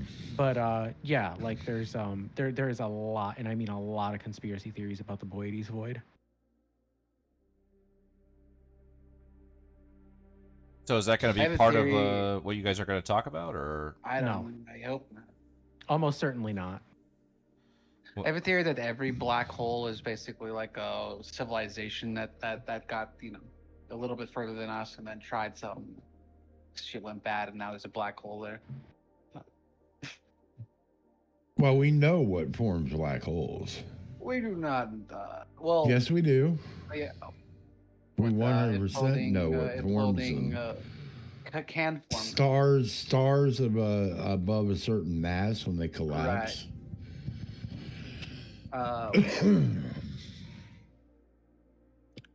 Yeah, I guess not every black hole. Is there any amount of JQ conspiracies that anyone's willing to entertain ever? I'm not saying I The hell am. is it? I went through a whole JQ arc with my chat earlier, and I was like, What the hell is a JQ compared to conspiracy? JQ is the Jewish question. There's all of the It's normal like, like all the crazy things that you could think about Jews and Israel and all that. Like, is it true? That kind of thing. It's a ultra rabbit hole about power and manipulation and all that stuff. Actually, I haven't looked at chat in forever. But there was some JQing. Sorry, there wasn't JQing going on, but there was like this idea of would I want to entertain any kind of conversations about this? And I was like, no, I don't know enough about it. It's not my lane. It's not even worth it because I have too much to lose by fucking speculating on JQ shit. Yeah, I was gonna say that sounds kind of a risky topic to do. Super on risky. stream. I was telling my chat, I was like, look, I work for a huge corporation and I contract with the federal government. I have a security clearance that I need to maintain 24 Right. hours a day, 7 days a week, and I'm not willing to just be on the internet talking about JQ shit all the time, dude. It's just, I don't care. Exactly. I don't want to talk about AIPAC or Israel or Bibi Netanyahu or fucking who did what in 1952. I don't care about any of that shit, dude. You know? The IPAC says they exist. They're one of the largest lobbies in the news. Right, yeah, but that's not a conspiracy. Right, that's what I'm saying. Right. So I would ask you guys, like, is there any amount of JQing that you would like be willing to entertain at all? If somebody was like, hey, what about this? What about that? Would you be like, you know what? I think most JQ stuff is bullshit, but this one thing, I definitely believe that. Like, I only say that I don't like the idea, like as you just said, I don't like the idea that I can't even look into it or whatever. Like you're just like even if you like, let's have a research trip. Let's find out. Let's find out what all the fucking buzz is about. Like, no, I mean, you're just, like, I'm not saying I want to. I'm just like, I don't like the idea that it's not an option or whatever. It's just not even an option. You can't look into it. And I don't even think of that. I think most of it is shit. The bullshit. Like, I'm not even gonna name the things. It's just like, I just don't like the idea that I can't really look into it. So. but I don't think I need to. But again, just annoying. Well, I remember like during the election, my Instagram algo went fucking further right wing once I would click on a Fox News thing and a couple other things, and all of a sudden now I'm looking at Nick Fuentes stuff, and then boom boom boom boom, and then my algo was like Right? a bunch of right wing shit there. And then I remember specifically asking Casey, I was like, my algo went pretty right wing, and a lot of this stuff is like Nick Fuentes JQ stuff, but one of the things that comes up constantly is like this idea of the Talmud and like how detrimental it is to the course of history. And I think Casey, you were like, yeah, you got to avoid that shit, dude. You can't like I just try to avoid that at all costs, kind of thing. Yeah, I got no beef with Talmud. I just yeah. So like I don't like religions. There's a lot of bad shit written in there. It's not stay away from it. I mean, to the extent that it is just like another religion, but there's also some fringe stuff in the Talmud that's like some fringe like rabbis or whatever like do this thing and it's really weird or whatever. But it's like that it's not like the Talmud, but it's not like everyone. How do I say this? It's like it's not the uniform that people who follow Judaism like follow this thing or whatever. And actually, it's like the opposite of that. It's extremely like ununiform as far as Judaism is concerned. It's very loose. It's pretty loose. There's lots of different sects.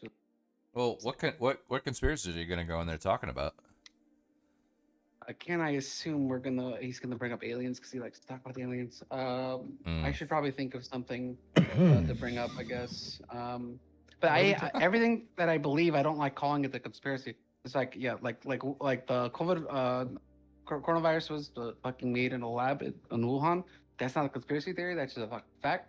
Oh, okay. Well, yeah, it is. That is a fact. Okay. I mean, all right. don't call it a conspiracy. It's like what else is just so fucking people call it like Epstein shit? Don't call that shit a conspiracy. Like you guys you motherfuckers fucking hide pedal ring. I ain't conspiracy shit. You can get a little bit on the strap. Epstein will probably come up now. Thinking about.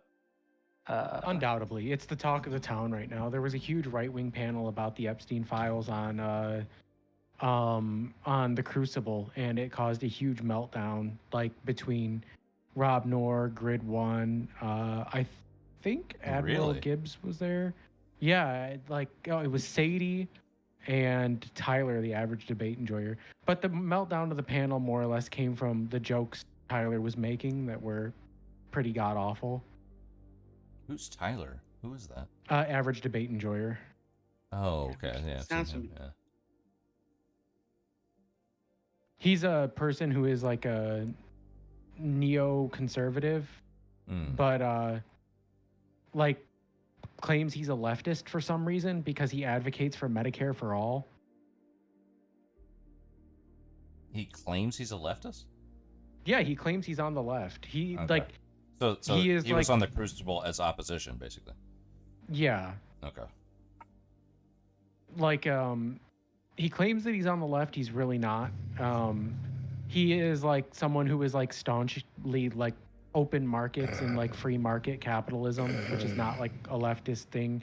He is like pro Medicare for all, and that's his only claim to like leftism. He's anti-immigration, like not just illegal immigration, just immigration in general. He is like against the idea of like expanding social welfare programs.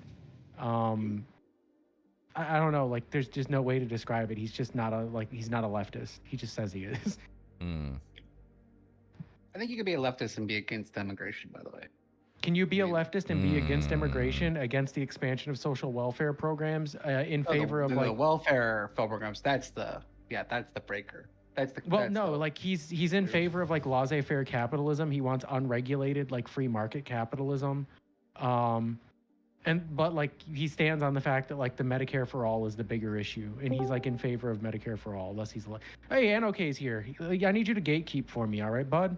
All right, yeah, I got you. All right, I'm going to describe to you some policy positions, okay? And you want me to gatekeep them? That's my job. No. I want you to tell me what political ideology they are. Here we go.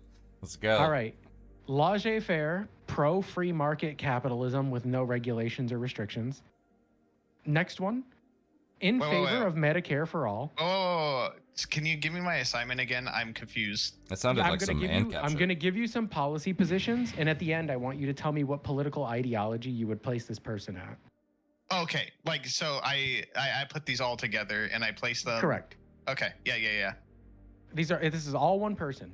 Laissez-faire capitalism with no regulations on the free market for capitalism. Okay. Pro Medicare for all. In favor of cutting Social Security and other social safety net funding programs outside of Medicare for all. Anti-trans, and also anti-immigration, both illegal and legal immigration. Where would you place this person? This guy's like a unicorn, dude. Say that last one. Say that last Someone one. who Alan. is anti-immigration, both against legal immigration and illegal immigration. He believes in a stronger border.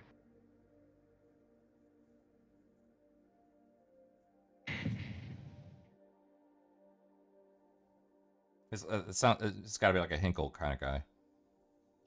Either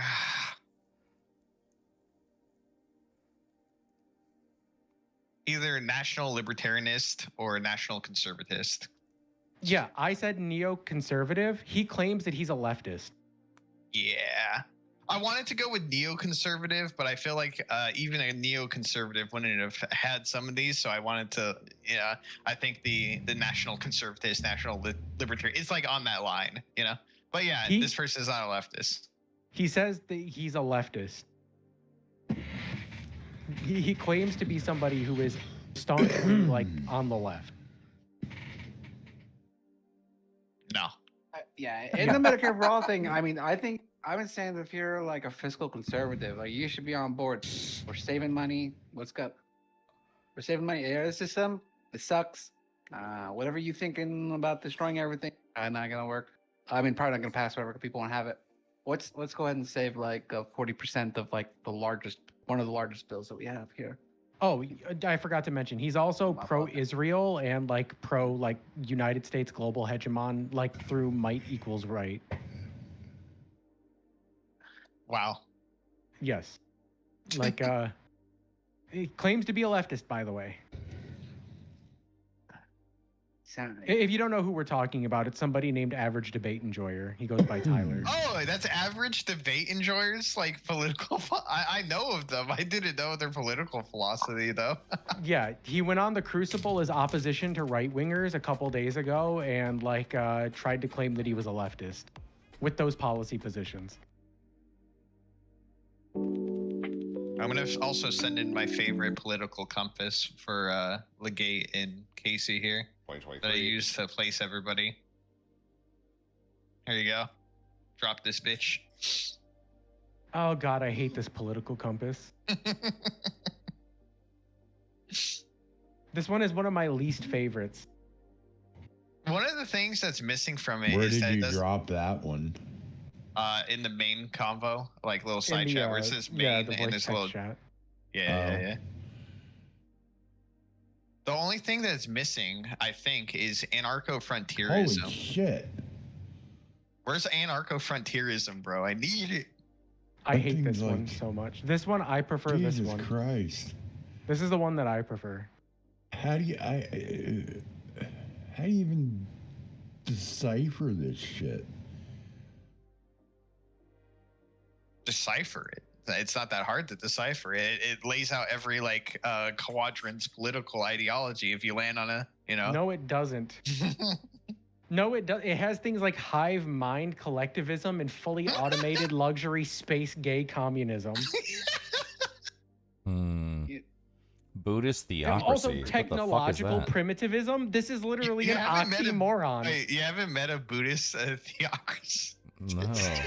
That's like Come on. that's auth, right? Theocratic Buddhism. What is this? Auth, right? Is Buddhist the opposite? Midas makes a little bit more sense. Mine makes perfect sense. It can represent most political theories, like on the actual scale. Mine literally names almost every political theory, even the ones that are kind of bullshit.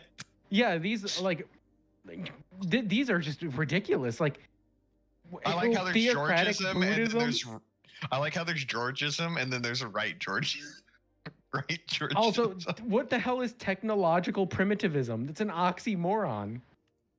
No, I think so. It's what came before solar punk. It's basically the What solar are you punk talking ideology. about? These are not real words. What You the don't know what fuck solar is punk is? solar punk? Dude, it's a video Ah. game.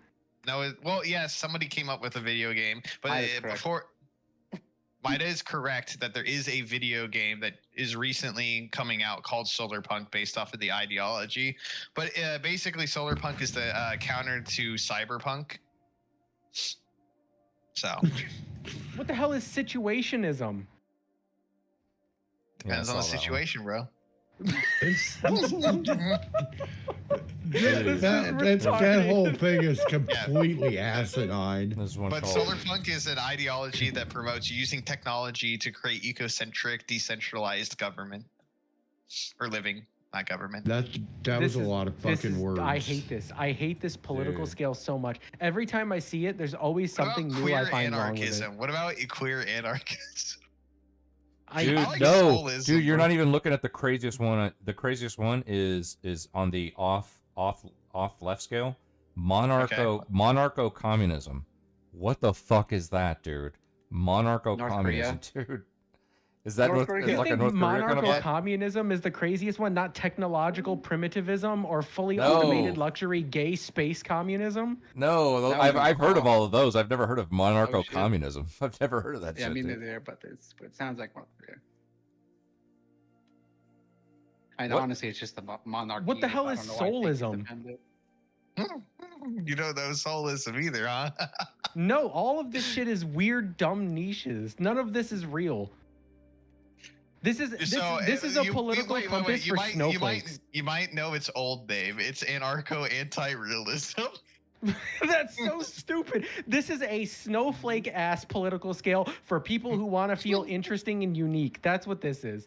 No, I this liked is, it. This I is, love it. This is the definition of woke. I'm calling it now. You're woke, Anna, okay? And your political skills bullshit. You're right. You're right. I like it because it helps me navigate all the bullshit terms that I hear. I'm like, okay, It so when helps this you person said this- navigate bullshit terms by providing you with bullshit terms. Oh, and okay, I have something I Counter need to it. send it you. maps them. It maps where they are. It didn't come up with the terms. It just goes, here's all the ideologies that people have fucking said, and this is where they fall on the compass. I like it. Legate. Yeah, what's up? I'm gonna send you a meme that I made the other day to piss off leftists. I thought it was amazing. Do it. I sent you it.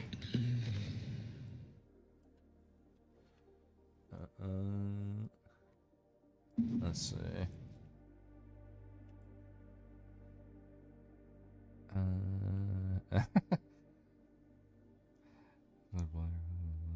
To be fair, based off of Casey's, This is awesome. This reminds me of like Twitcher terrorist kind of shit. Anything that awesome. pisses off leftists has to be good. This is good. Yeah, I like this. I'll send it to you, Nader. Amazing. There you go.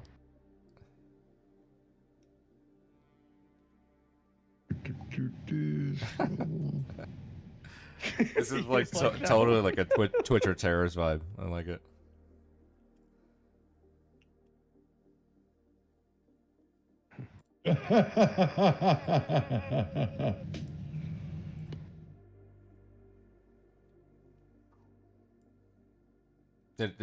I know I played Twitcher terrorist. Does anybody else play Twitcher terrorist here?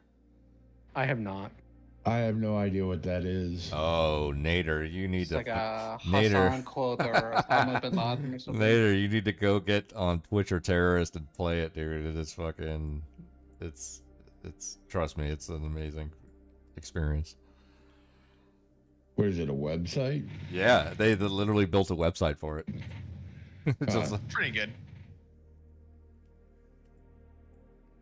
conquestalism, absolute monarchism. Conquest. Yeah, Conquestalism. yeah, I'm looking at the auth right. Apparently, Casey would be in the Mendelism. Mendelism. Where is that? Is that live left? It's right next to it's right next to Gandhiism. I mean, in all fairness, this chart kind of actually Oh, I see it, yeah. represents me semi-well. I would be basically along the intersection of Nordic liberalism, welfarism, liberal democracy, and syndicalism. That is exactly where I would like. That's where I would be on Fucking that fight chart. me about syndicalism. Wasn't it our first fight? No, I don't think our first fight was about syndicalism, but I could fight you about it. I'm pretty sure it was one of our first fights. I mean, we fight about shit all the time. Also, we don't actually fight. It's No. just like little like. I feel like it's very much like a Superman and was it Mr. Terrific? Like, you know, when they sit down and they have those like arguments, but it's like not really them fighting. They're just like, hey, what about this? Oh, what about this? What about this? Well, this. Well, have you thought about this? And then it's like, okay, agree or disagree. Yeah, I'm kind of that way with a lot of people. Like even like in like people I've started to be, I've started to familiarize myself a little bit more with people in Crucible, just because after my debates with Rob Knorr, like people started to like reach out to me, and I was. And a lot of people say like, oh yeah, after talking to you, like, yeah, I get why so many people were upset about your debate with Rob Knorr. Like he was way too aggro and way too bad. He was super aggro. He had no like. I mean, you know, if he was trying to make content, then maybe I get it. But it's like there was no Was it reason to about be Trump? as. It wasn't about Trump. It was about like insurrectionism and like Yeah. what should qualify as like insurrectionism That's and like close violence enough. on the left versus violence on the right. Yeah, but Rob Yeah, Knorr it was wasn't like. really about Trump. The thing is, like, Rob Knorr was ready to like rip off Mida's head because he thought Mida would be like some like ultra hard leftist calling in to like, you know, try to, you know, debate bro Rob Knorr. And you've talked to Rob. I remember when you talked to Rob, like it was a super like good faith, casual kind of conversation, right? You're talking about Who, me or me? Casey? Or yeah. No, you. Yeah, Oh yeah, yeah. And okay. Oh yeah, I remember that. yeah. I've talked to him like 3 times. Yeah. Yeah. I've talked to him twice. Yeah. I talked to him once about Trump. I decided that he's pretty unhinged when like Trump comes up or something. Yeah. Sometimes he can be reasonable, but don't. Well, You just know, wait till I you have hear yet to his see the immigration reasonable Rob. takes. I have Dude. yet to see a reasonable Rob Knorr. I have It's interacted out with him there. twice on his stream and twice off of his stream, and he's never been reasonable with me. I've heard him talk about like not being like partisan and coming together, and about the defeating the establishment, or like shit like that. That's So- in there somewhere. I've heard him speak like that. I had a conversation offline with Rob Knorr in Grid 1 a few days ago. Well, no, it wasn't a few days ago. It was probably about 2 weeks ago now. And I was in the Discord and they were waiting to go into a panel. And I jumped in because I didn't know that that's what they were doing. And I started talking to them. And Rob was like, oh, yeah, I remember you, Mida. Like, blah, blah, blah, something like that, which was the first time he said that he's actually remembered me, given I've, you know, spoken with him 5 times in the past, like, you know, 5 years. But Busy guy. but regardless, I was like, okay, so like when I talk about things and like unreasonability, and the reason that I think that like Rob is so unreasonable is because he always assumes like the worst position and then works backwards from it. And he was like, oh yeah, well that's because when you interact with like as many dumbass people as I do, like you have to assume the worst, like because nobody's gonna bring their best, right? And I basically said, well, if you are espousing the same kind of extremist and like alarmist rhetoric that you claim that the left is using while simultaneously trying to hold the moral high ground, you understand why people wouldn't take you as seriously or perceive you as like a more serious person than your opposition if you're using the exact same like ideological like basis and the exact same like rhetorical tactics, etc., to debate these people who are more extreme. And you know what his response to that was? It was literally, fuck you, Mida. Yeah, he's a fucking asshole, bro. That was his actual, that is word for word what he said to me. I just sent a goated Rob Knorr clip to Legate's stream. This is the reasonable we're talking here. Was this when you talked to him? Nope. I'm guessing it's just a clip of Rob freaking the hell out over like something that is like very easily commonly understood. It's him admitting that he wants to hurt illegal immigrants, pretty much. Oh, yeah, that sounds about like Rob. Being honest, you can't ding him for that. Yeah, you can. Watch the clip and Been here for tell me 20 if that years to sounds feed like your a hinged family, person. and you're gonna get fucking arrested and deported, and that's Well, a good thing. like you I should said, fear that. I want to interact with Rob more. I do. But the problem with Rob You're right, is that illegals. You may he go to Home claims to Depot be this one day and person you've been who's here like, for 20 oh, I years to will. feed your family, and you're gonna get fucking arrested and deported, and that's a good thing. You should fear that. You're right, illegals. You may go to Home Depot one day and you've been here for 20 years to feed your family, and you're gonna get fucking arrested and deported, and that's a good thing. You should fear that. You're right, illegals. Oh no! Oh no! That's a hell of a clip. Destiny's by far the better like Destiny will be bad faith, but I mean Rob doesn't have this is more quick to just try to run over the other person, basically with talk over. Oh, and yeah. stuff. And then this is why I want to get associated a little bit more with the Crucible Discord, because I had already spoken multiple times with Grid One. I had already Been spoken there. multiple times with Gibbs. I'm getting a debate with Gibbs personally on Tuesday, and then Gibbs is going to be hosting my debate against Pentuple when Pentuple comes back from vacation, which will be just a complete blowout, and even Pentuple knows this. And like, as a result of just interacting with these people, there was like this whole community that was previously sealed off to me that I now have access to. Dude, this is They're what I racist want to against see. YouTubers. Dude, this is what this is what I want to see. I want to see Mida versus Skade. Let's fucking go. That's Skade what would I want never to see, agree to dude. debate me. The I last wanna time he see agreed Mida to debate versus me, he Skade, rage dude. quit. The That's last a time shit he agreed show. to debate me, he rage quit from the debate that he agreed to with the moderator of his choice.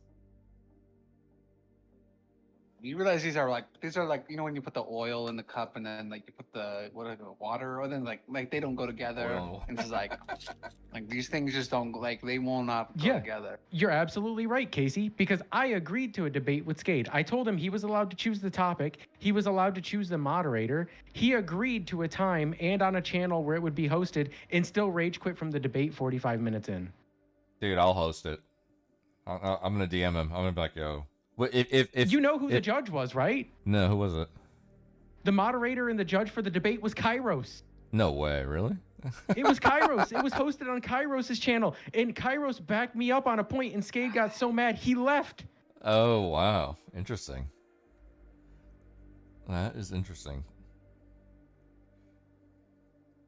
Well, That's what I'm saying. Well, if I propose to him another debate on the esteemed Leggett Lanius Jr. channel, would you agree to it?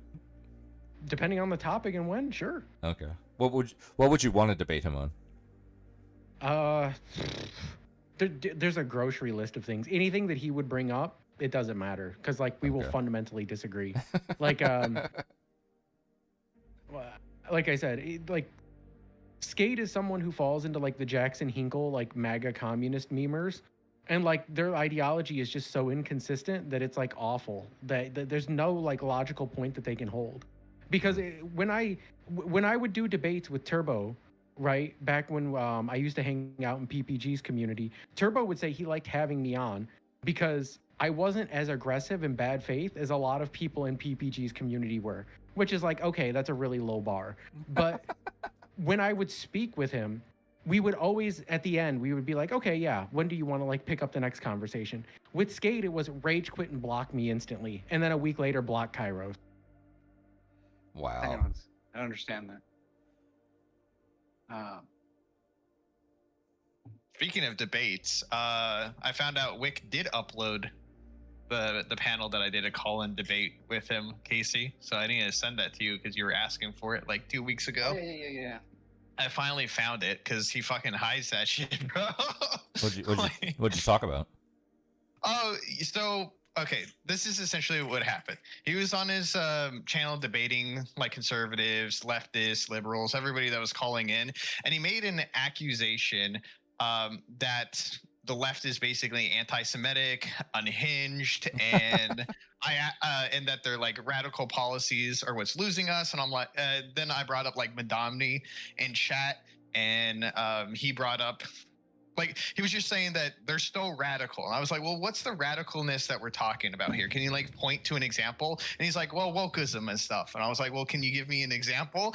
And like, he wouldn't give me an example. And I was like, I think actually the rhetoric that you're saying is doing more harm to democracy than than what leftists are saying. So he drugged me in chat and said he would make an extra room for me on his call-in portion of the show. And I had a debate with him about basically his rhetoric and how he's approaching. And I pretty much said that the way that he engages with criticism on the left versus right actually benefits the right and hurts the left more than what he's criticizing. Yeah, because he was criticizing Bernie bros and pretty much leftist supporters that critique the current liberal establishment. You're right. And like the only...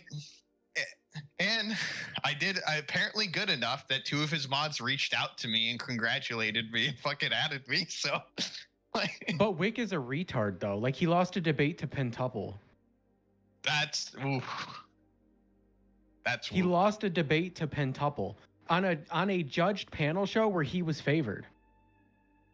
That's rough. Who's Pentuple? Like, I know I've heard that name before, but he's this dude. So him and like this girl operate what is called MAGA HQ on Twitch. They are like people who have said that they will openly support Trump no matter if they agree with it or not. Okay. Yeah, that is burn something on fucking Reddit, man. That Reddit, they're way gone, man. They're just like they're fucking tanky gone. They've been heading far left for a while now. They see AOC as the enemy, and that's a red flag for me. It's like, I mean, AOC is being criticized a lot by the left right now. I know, especially, but I put it under the category of like trust the system. It's sort of a sports analogy, but like if she doesn't want to vote against the thing, and the thing voting against the thing had 5 other people voting against it, like she doesn't want the virtue signal or something. Like I'm gonna say, like, I think she's one of the few people.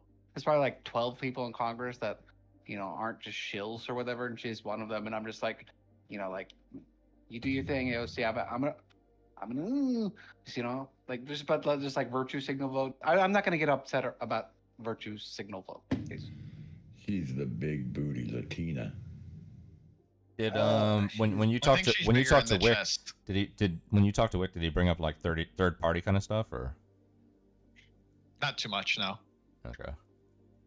I basically my talking points were that wokeism isn't as big of a deal as he's talking about. That like things such as, because he brings up trans athletes, and I was like, dude, who talks about trans athletes more, the left or the right? Like, who is actually bringing up the conversation more? And I did acknowledge that sometimes wokeism could be like cringe and stuff, but then we got into anti-Semitism, and he tried to paint me in a corner, thinking I wouldn't like condemn like certain like actions done by Hamas and that. Yeah, I was like, dude, anti-Semitism sucks, and those people should be kicked out of the movement. That being said, it is not anti-Semitic to critique foreign governments, especially if the foreign government is entwined with your government's actions, like you were subsidizing what they were doing.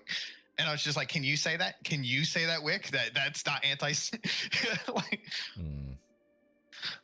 he was pissing me off, and I fucking baited him in chat. Like, I was just like, let me say some, like, I mean, I was being a little bit more aggro in chat than like when I called him. I was much more respectful when I was on the call with him, but I was definitely trying to purposely push him in chat so that way he would fucking get me on the call. And his mod was like, get him on the call, get him on the call.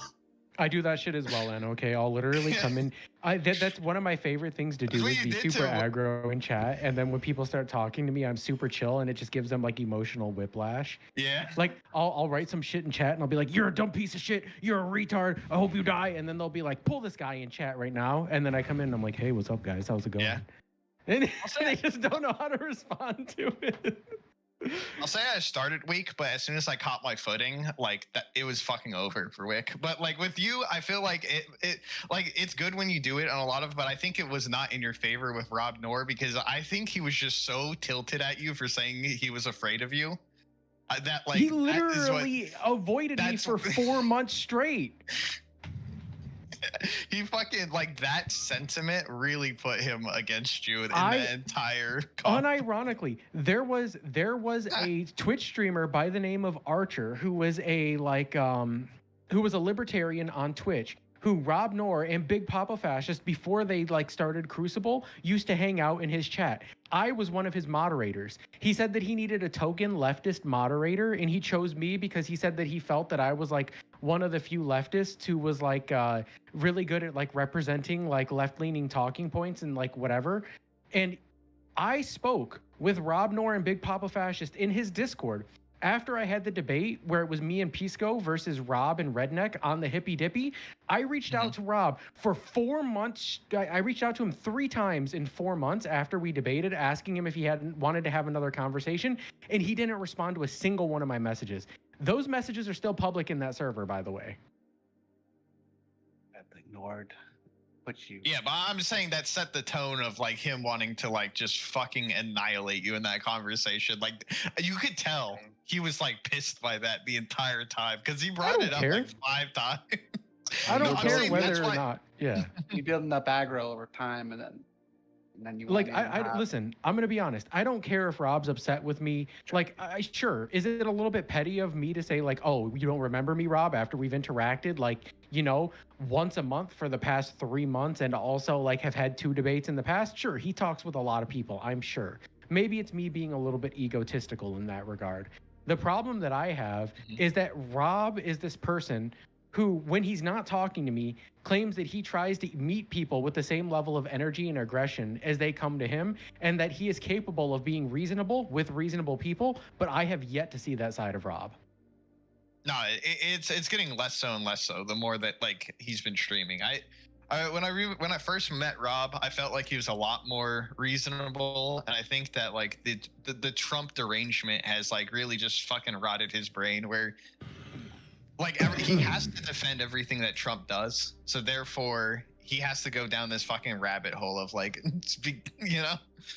Oh, absolutely. And like, I understand if that like if that's where Rob is at with it, and he's like, I'm done with dealing with people online because I'm forced into this corner to believe certain things and to advocate for certain things that I wouldn't normally do, that's fine. I never put him in that conversation. You didn't. No, he did that with him. Exactly. This is something that he did to himself, that he's projecting onto a lot of people who are trying to reach out to him to have some form of conversation. And I think that that's just like, it's unfair to his community, because his community, even like if you go look at the comment section on the Rob Noor debate with me, there were a lot of people in his comment section who were like, yeah, Rob, you were just too aggro. Like you like this guy made you look unreasonable. And it's like, that wasn't my entire strategy, but I'm glad it worked out that way. I'm glad that some people see it that way, because I'm not gonna lie, from like when I was critiquing you on that, like behind the scenes when you and I were DMing, I was trying to not give my perspective as a like debate watcher, but the perspective of like the average person would be that you got manhandled. But yeah, if that's not the absolutely. I think that like if you look at it, it makes me look as if I'm like sheepish. Like I don't want to push back against the things that Rob's giving out, but rather try to find alternatives to the arguments he's giving. But that's not what I was doing at all. I was trying to create analogies or circumstances where the things that he advocated for and the rhetoric that he was using was similar to what he was criticizing me for.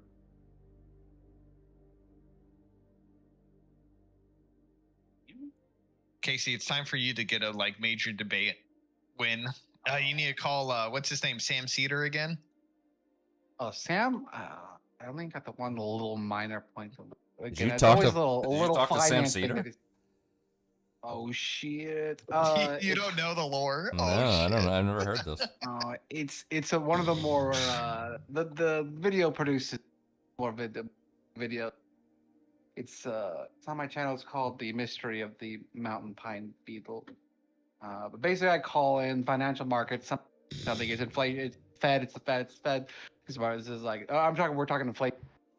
And he rattled up some things like tax inflation. He goes this and this and the fucking something about China and the boxes and saying there's like the wood and then or something. Somehow he throws out like, oh, and then I said like, well, what about the lumber market 300% over the like week or 2 weeks or something, like literally 300. He's like, yeah, but did you, he read some fucking article about a mountain pine beetle or some shit, and I'm like, I'm like a pine beetle, like basically a mountain pine beetle. Anyway, and then it was like a week of research, and I deep shit out of this stupid mountain pine beetle. It wasn't even his bad or what. It was actually just like from really bad reporting, including from CNN. So then I called back. Oh, I emailed him, and he actually watched my video. I think he was like sick that week or something, so he ended up watching my video. Yeah, and then I called back, and I'm like, and I'm like, blah blah blah, and he's like, oh yeah, I actually watched your video.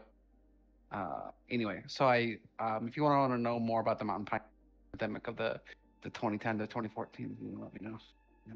A week. I feel like you didn't really explain what that video was about. Like all what you just said, you didn't really concisely explain what the actual combo was.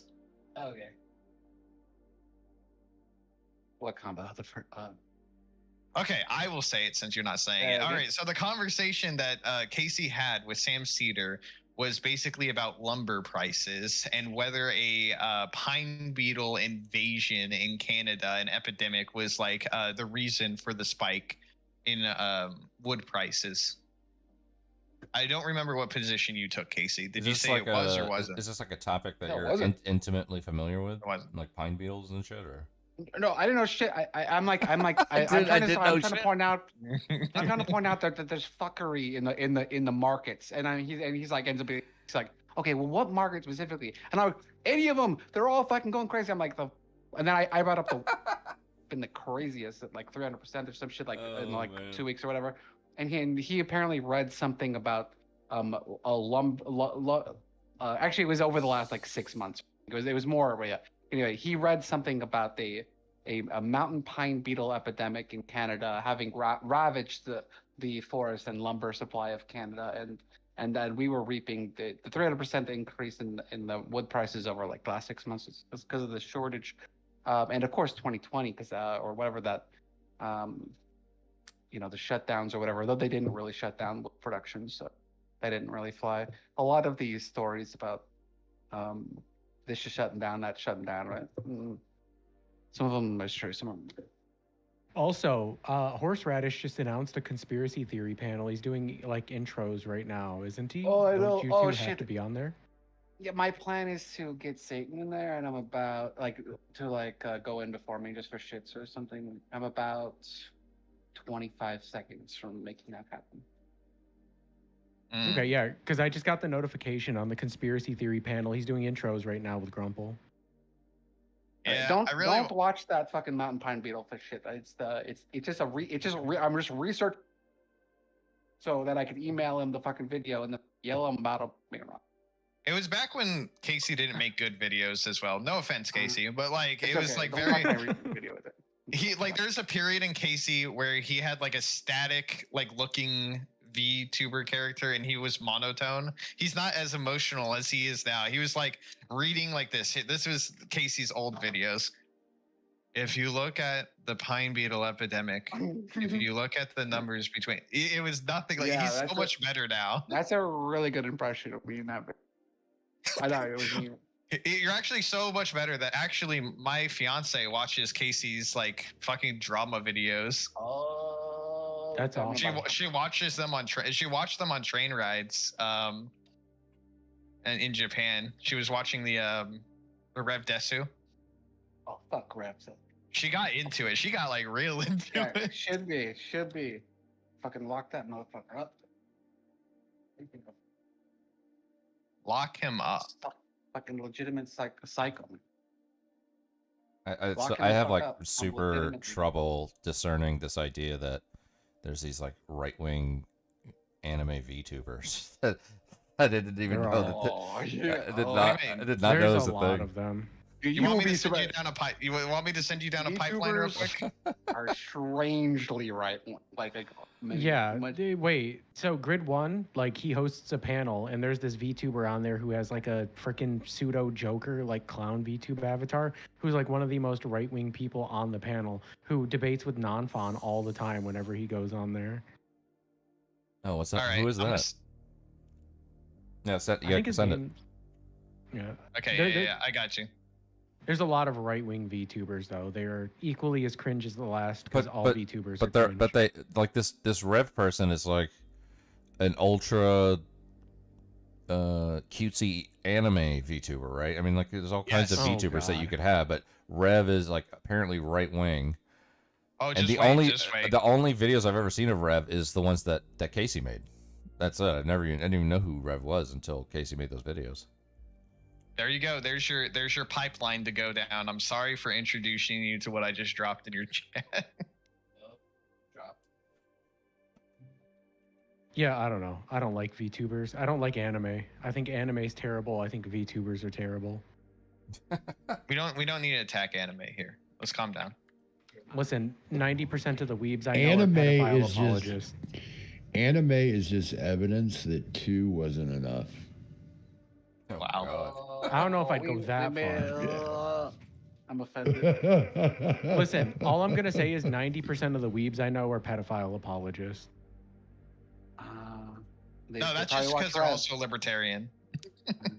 A lot of them are right wing. Yeah, like you're not wrong. But like it's like the other day, my friend was like, "Oh, you watched Violet Evergarden and you liked it, right?" And I was like, "Yeah, I watched it with my ex, like, and I thought it was good." And they're like, "Oh yeah, like if you can get past the child porn, Made in Abyss is really good." And I was like, "That should just never be a sentence that you should mutter." Dude, Okay, what but is it good this if you get past video that? that you sent me, man? Yeah, you Dude, like that? I'm You like already that? like on a screen grab here that says, "Can someone explain the quote edgy alt-right femboy archetype to me?" That's what I call hot. That's Oh just my kind. God. My like I didn't my even know last- this. Is this like what Nick Fuentes was accused of hanging out with, like Yes. cat boys or whatever? Or Yes. okay. My last Didn't ex. Destiny well, not give ex. Nick Fuentes a blowjob? No. it was a Apparently different not. guy. No, I wish, everybody thought but, that you happened, know. but it didn't happen. He did give somebody a Look- blowjob, but it wasn't Nick Fuentes. Yeah, the dude who came out and said it was him, like on social media, was just some random dude that he met on Grindr.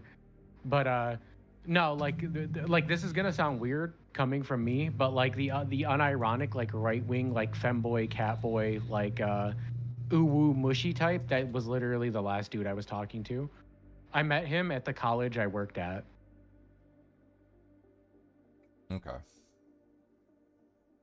So that's a pipeline for you to go down. I This hope is you a enjoy the pipeline. game. Oh, I went It's down like- it all right. It's like it says it says, yeah, what's up with this over prevalence of alt-right femboys? I mean, obviously there's the 4chan crowd trying too hard to be edgy and calling racism and such humor, but I've been on more than one femboy Discord server full of abhorrent racism and misogyny and transphobia. Hell, I had a femboy friend who I considered fairly close with me, but had to stop speaking to them on account of some of the disgusting things they were saying online. I didn't even know this like culture existed. This is crazy. Oh, and it gets deeper. It gets deeper than this, but yeah. Alt-right femboys. Interesting. I didn't know. So wait, It just makes them hotter. so like is Rev Desu Rev what is the Rev person like an alt-right femboy or are they just a VTuber? No, he's There's just a married VTuber. Okay. to a woman. But here's the thing. Just wait till you go into Poland statistics. like once you get into the polls, it starts to make sense. Like Poland is like super conservative and has like one of the highest lady boy populations.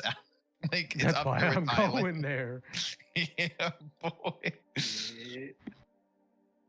On God. Oh my god, this I'm sure as you're aware, the notion of racist femboys is quite widespread to the degree where every femboy is seen as racist. This is I wouldn't say crazy. every, but it is pretty like it's almost synonymous. So. Oh yeah. The term femboy and racist almost mean the same thing in some spaces.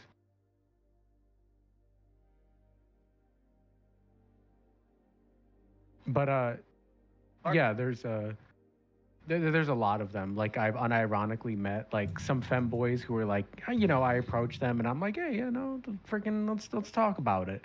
And they'll be like, oh yeah, like just like I hate minorities and like I can't stand like the gay community and like all this other shit. And it's like, wow, that's crazy. Can someone clip it? Yeah, no. Clip it out of context. Clip it and ship it, boys. I need to send you a meme, man, okay? I still have it saved on my computer, but I'm going to send it to you and you're going to laugh. I will. I'll laugh for you. Dude, did Say you? something, bitch. Okay, did you see fucking Andy Pants game that he made? He made a game. Oh, got you pulled haven't off the seen Steam, his right? game, dude? Yeah. Dude, you have to go check out his game, man. The freaking Jack guy or whatever his name is in Woke World. Yeah, it's like Yeah, that shit Chad, is Chad hilarious. versus the LGBTQ Nazis or whatever the fuck the game is called. Yeah, like it's that game is funny, I will admit. That made me giggle seeing that game. Dude, he made a game. You have to go check it out. I mean, you don't have to buy the game, but there's people online that have already played it that made videos about it. And I know he's like one of your favorite people. I told Casey about him the other day. Casey hadn't even heard of Andy Pants before. I was like, yeah, It's quite something. that's Anok's boy. You can make a thumbnail of him that. He's my Rev Desu, pretty much. What Rev Desu is to you, Casey, is what Andy Pants is to me. You make a Reddit thread on him yet? I don't even know. I was who the hell you're- actually working on a fucking huge takedown of him, but then he went mainstream and like 5 fucking people already did it and had all like similar talking points to me and shit. So I just dropped it. But I was so fucking pissed, man. I don't even know who the hell you're Dude, talking Nader, about. Nader, check out an Andy Pants video. Check out pick out any one Andy Pants video, and I promise you, it will be exactly what you need to see about who that guy is, dude. And you'll probably, I'm not gonna lie, you'll probably chuckle a little bit at some of his content. I'm not gonna lie. He's very like anti woke, anti SJW, anti LGBTQ, anti black girl boss, Yas Queen, anti superheroes becoming it's not woke. just that. It's like know? it's the extent he takes it to is so fucking nonsensical. Like his video about how like gaming is now for like fucking gay like the Gay entire like, minorities, gay crowd, yeah. gay minorities, and he's like there's no masculine games, like in the same breath that we have fucking the fucking Halo, you have Gears of War coming back. I mean, you had Doom, God of War, Wukong. Yeah, like are you, my god, no masculine gaming? Like let's be fucking serious here, bro.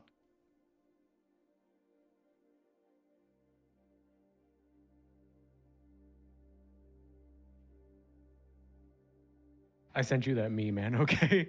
All right, checking it right now.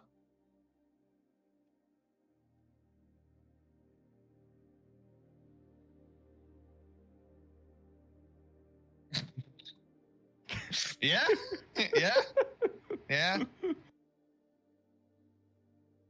If I had a nickel for Yeah, every me time. too. If I had a nickel. You're telling me, bro. You're telling me.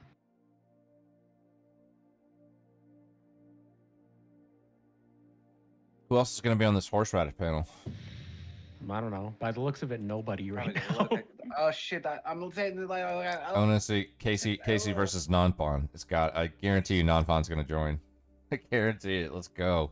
I mean, Casey could beat Nonfon in debate as long as it's anything other than economics. The only thing Nonfon is a savant in like economics and like not really anything else. He's a pretty good propagandist in economics too. Like he will make you believe that things are actually going better than ever before.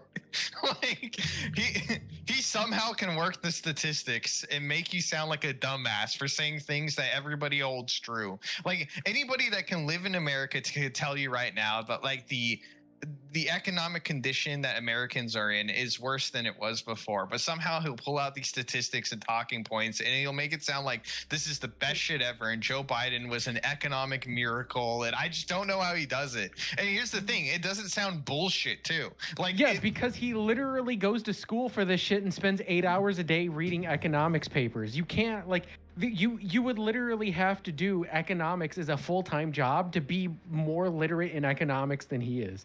Like, and he's young. He just turned 19 a few months ago. Like, this He kid says- is. He's going. He says some. I'm telling he you. says some dumb stuff on that now. He's good at repeating talking points that he's heard. It doesn't always really add up together because mostly because he's often or citing like pretty far rightish or like I don't know where exactly the sites that I've seen him read from. But Far it's just right? like it's basically not like economically like I'm talking about. I don't know. I don't even think it's economically far right. It's very much the status quo, which is a more it is right, but it's not far It's right. like libertarian. Yeah, I would- no, not even. He's for whatever the fuck we have now. And it's like he's okay with the welfare system. He is okay with like quantitative easing. He's not. It's not like he wants laissez-faire. He wants like a highly regulated capitalism. It sounds like. Yeah, in a lot of regards. Yeah, like this is the thing. I've had like the debates that I've done. I did one economics debate with Nanfan on his channel, and I did one about the Ukraine war and the Orban deal and all that other stuff. And like I'm friends with Nanfan, obviously, so like I'm a little bit biased here. But like, there's a lot of people who he does a lot of very disarming statements towards people to like give them some faith that he doesn't know as much as he does, and then he just pulls out a plethora of very, very deep level like statistics and understandings of economics that you just have to study for weeks prior, and you have to know he's going to use those arguments to be able to contend with at the level that he's going at. Yeah, he's very good. I wouldn't want to fight him in economics, and I refuse to. I won't do it. I just ask him economic questions to hear what his talking I point did it on is. Horseradish's panel like a week ago. Did you win? He kind of didn't want to engage. He was very clocked out at that point. I was trying to get him. About some horseradish panel. Sorry. Oh yeah, I was confused as to what was going on, but I came in because one of the other like panelists invited me on, and when I went in, I wanted to like they shifted the conversation topic to economics, and I was like, oh, me and Nanfan are gonna fight, and we both kind of laughed about it, right? And then when I would sort of throw out topics, all the other people in the panel would be like, oh yeah, I agree, and I'd be like, well, like, do you agree, like Nanfan, or was that like too simplistic of an explanation? And he was just like, I don't really want to engage with it, and I was like, damn it. Yeah, sounds about right. There's certain people he probably doesn't. I don't want to talk economics with anymore. Yeah, I I don't want to blame talk him. it still with Casey, but I think that you and I might be on the blacklist now. Well, yeah, because like I agree with a lot of the propositions that Nanfan makes because I'm like a sort of Keynesianist. Like I am a Keynesianist in favor of like a strong welfare system, which aligns very heavily with the things that he like believes. Yeah. Then the very like niche semantics that we disagree on just aren't worth arguing about, so he won't engage with it, which is fine. I understand why he doesn't do that because he'd rather engage with somebody who has like a more like large scale disagreement and he knows isn't as well educated, which is great for content. But it sucks for me because then I get put on the shit list, even though like me and him are friends. Yeah. As I said, It is. one of the very first conversation I had with him, he I don't know, randomly like was citing the PCE. And I'm like, bro, why are you using PCE? And he's like defending the PCE. I'm like, actually, it's a metric of inflation or whatever. There's a really shitty one that the government used to understate it. Well, he'll switch. He'll flip flop depending on what he feels like you are weaker on. He will use that metric. So, like, if he feels you're stronger on PCI, he'll use PCE. But PCE is such a piece of garbage; it should never be cited. It's impossible to defend. Yeah, but see, that's the problem. Is like if you argued with Nanfan on PCE, that means that he knew that you couldn't represent your argument for why you should get away from PCE. Because if you could represent a good argument for why you ought to, he would have just switched to PCI. Satan might say something. Satan, are you gonna say something? I'm gonna hit you in the face, Satan. You little fuck. Okay. Uh-oh. Oh, it's Turbo. I was The like, fuck somebody was Turbo? random join. Who wants to hit me in the fucking face? What? No, it's Satan. Oh, I forgot oh. to do a thing. Oh, I was up on a mountain earlier. That's why I I was all roboted. You were on Discord while mountain climbing. Yeah, I was out in the Nice. I was in some fucking lake at the top of a mountain, and I was trying to show off the lake to you guys, but it wasn't working. I could see it wasn't showing you the images. It showed a couple slides. There were a couple frames in which I got like pictures. There were really tall, like what looked like pine trees or like fir trees across the lake. Yeah, I seen those. Yeah, it was like a fucking 4-hour hike up to that shit. Oh, that's crazy. Yeah, count me out of that shit. Yeah, it's girlfriend shit. It's girlfriend shit. You know, I think I was enthusiastic about it. Oh yeah, I forgot you have a girlfriend and kids. Boo. Yeah, well, I mean, Ooh, this guy has a life. That's some heterosexual shit right there. Yeah. What the Bro job, fuck? dude. Yeah, I I'm know. worried about some simping relationship. Homosexuality's Oh, shit. wrong. My eternal All right, damnation calm ain't a down. family affair. I'm such a misogynist. Misogynist, yeah, that's right. No, that's me. But what? Misogynist? Yep. I'm not a misogynist. Yeah, Are you're you? mistaking me for okay. I'm just heterophobic. Hetero. Yeah, I'm phobic about a bunch of shit. I'm phobic about a lot of things. I'm a big Sorry, but don't phobe. say any horrible shit on my server too, you little fucker. I'm sorry. You. I'm not saying shit, and I'm not a little fucker compared to I was giving you a heads up. Casey. He was a little fucker. Oh yeah. There's Rumor a has little it. aggro heads You're up six, there. you're 6'4". Rumor has it. So actually, I should What the? shut my mouth. I'm not. That sounds like a fine 6'4"? rumor to me. I'm gonna go with that Okay. one. Yep. Okay. Wow, that's the first. Mm. Wow, you guys. I'm gonna got be him. honest. I don't know about that. Casey doesn't strike me as someone who'd be 6'4". No, he's not. Definitely not. Definitely Casey used a not. female VTuber and like types like a bottom. So like if Yeah. you were to tell me that Casey's you were to tell me probably that Casey's like 5'5". 6'4" and like built, I'd be like, yeah, I doubt it. His real name is Brian. His real name's Brian. His name is Brian, and he's really tall. Casey's 5'5" and weighs 120 pounds. That Yeah, is I also we not all know true. that. That is also not true. Damn. He's half Asian. He's half Asian for sure. Again, South another. Asian. Yeah, PPG nailed that one. He accurately deduced that was Asian. So. Hands No, I off can tell. PPG. Yeah. Oh, yes. The I mean, prophetic Asian accusations. Well, I didn't think that PPG had said that. That's unusual. He's right about something. I made That PPG is piss on unusual, himself isn't it? earlier. I thought that was a crowning achievement. Well, he's usually not right about anything. A long time he's been right about anything. So that's a first. It's wild. Okay, I'm switching over to the thing panel. I'm gonna try to get Satan in there first. Okay. All right. He's- I'm assuming you got to go to as well, and okay. In a bit, yeah. I'm not going to the panel. I just want to spend time with my wifey. Oh, I thought you were going to be on the panel. Oh, no, I'm confusing you with Morally Superior Vegan. That's my bad. He asked me to be on the panel, but I just said I don't know about that one, Chief. Fair. Yeah. What's wrong with the panel? It's about conspiracy Nothing. theories. Oh yeah, That's I what would it's love to like? be on this panel. This is such a fun topic. It's just I know. that my wifey is waking up and this is one of her 2 days off that she has this week, so I want to spend time with her. She hasn't had many days off in the last 2 months. That's so Oh. hetero of you. What a nice guy. It is. It's Jesus.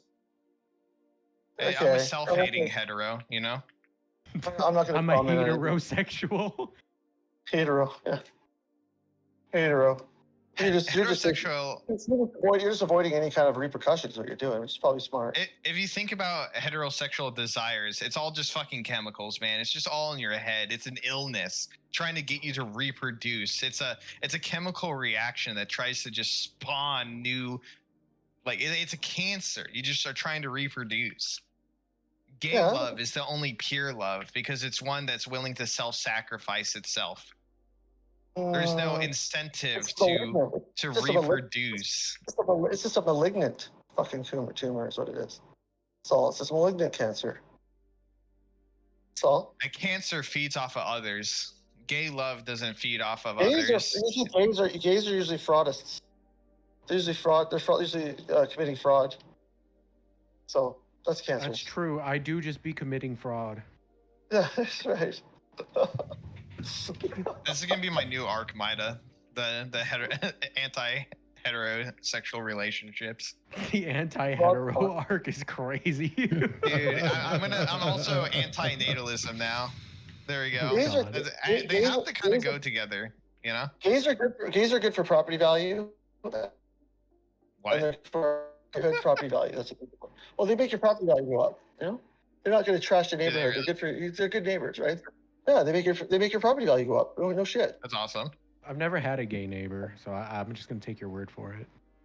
Well, they do nice things like make the fucking gardens up, and they make you take care of everything, and they fucking don't have kids running around fucking being assholes, and they have there's a lot of things reasons why. I mean, you're kind of spitting right now. Of everybody on my freaking block, I have the most gardens. Yeah, they all have good jobs. They make money. They dual income, no kids, right? They're fucking. It's a fact. They make your property value go up. Yeah. Yeah, I do have a lot of gardens. I actually have so many gardens. I actually took a garden out recently because I had too many. There you go. See. But you're also hetero too. So I mean, it's you got evil in you. He has a little bit of a hetero side in him, but he's one of the good ones, you know. Yeah, true. Yeah, if you're a dually. Listen, oh boy. I gotta give women a chance, no matter how small, right? I think he's just a little confused, right? It's just a phase. Oh, I'm a lot confused. Oh, It's just really? a phase, so. Why does he seem so sure about everything? How could you be confused? Well, that's the thing. I'm sure about my confusion. The only thing I know is that I don't know. Vida fucking spits it out as he goes. He does not plan. He spits everything out, and then sometimes you can catch him. Sometimes you can catch him, and you catch him, you got him. But he's not very often. Not very often. But fuck, do you ever fuck out your ass sometimes that you sound like it's correct, but then you're like, wait a minute, what the fuck? What the fuck is that? Fuck. Well, you gotta be fucking really quick to get it, but it's there sometimes, man. PPG just thinks you're wrong about everything, which is so funny. It's just Which like, is that guy's the ironic wrongest guy on the planet, I talked with PPG He's wrong, last night in Nonfon's chat. We had a little bit of a one-on-one conversation for about an hour, and he told me that he missed talking to me and he wants to talk to me more often on his channel. Oh Lord, I find it very funny that he talks to Donfon, and actually that's the only time I think it's fun to listen to Donfon is when he talks to PPG. It's like, whoa, two guys from different planets, man. Different fucking planets, and they're both sort of like saying they're leftists, but they're different kind of leftists. Like one likes tax reform, and the other one like pretends to be a communist on Wednesday. It's like, oh, you know, it's just listening to the two of them. It's like, Jesus Christ, this is a Republican and a liberal. That's what this is. This is not Pretends to be a communist on Wednesday is crazy. Yeah, that's what he is. That's what he does, right? He's like suddenly he's like a fucking super base, like socialist. Like he's just like, oh yeah. And then the other days he's like, vote blue no matter who. Oh yeah, you know you can't less evil. It's just ridiculous. He's all over the place. He's ridiculous. He's the most. You know what I keep doing? I keep giving him subs. I have a thing where I'm winning on the gambling. I'm winning like a motherfucker. Like I won 30K in a week on this fucking thing. I've just been throwing him money, and as I throw PPG money on subs, I keep winning. And it's connected in my head. Is that I just like keep on. It's just like every time I give him like 10 subs, I fucking get a goddamn like a big win. It hasn't happened in the last day or so, but like it's fucking wild. As soon as I stop winning, he's not getting anything. Yeah, I don't know. Like I said, I found it very strange the conversation that I had with him yesterday because it seemed like he kind of flipped on this whole like, I don't want to talk with Maida to like, I miss talking with Maida. And I was like, how did that happen? Yeah, you were the enemy for a while. You were the enemy for a while. You were the enemy for a while. Yeah, I mean, Nader's always the enemy, but Nader just ignores him. He's just like, I don't care what you say. Fucking shut up, right? But it's not worth, yeah, it's not worth. He's not worth picking on, like going at Nader because Nader's just fuck you. It's just sort of a funny comment about it, makes fun of him in a way that hurts him. And then so he's like not going there. But Maida, you discuss with him, and he likes to call you the enemy. Like he's like he likes to bring up when you're not there. Like just like Maida. These are these people that are just like they're the most damaging people you could have. Those hurtful people to the movement. I'm like, what movement are you part of, you motherfucker? Like what movement is he aligned with? None. He doesn't have a movement. The only movement is coming out of his ass. It's like, come on, buddy. Like there's nothing that he's aligned with. I can't even imagine him being part of a movement. That would require loyalty and commitment, right? Well, when he says part of the movement, he's just referring to the fact that he likes to throw around that he donated $12,000 to AOC. I know. And he says, don't give money to charity. give money to the Democratic Party, Democratic Party. Yeah. Don't give it to these people. Don't help them. You got to give it to the Democratic Party. It's like, fuck. It's one thing not to believe in charity, but it's like to just instead give it to AOC because she's gonna help. Like, oh, what the fuck? I mean, yeah, I've kind of been on my like engaging with a lot more right wingers and trying to piss off left wingers arc lately, and it's been Yeah, I pretty know. fun. I'm guilty of that too because I like right wingers better. I hang out with most of them. For shame you don't do that. Well, right wingers are more enjoyable to hang out with. They're not so fucking. They're not like up their own ass. They have. It's just their politics are kind of wrong, but it's like it's okay. Like I'd rather they're better. They're better in every other way. It's crazy. Leftists are just fucking horrifying.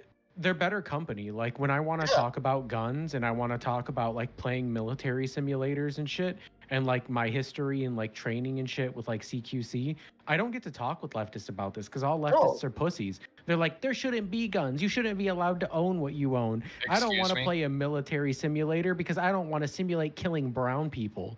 Like that's all I get. It's true. I mean, sure, you're entitled to, if you want to disagree, and okay, sure, but you know I'm not wrong here.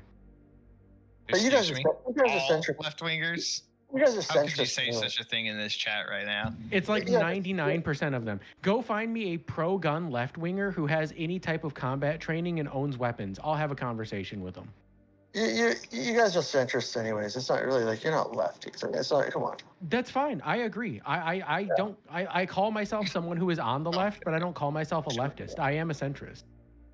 Oh, I know you are. I should called yourself a leftist quite a few times in this call. Well, he's on the left. He is. But it's barely. It's sometimes. I'm left of center in terms of like United States politics and geopolitics, but I'm not a leftist. No, I wouldn't say that. I'd say that you can cross over if you get annoyed. Cross over to the right.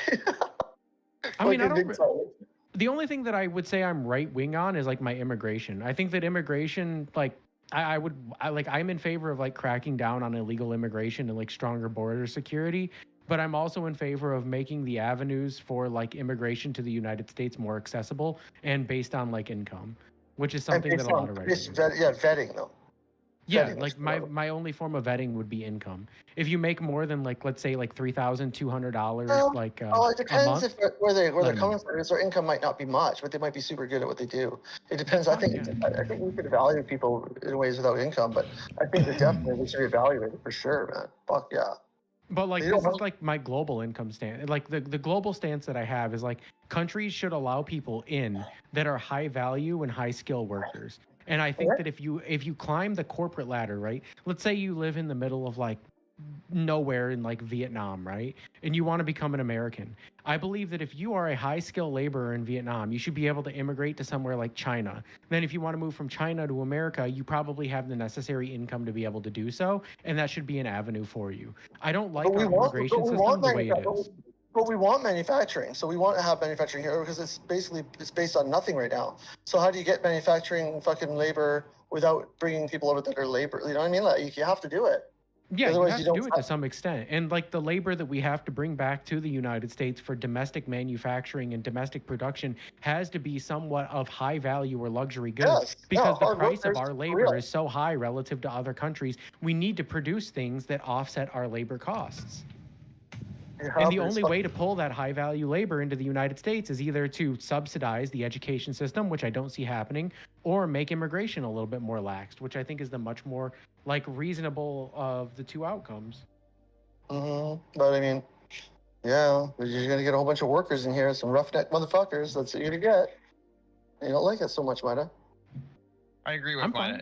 I agree with Mida on most of that, except I think that citizens should be able to vouch to bring certain people in. I think it'd be balanced if you had it like a year waiting period, maybe even a 2-year waiting period, and you can only vouch for one person like every year or like every 2 years. I think that if you want to have a system like that where you can vouch for someone to come in, you have to prove that you have to prove that you are economically capable of supporting them for that amount of time, and at which point their visa will either be rescinded or like they will not get access. If they commit a crime, agree. How about if they commit a crime, you go to jail for it? You know what? I'm willing to say if they commit a misdemeanor, they go to jail. If they commit a felony, just deport them. No, you go to jail for Right. vouching for them. Oh, I don't know if Nah. I'm in favor of that. I don't know about that one. You'd be really fucking careful if you did, right? I mean, it'd be a good incentivization structure, but I don't think we should punish the people who are bringing like our economic opportunity into the country. Yeah. I mean, Sure. maybe you can revoke their right to like recommend like asylum for other people, but like I don't know if I would take The person personal that's like. sponsoring them, the person that's sponsoring them should have them like as a slave for like a subsistence. Went to slavery? He went to slavery. A sub citizen. They should be like a sub citizen for a whole year to prove themselves, right? Like, to do Yeah, whatever you you say. gotta work for $0 and 0 cents a year, doing whatever your slave master tells you to do. So if you can do it, you're in. Right? After that, you're good. It's smooth sailing. Yeah. After that, you get your fucking, you get your crest and shit. You get your blazer. You're fucking all set up. You know, okay, it's all. They give you a little bell that goes around the, your hell, neck. the hell's over. Take the bell off your neck. Everything's good now. Just relax. You get a bell and a name tag for a year, and it just You has have a like a number ball. on it. You have like a ball gag on for like 2 years. And you're like, oh, thank God for that's over. Oh, Yeah, I'm in. Fuck. that's wild. Yeah.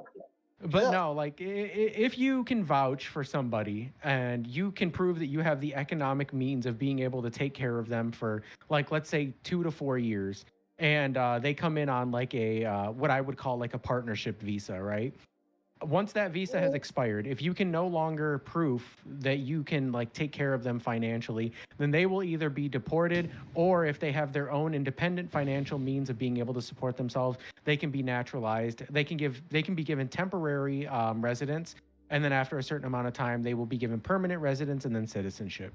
I have no problem with this. I've very openly said this previously, but I am also like very like relative to other people who are like more left of me, I am pretty anti-immigration, because a lot of people who I've met are in favor of like open borders or like a system where you just let people in, which I don't agree with. Well, you know what they do now? I mean, they vouch for someone in their family or whatever, but usually that person that they're bringing over actually gives them the money. They'll send the money, like they'll spend like, it's like 15 grand they have to have in their account or something like that. And they'll send the money themselves because they have money, and they'll set it up that way anyway. So that's how usually it works, right? Like these people save the money up to come over here. They do already. I mean, Oh, people yeah, usually there don't put are up, some. you know? Yeah, there absolutely are some who are capable of doing this, right?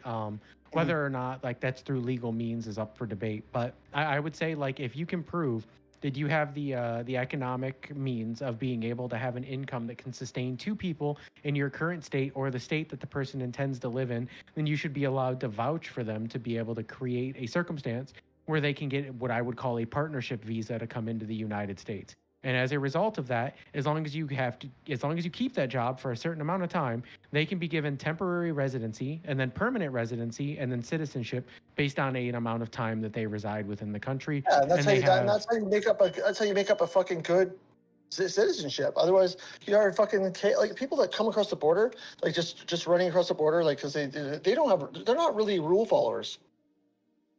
They're not really fucking people that are going to be like, good and fucking. They're going to take risks and chances and fucking rob people and do whatever. They're crazy. It's Well, fucking. I mean, even if they're not like rule followers or they're people who are immigrating here illegally, that's not really the issue of the rule. The issue is if they're immigrating here illegally, they likely don't have the financial means of being able to follow the avenues to like legal immigration. For sure. And it's not necessarily their fault, but it's the reality of it. And we don't need to fucking be. Yeah, I know. I'm a fucking authoritarian on this shit. I fucking feel like that too. And I think that you can be more accommodating in the legal avenues that somebody takes towards getting immigration while simultaneously cracking down on illegal immigration simultaneously. I don't think that the two things are like non-mutually exclusive. My phone's gonna die. I'm on 1%. For fuck's sakes, damn it. 1%. My phone's on 1%. No plug. My car. Fuck. Oh well, I'm gonna fade off in a second. Yep. No one was anticipating it. Now it's almost nail biting. You missed it, Turbo. I was actually I was actually saying how relative to a lot of people who are like left of center, you were one of the few people that I enjoyed actually having conversations with in PPG's Discord. I was giving you that compliment earlier. I like having conversations with you. Yeah, I've always had good conversations with you. I've never even good ones that are heated. I like them. They're good. They're fucking good for sure. I love that little thing I posted of you. I was like, I get kicked Midas ass. Da, da, da. I thought that was hilarious. I thought you were gonna be like, fuck you, but you laughed. It was you just laughed at it. So that was funny. Oh yeah, I mean. Oh, I just love internet shit like that. Yeah, the internet's because unless you're an idiot like PBG, Turbo, even if you disagree with him, he's gonna have a conversation. He's not gonna just start throwing fucking dumbass insults around like PPG does, right? Well, yeah. Like last night when he was talking with Nonfon, there was a point that like there was a point where PPG like sort of clocked out. He said like I think his response to one of Nonfon's questions that he couldn't answer was like, I don't need to justify this. I don't need to defend this position. Oh, PPG is just like, you don't know anything about politics. You don't know anything about politics. You don't know anything about politics. You're just stupid. You're uneducated about politics. Like this guy drops out in grade 5, and he's like sitting there going like, you're uneducated about politics. You don't know nothing. It's like, what the fuck? This guy's fucking like he just insults people like that. That's where it starts. That's where the fucking anger, like that's where it goes into Looneyville, right? It's because he just starts telling people that they're dumb. Right? It's just like, dude, this dumb person's calling me dumb. Fuck. Right, exactly. Like, I don't even know how you deal with it. Well, Nader, you don't even humor him. It's just like, why would I ever fucking argue with this guy, right? But like it's like I cannot. I take the bait almost every time. I just want to scream at him. Like he mutes me, and I'm just like, fucking. I go, dude, I busted my fucking monitor and fucking busted my fucking microphone last week.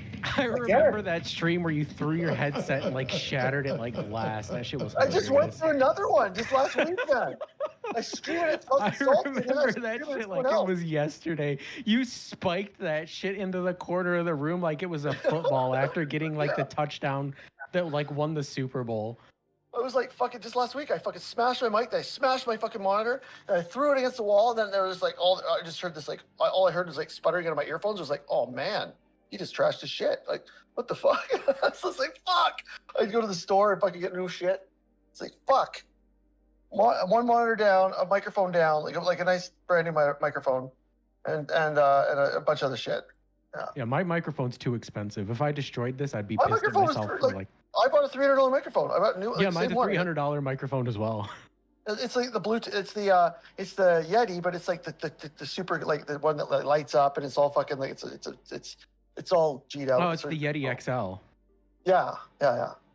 I use a what is it, a Rode Pod mic? Oh yeah, those were good, but it still sounds pretty roady, right?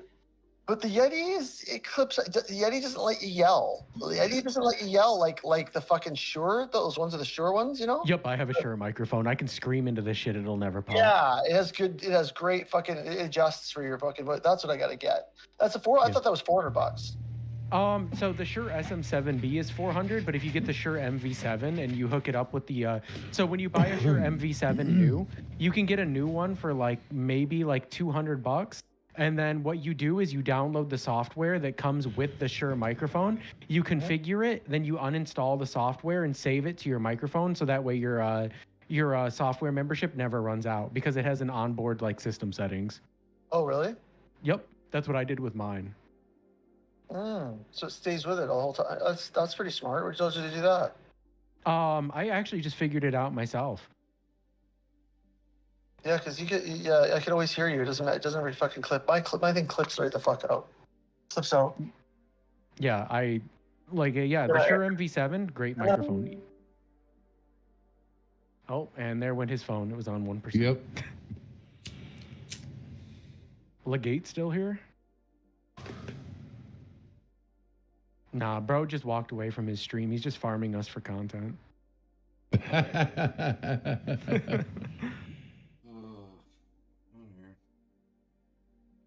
He fell asleep, so it happened. Probably. I am fucking. Oh, I can hear him in the background. Yeah. Legate pulled a full grumple. True. Fell asleep on stream.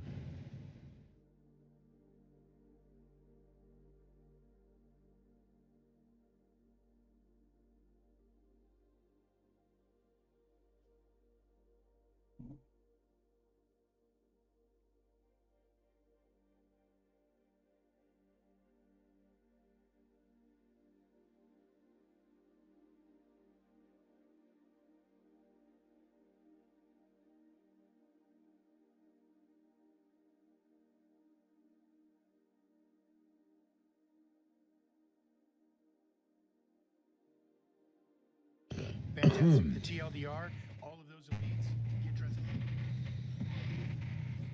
anyways, Koina, do you believe that the Illuminati is a thing? And they have There's video. they have of great this. oranges. Yeah, this is a real. All right, dude. I'll talk to you later. I'm out of here. All right. Yeah, I'm gonna pop out too. Yep. Good chatting with everybody. Yep. See you later. There, y'all.